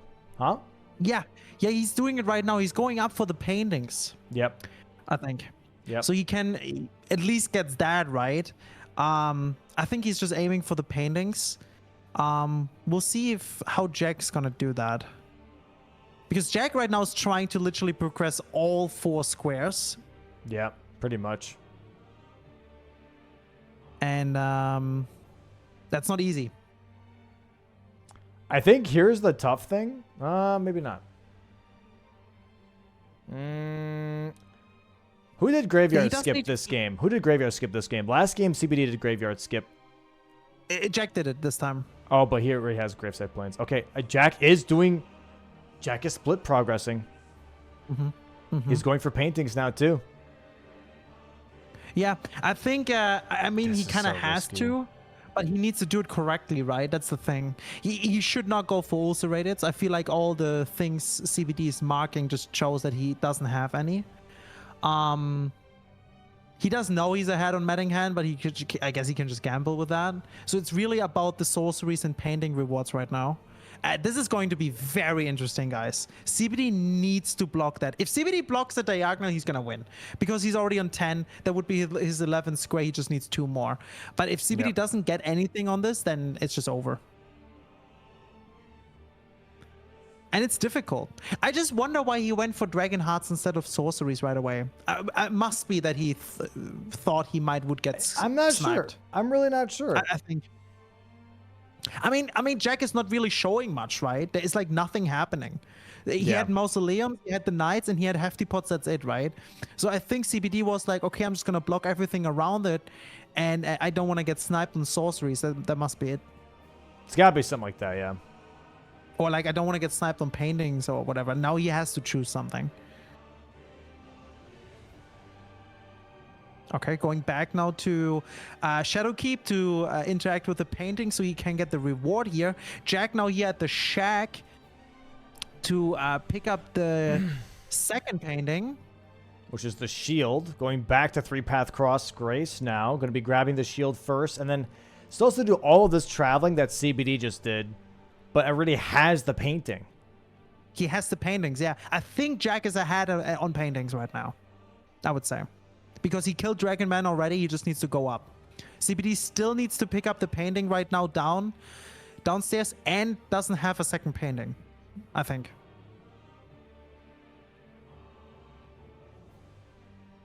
Yeah. This is tight regardless. This is tight. This is tight timing. And any pivoting or any different decision making here is going to change all of this too. We're just going off of what's happening right now, and right now Jack is going to be grabbing the first painting reward. Yep, there it is, and now he's going to never fucking mind. Where the fuck is he porting to? Oh my god. Where is he? Sorcery? Yeah, he's grabbing a sorcery here. He's grabbing the thorned the thorn sorcery that's on the cliffside here. Yep. Yeah, he is. He's being greedy. It's a greedy play, but he's down by 6 squares. He's got to be greedy at this point. He's got to be greedy. That's the second sorcery. There we go. Okay, he needs 1 sorcery, 1 painting, 1 ulcerated, and then Matting Hand. He's much closer to Matting Hand than CBD. He's in everything ahead right now. He just needs to finish it now in the right order. Is he though? And he is doing it. He's going for the painting. He's getting this. Is he? Yeah, because he just needs to go up. It's really close. Wait, no, wait, he's not. CBD already has the paintings. Yeah. I don't know, man. I don't know. If CBD gets paintings, I think CBD's getting paintings. Jack is in a world of hurt if CBD gets paintings. Yeah, we could pull up the map here. Let's see. Map. Oh, the map is closed. No, the map is not closed. Where'd it go? All right. Currently, Jack has to travel all the way up here. Like over here somewhere. CBD has to just get here and then go here. And he had ports to this grace anyways. Yeah, he got the CBD got this. It's just too much to travel with the spirit it's a springs lot and of everything travel in between. Jack still needs to pass Senesex as well. Go all up the hill. I missed this drawing, but whatever. It's fine. It's over here. Wow. Yeah, Jack has a lot of travel time here, 100%. And I think CBD's already porting. CBD's has it. He just grabs the shield and then he ports back to the other grace, which he has, which is like, is it past Senesax? Does he have the? Oh my god. Jack is going for ulcerated. That's it, GG's. He blocks row 5, column 1 with that, though. He does. It's not GG's. It's not GG's. He loses his last bingo line. But it's not GG's. Oh, it's so over, dude. Dude, it's so over. It's 11-4. You mean it's not GG's?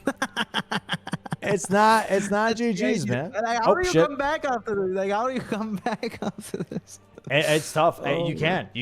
You definitely can, but it's going to be very hard, right? Yeah, it is. It is possible, obviously. It's possible until it's not possible, right? So we're going to get spirits here. Block out column 1, block out row 5.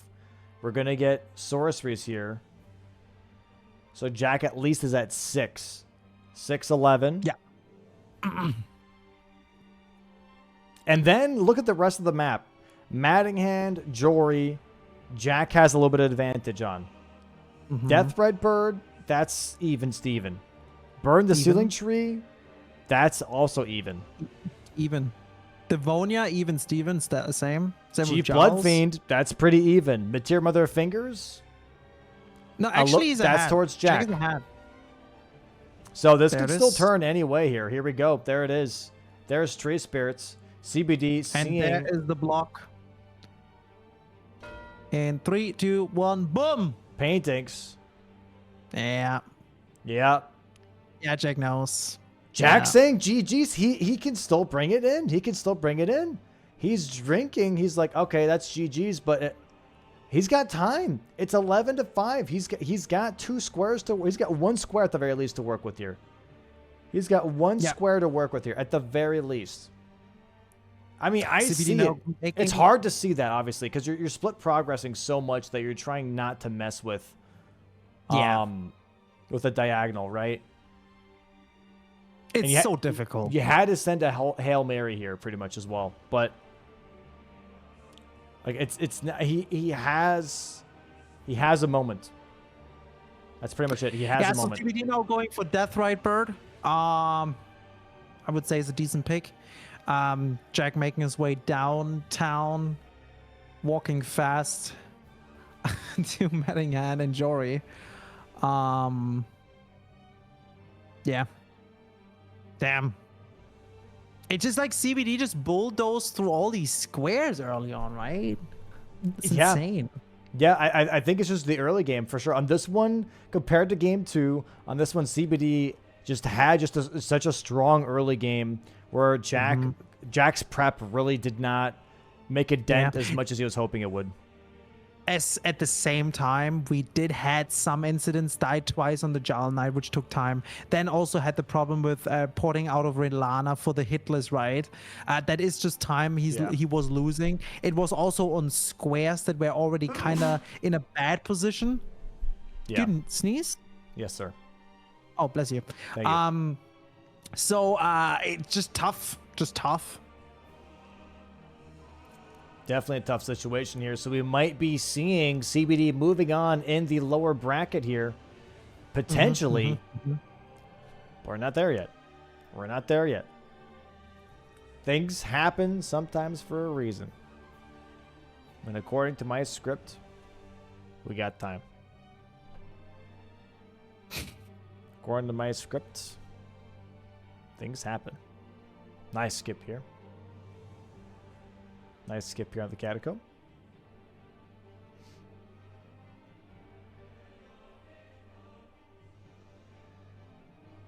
CBD going to be grabbing some physic tiers. Jack frustrated currently. Completely understandable. Oh, even for the Holy Scorpion Talisman here for more holy damage. Holy that Deathrite Bird. Yeah, that Deathrite Bird is kind of tough, right? There's a pierce damage, not strike. So, yeah, gotta go full holy. And then he can choose for what he wants to go for next. I feel like, I mean, obviously Blood Chief, Chief Blood Fiend would be good. Fuck, he could go for matter, right? Like, he could. Like, just go super long and just do matter. That's the hard part of being behind by so many squares, right? Is like at some point, if there's too many options, just that in of itself is overwhelming to think about. It's like, what, is it this is like whack-a-mole? Like you have to just kind of just hope that you're guessing right. All right, let's see the damage here on CBD. Ah, that's pretty fucking That's not dope. bad. That's not bad. Yeah, that's pretty good. Jack now fighting Jory. All right. Jory obviously going to be a nice square to have just for the sake of progression and showing to your opponent, hey, I have a priority on Matting Hand. But sadly, in Jack's position, it's not going to have much of a scare effect. Deathrite Bird here already in phase 2 for CBD. This is going to be his 12th square. Not contested on this Deathrite Bird either. Very nice dodges from CBD on this bird.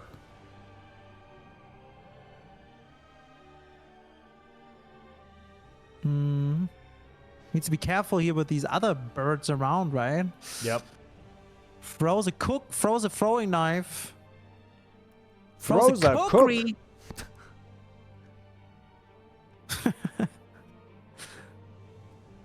Deathrite Bird forgot that CBD was there. His camera got so blurry that Deathrite Bird thought he had left. Oh, man. Jory about to die here for Jack. There we go. And that is Jory. GG's. There is the Jory. +2. I see you guys are fucking pick and choosing at that point. It's insane.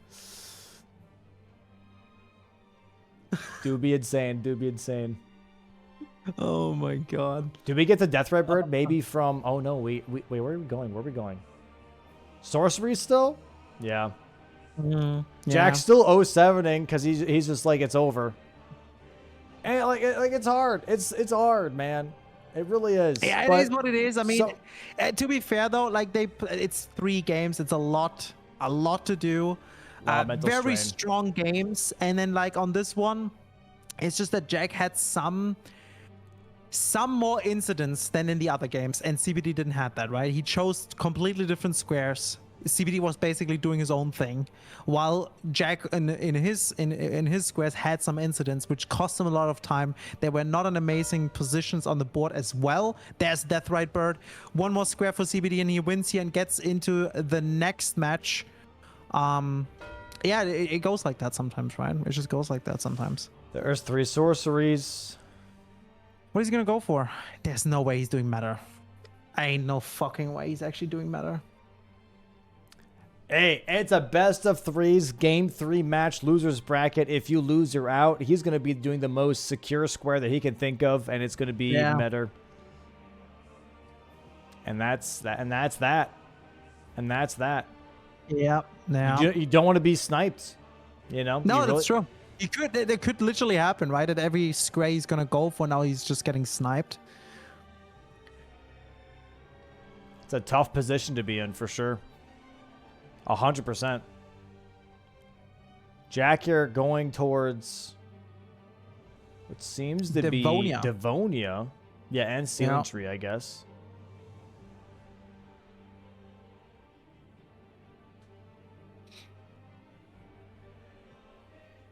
Yeah, Chief Bloodfiend's still just hanging out in this cave, just waiting. Yeah. With everyone. Just with everyone. Standing around. There's the whole laden necklace. Oh. Damn, that was not the right grace. Yeah, I don't know. He's going to Vonia now, watch out. And it's getting sniped on it, like we just talked about. He might be going to Vonia. Oh my god, I want to jump on my desk right now. He is going to Vonia. Literally. Blanca jump on my fucking desk. That's fucking insane. It's actually happening. You know what would be kind of funny is like watching the attitudes right now. Take them in, right? Jack, obviously frustrated, maybe a little bit defeated because he's thinking the game's over. CBD being like, okay, I just got to pick right. You know, being pretty relaxed, I think, at this point, possibly. And then imagine just like a square or two starts going Jack's way, and then how the posture changes and the attitude changes where Jack's maybe like, okay, hold on a second. Hold on. Hold on a moment. Wait, pull it over. Wait a minute. I mean, it really kind of comes down to meta then, right? Yeah. Yeah, I would say. If he still chooses the right things after.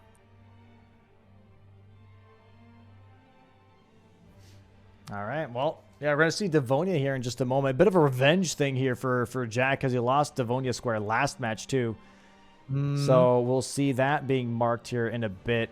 And then that also gives him a little bit of priority on Ceiling Tree. He's got priority on Matting Hand already. He's got priority on Ceiling Tree then. Jails, kind of. It's the same. It's kind of... No, I mean, he has the grace, right? So he has actually priority. Yeah. He's down for blood. Yeah. He has priority on everything but matter, I guess, at this point. And he's fucking dead. That's what he is too. He's fucking dead. He missed the tree. Making it interesting. Yeah. Making you missed the non-moving interesting object. is what we call it. Oh my god, we're both at the same grace. It's literally a Devonia race now.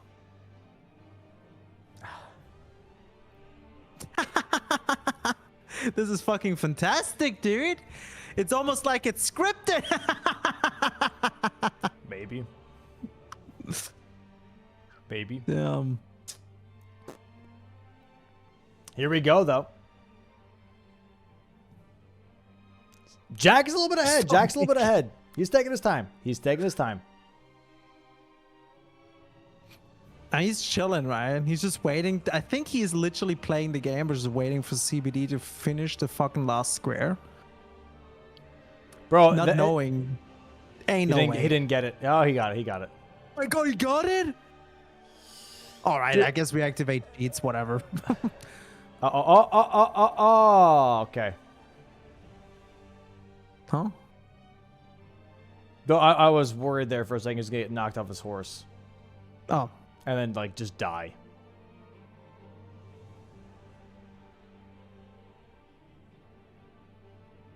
There we go. Nice. That's pretty good damage, dude. That's really good. That's a frost proc as well. Bonk. He's close to a stagger here, too. No, he just got one. Oh, no. No, I think... No. It's right there. GG's. Oh! CBT literally missed that was kind of nice. It was so close. What is he doing next? Burning ceiling tree? He's grabbing the burning ceiling tree, Grace. Yeah. Dude. Imagine? I'm telling you, man, imagine. Dude, imagine. Blood Fiend next. Yep. And watch CBD grab the Grace at Romina and then go for Blood Fiend too. If that's happening, dude, they're making too obvious at that point. I'm just saying. Jack, a little bit more nervous, please. CBD, look more relaxed. Thank you very much.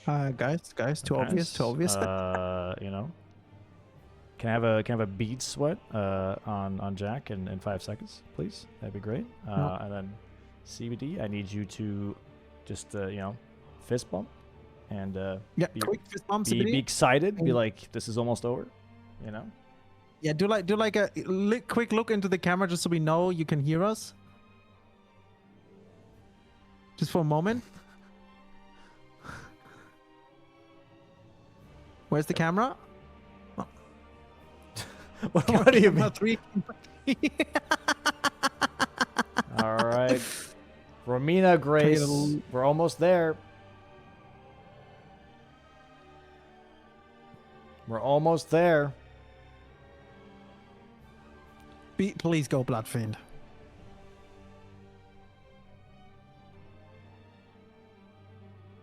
Please. Burn the ceiling tree is now definitely in CBD's favor. Oh, I thought for a second, I was like, no way. Yeah. Nah, he's going for Mother of Fingers.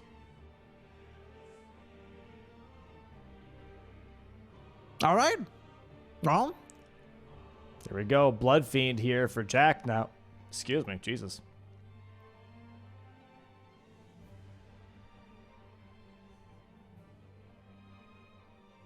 God, I hate this boss too. With his stumps, huh? What was that? Bro, he's just excited to be on screen. Let him be.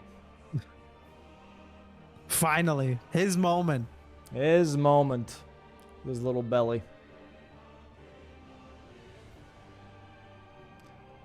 All right. There it is. Chief Blood Fiend having his moment on screen, dying. Boom. And marking the square. 12-9. And now CBD is like, okay. Okay. I'm working towards Mother of Fingers. No, don't medding hands. I will say the deficit change is there, right? It was like a 6 square like lead. Now it's only 3.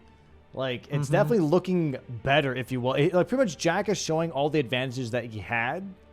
If it went a little bit more the way he was hoping to, you know what I mean? He had a lot of strengths on the board here.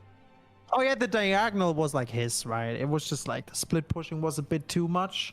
Yeah. But at the same time, it's being so far behind. It's just incredibly difficult.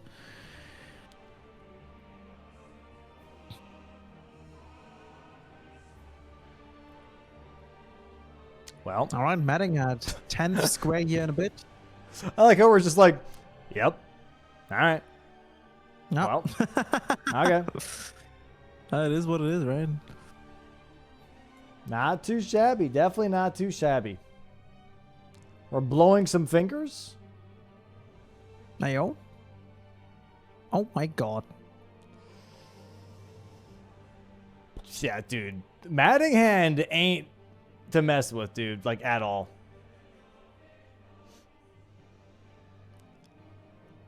CBD died. CBD died.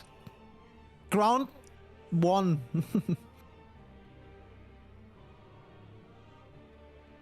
That's Jack's chance. Oh, dude. Yeah, just do that 5 more times. Yeah. Nope. What was that? Yeah, he wanted to pre-Savage Lion's Claw him, but then he started casting, so he was like, oh, I have to Savage Lion's Claw away from him. Oh, yeah. There it is, though. 12 Dude. Cestus. All these squares are just telling CBD, mother of fingers. Now we're going for Mesmer, bro, dude.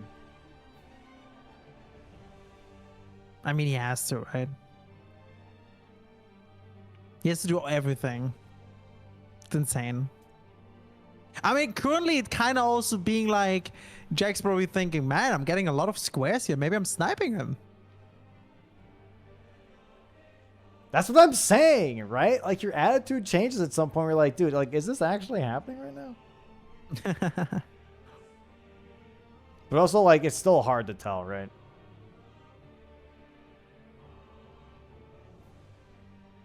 All right, here we go. Stagger on the Mesmer. Second finger ruins. Second finger, blow it. Okay.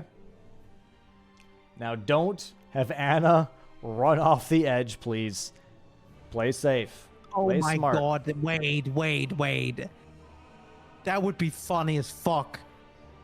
No, it'd be a very stressful situation that I would like to avoid, please and thank you. Oh my god, Anna. For the love of God and drama, please just run off the edge. Oh my god. Nice. Come on, girl. Nice counterattacks here, though, from Jack. Oh, nice frost proc there, too.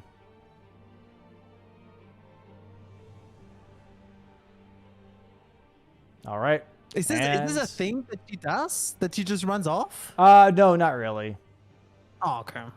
But I'm just always worried about it happening. Yeah, fair. It's just always a paranoia of mine, if you will. Mm-hmm.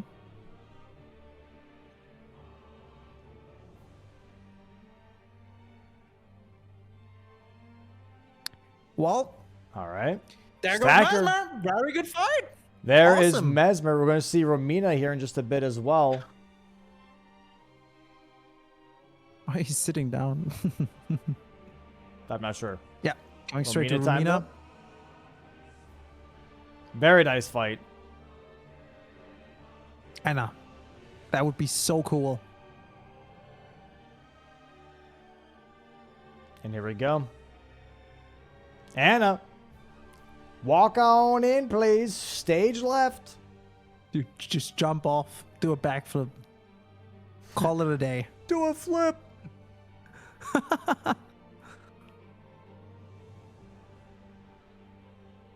Good damage. Oh, and gets the oi, oi, oi, oi, oi. Nice damage. Maybe she's scared of rolling backwards? Huge. It's over. That's, yep. All right.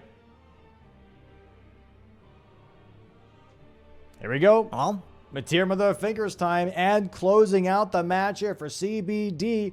All he has to do is kill Mateer Mother of Fingers, and he locks a place into the part of the next bracket. That was a weird way of talking about it, but here we are anyways, moving into the end of the match. Mateer Mother of Fingers. Unless he forgot how to fight her.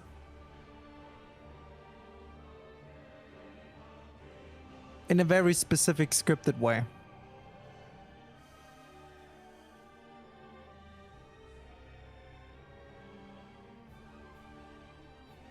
Here we go. Here we go. Stagger soon. No. Doesn't go for the follow-up. There's the frost. Doesn't go for the charged attack there, which was a little weird, but okay.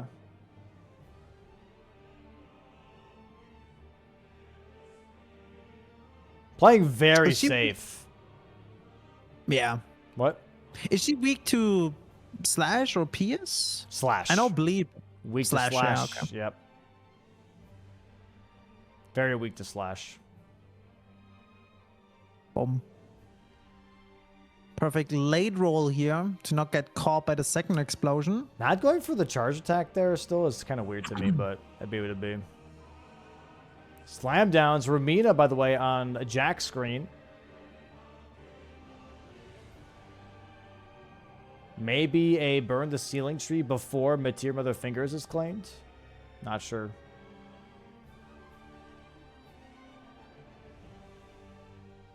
There's another stagger. Big stagger, dude. This might be it. Oh, Spinarooski. Oh, still gets caught almost there. Nice dodge. What do we get now? Laser. Pshoo, pshoo, pshoo. Careful. Careful, CBD. Unless She doesn't want to go down without a fight. Head slam. Head slam. Head slam. And there it is. That should be it. Oh, never mind. Nope. He didn't go for it. All right. And there we go. And CBD gets bold blurry and wins tonight. There Goes further in this tournament. And we unfortunately have to say goodbye to Jack here.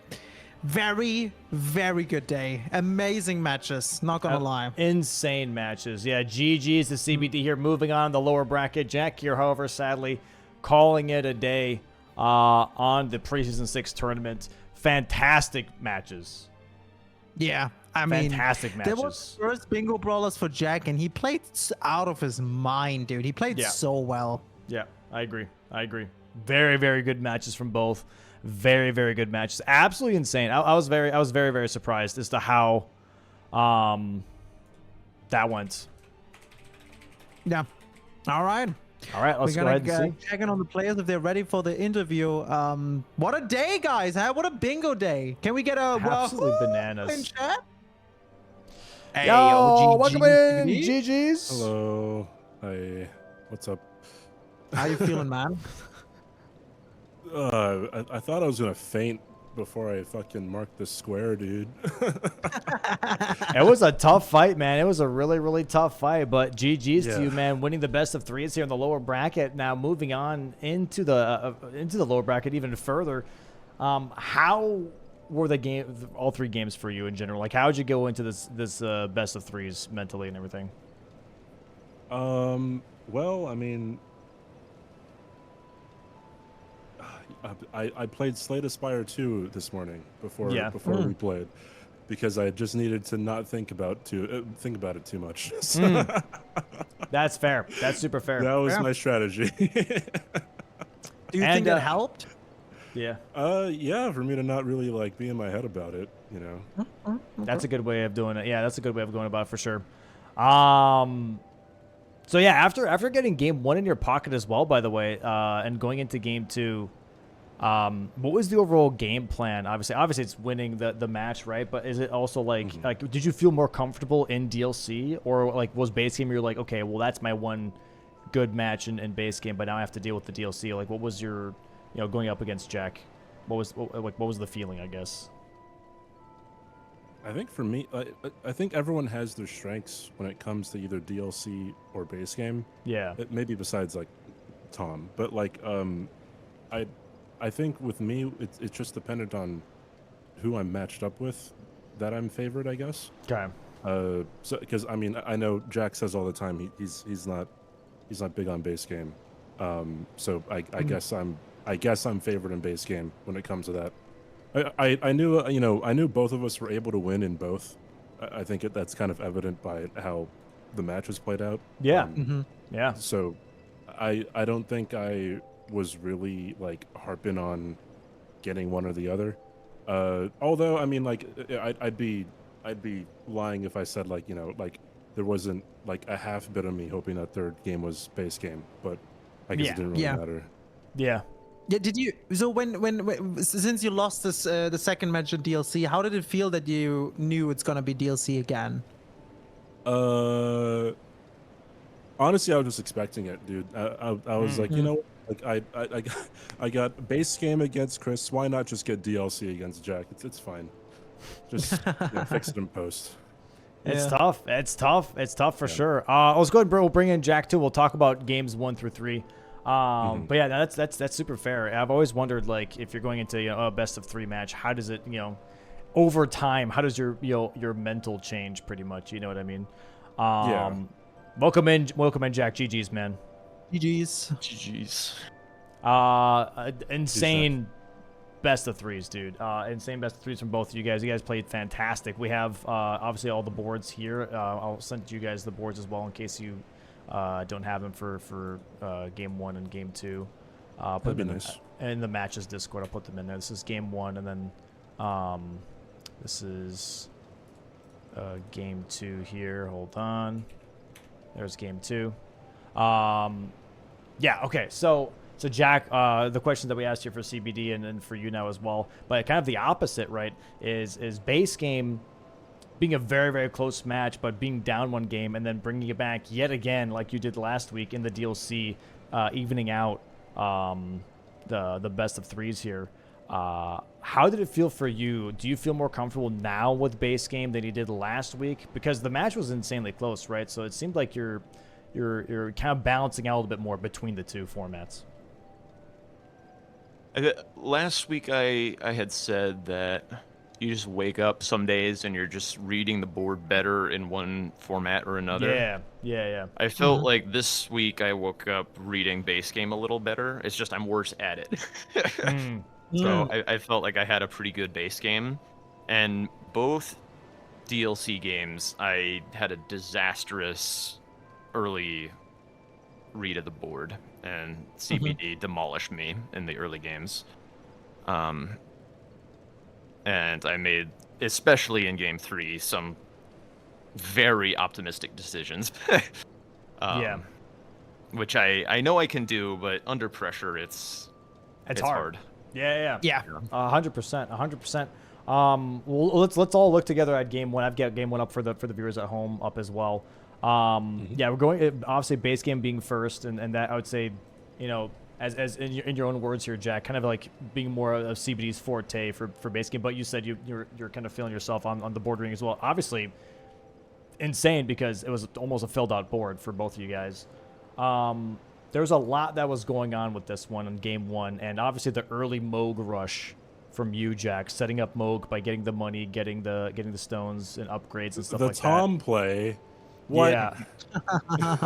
No way. Was that column 5 for you like always a move, or was that a thing like, okay, if row 4 really does not turn out, I got the column 5 as a backup? Like, what was your thought there for that one? I liked both row 4 and column 5 because he beat me to Radan Colossal, so he didn't know necessarily that I was down there.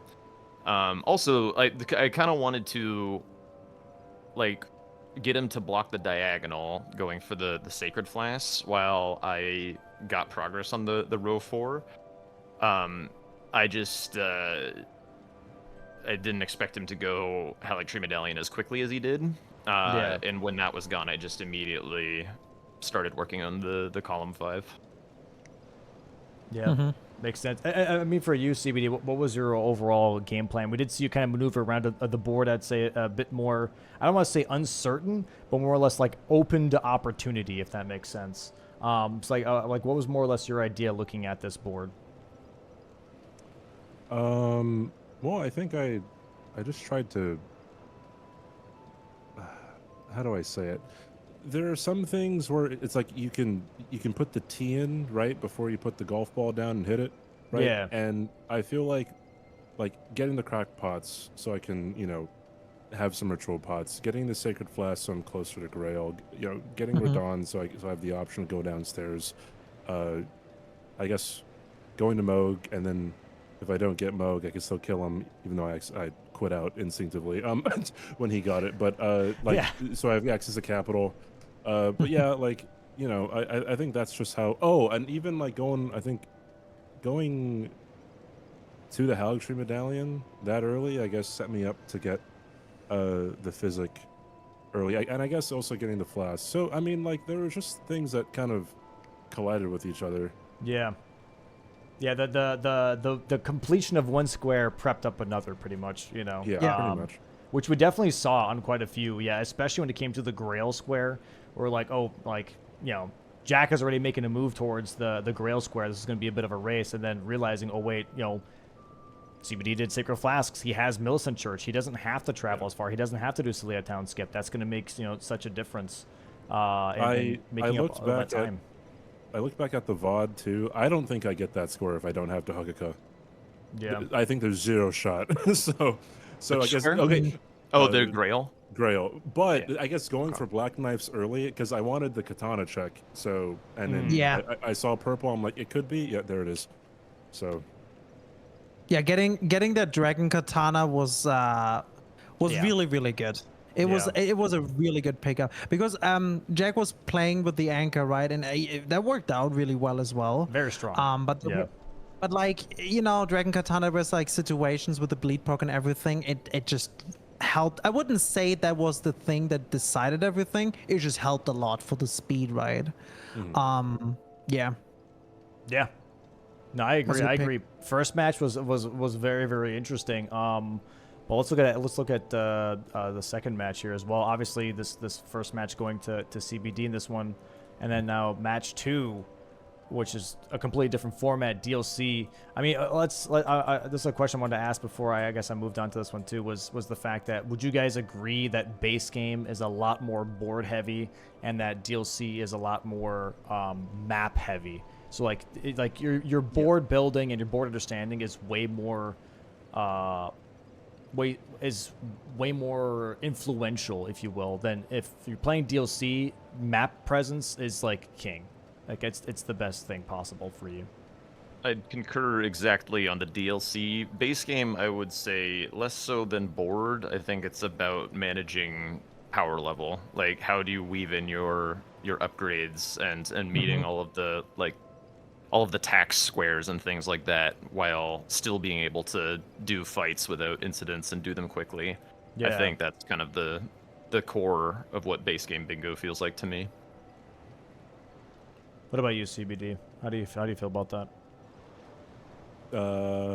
I completely agree with you. I remember us saying that during a practice match between you and me, Domo. So yeah, it's just kind of if you're not, there's so many things in DLC. It's like, do you have back section? Did you kill ADM? Did you get the grace after the coffin going to Jory? Are you in Rao? Have you killed Mesmer already when you go to Romy? Like there's a whole bunch of stuff that just is bottlenecked, and like you have to have access to everything. Yeah. And I do think in base game board presence is amazing because if you don't go for really quick squares, then you're not. You can't really afford to peel off and, I guess, get a comfortable level or like get set up on something else because you really don't know what your opponent's going to do. Yeah. So this game 2 here, which I have for you guys as well in the matches chat here. That was the one where the early game was in game 2 and game 3, but the early game was really strong here from CBD. We saw Jack rush Unique Horned Warriors. I like both plays, personally. I don't think there was necessarily a wrong answer, right, on this board. It was either you rush Bellarat, you kind of like grab that center square, and you kind of grab like the early like presence potential here on the board, or you get to have the map progression and then kind of like cash in almost immediately. Well, if you see that the other person isn't Bellarat, right? So there's like the two different like sides of the coin here, right? It's like one or the other, and both I think had powerful motions. What was the overall game plan for each of you guys for deciding what you did? Jack, if you want to go first with Horned Warriors here. Well, I hated my play as soon as I did it. Okay. As soon as he marked Moonrathil, and I just saw like the unique invaders armor sets, Moore's armor, and like he just has a bunch of progress on the column 3 and stuff. Like I was like, oh well, this like because what I had seen was the row 3 at the start. I was like, oh wow, that's a crazy row. I need to get something in that, and why not center square Queen Lines and Bellarat? That's all very nice. Yeah. But then like I also like as soon as I did that, I realized he's like 4 minutes ahead of me on the map and can just like clean up like a huge number of squares. So I just had to just run past him and go as deep as I could to get the Romina to put a little bit of a threat on the row 4 while I figured something else out to do with the game. Yeah. And then the game, of course, became about playing chicken with that row 5. Yeah. Yeah, yeah, very much. What about for you, CBD? Obviously doing the other strat of just going straight for graveyard skip and then immediately going for more map progression. What was your overall, I guess, plan with this board then too? I thought Jack was going to drain the water, so I'm like, screw that, dude. I'm going to kill Moon the Thrill. Also, chat's going to love this. I completely forgot I had a bingo on row 5, so yeah. Jesus. Really? I completely forgot. Damn. What? That's insane. Yeah. Oh. I don't know that you would have played it any different though, would you? Nah, dude. I would have like, you know, did a little bit of the what the fuck's the sweat emote like when he's Thank you for the pinching? 71 gifties, Valley, man. Holy set, shit balls. and Thank you then so much, another bro. square, another armor set. Jesus. If you guys got gifted up from and Valley, then man, please give your I thanks, definitely man. would have been more prepared Jesus to get this. Louises, dude. Yeah. I mean, I was doing that Thank you very much as well. Thanks for the support. I had all of my pieces relatively synergistically, except for the last one. So, if you were a little too dark, a little too long, I would have gone for it. But you just kept on marking stuff like barely in time for me to not commit. That was a conversation that Zoodle and I kind of had, which was like, what is like kind of like that time frame, right, in your head of like, okay, this is cooking too long. I think they're actually doing it to, okay, they keep marking things. I can wait, you know, like I feel like that's such a finicky game that you play in your own head, right, of trying to deal with that specific situation. Yeah, I mean, it's all just gut feeling and vibes. Yeah. I mean, to be fair, like what we thought is just because you did Romina Mesma Burning Tree, right? That you just show CBD, you have so much priority on that square, right? Yeah. And then CBD was like, well, I don't have time since he already has the Burning Tree. I'm not gonna go for that line.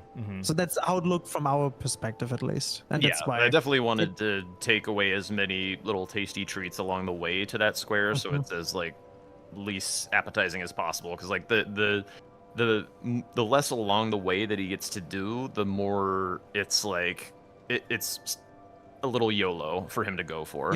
Yeah. Yeah. Super fair. And that brings us to game 3, right? Which is the final one that we dealt with here. And that's a one that, again, kind of like with game 2, was a very just strong start for CBD, and like what it looked like to us anyways on the commentary side, which was Jack cooking in the back, right? You're taking your time. You're trying to find out something that you really want to like heavy hit on rather than giving away too much. Because the way we read game 2 between you two was that CBD was giving away a lot of critical information. The squares were good, but also the information was a lot, right? And so Jack maybe was able to like kind of maneuver around with that a little bit more than CBD could in reverse, right? There wasn't a lot of information to work on. It kind of seemed like the same vibes here in game 3. How was it for you guys in that? Like, how was the information game on game 3 for you? Who do you want to hear from? CBD? Yeah, whichever one. Yeah, CBD go first for this one. What was the question again? I just forgot when Jack asked. Oh, sorry. How was the information game for you on game 3? Like the whole like reading the board, but also trying to figure out what the presence was like for your opponent, pretty much. In like map progression and everything. It's a good question. I don't know, because I think I was focused. What was even my first square? Oh, larval tears. Yeah. I guess I was maybe a bit optimistic that I could get multiple things before like going back section. I think I got like three scores before like progressing on the map, and I just wanted them so that I'd have some breathing room to go off and do other things. I don't know. I realized that I had to go all over the place for this map, for this board rather. And I saw the Jory Matting Hand combo pretty early, and I saw that Jack was a bit muted for a bit, so I just never went over there because I'm like, he's just pulling a Tom. He's gonna get Jory 13 minutes in. That's fair. Eventually That's did, fair. but yeah. Yeah. What for you, Jack? Well, a few things happened in this game. So I had perhaps the single most bullshit TLEA skip death I think I've ever experienced, where like I literally took extra time to settle on the ledge because I'm like, okay, like just want to be sure, you know, that everything's running smoothly, and then it like killed me, and I'm like, what the hell is this? So then I'm like a minute behind or something, and I'm starting to think like, all right, what do I need to do? And so I started off with the backhand blades because I was like, you know, it's old reliable. This will be fun. It was not fun. Idrid took like, I don't know, 3 minutes to die or something absurd. And I lost Ashes of War, and then I'm just like kind of in panic mode, and then you have like kind of a aggressive shape forming around this hitless square, and so I'm like, all right, I have been practicing Relana hitless for like a year. I know I can do it, and it turns out that under the pressure I could not do it. And that lost me a lot of time, and then from there I'm in full-on desperation mode, and so I survey the board and I see the top right diagonal, and it's shit. But that also means that you're not going to want to do it, and so I just got to work prepping it. And so I had one painting and like the Grace for Egon's Drakes when you got paintings, and everything else was prepped. Yeah. So I just closed out on it in slightly the wrong order, but it's like it's a really hard line to send. Yeah. So I wasn't really expecting it to work. You were setting up every square really, really well, and it got to this point where it's just really difficult to know which square to go for, right, at the end. CBD, when did you realize that diagonal? Like that's kind of forming, maybe, or can be formed? He got one square. Yeah, he got NPC drop weapons, and I'm like, I'm going for the longest one. I guess it wasn't the longest. I guess Mattingham was the longest one, but then he would have known that. So, yeah, I just went for paintings and set up Mattingham. Interesting. I guess. Yeah. Because I just needed one square. Yeah. And your lead was enormous. You could do whatever. So after the Tree Sentinel duel, you didn't go for sorceries just in case you're not getting sniped on it. That's why you went for Dragon Hearts for column 3. Yeah, I thought he really needed center square, so I didn't want to contest it. Yeah, that's fair. Okay, cool. Yeah, it was with the paintings was actually really, really close. I think it came down at the end to like I guess on Jack's side too much prepping the other squares. I would say, but that's what I meant. Like at some point you just don't know when do I go for what square, when do I finish it, right? Yeah, I think you did a really good job though. With row 5 being what it was, like it gets a little sussy the longer I sit there. So I'm like, I have to do the tree spirits to like tell him I'm still playing the goddamn game.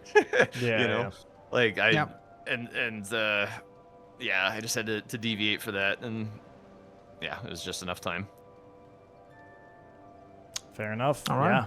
I mean, that was a great best of threes from both you guys. GG's. It was so fun to watch. It really was. It was a fantastic best of threes all around. So you guys should be proud of yourselves. Win or loss doesn't matter to me. I mean, it's obviously it still matters, but you know what I mean. It was still just it was a great showcase for sure.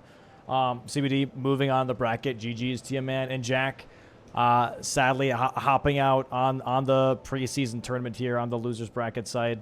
However, you have some closing statements that you're always allowed to have. Shout yourself out.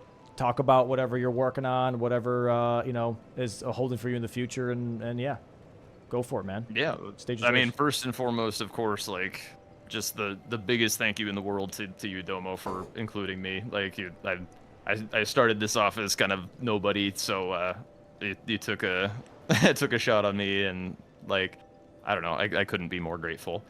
I would also like to formally submit an application to do some casting for the event at some point, because I would love to do that. That would be so much fun. But you know, the ball's in your court.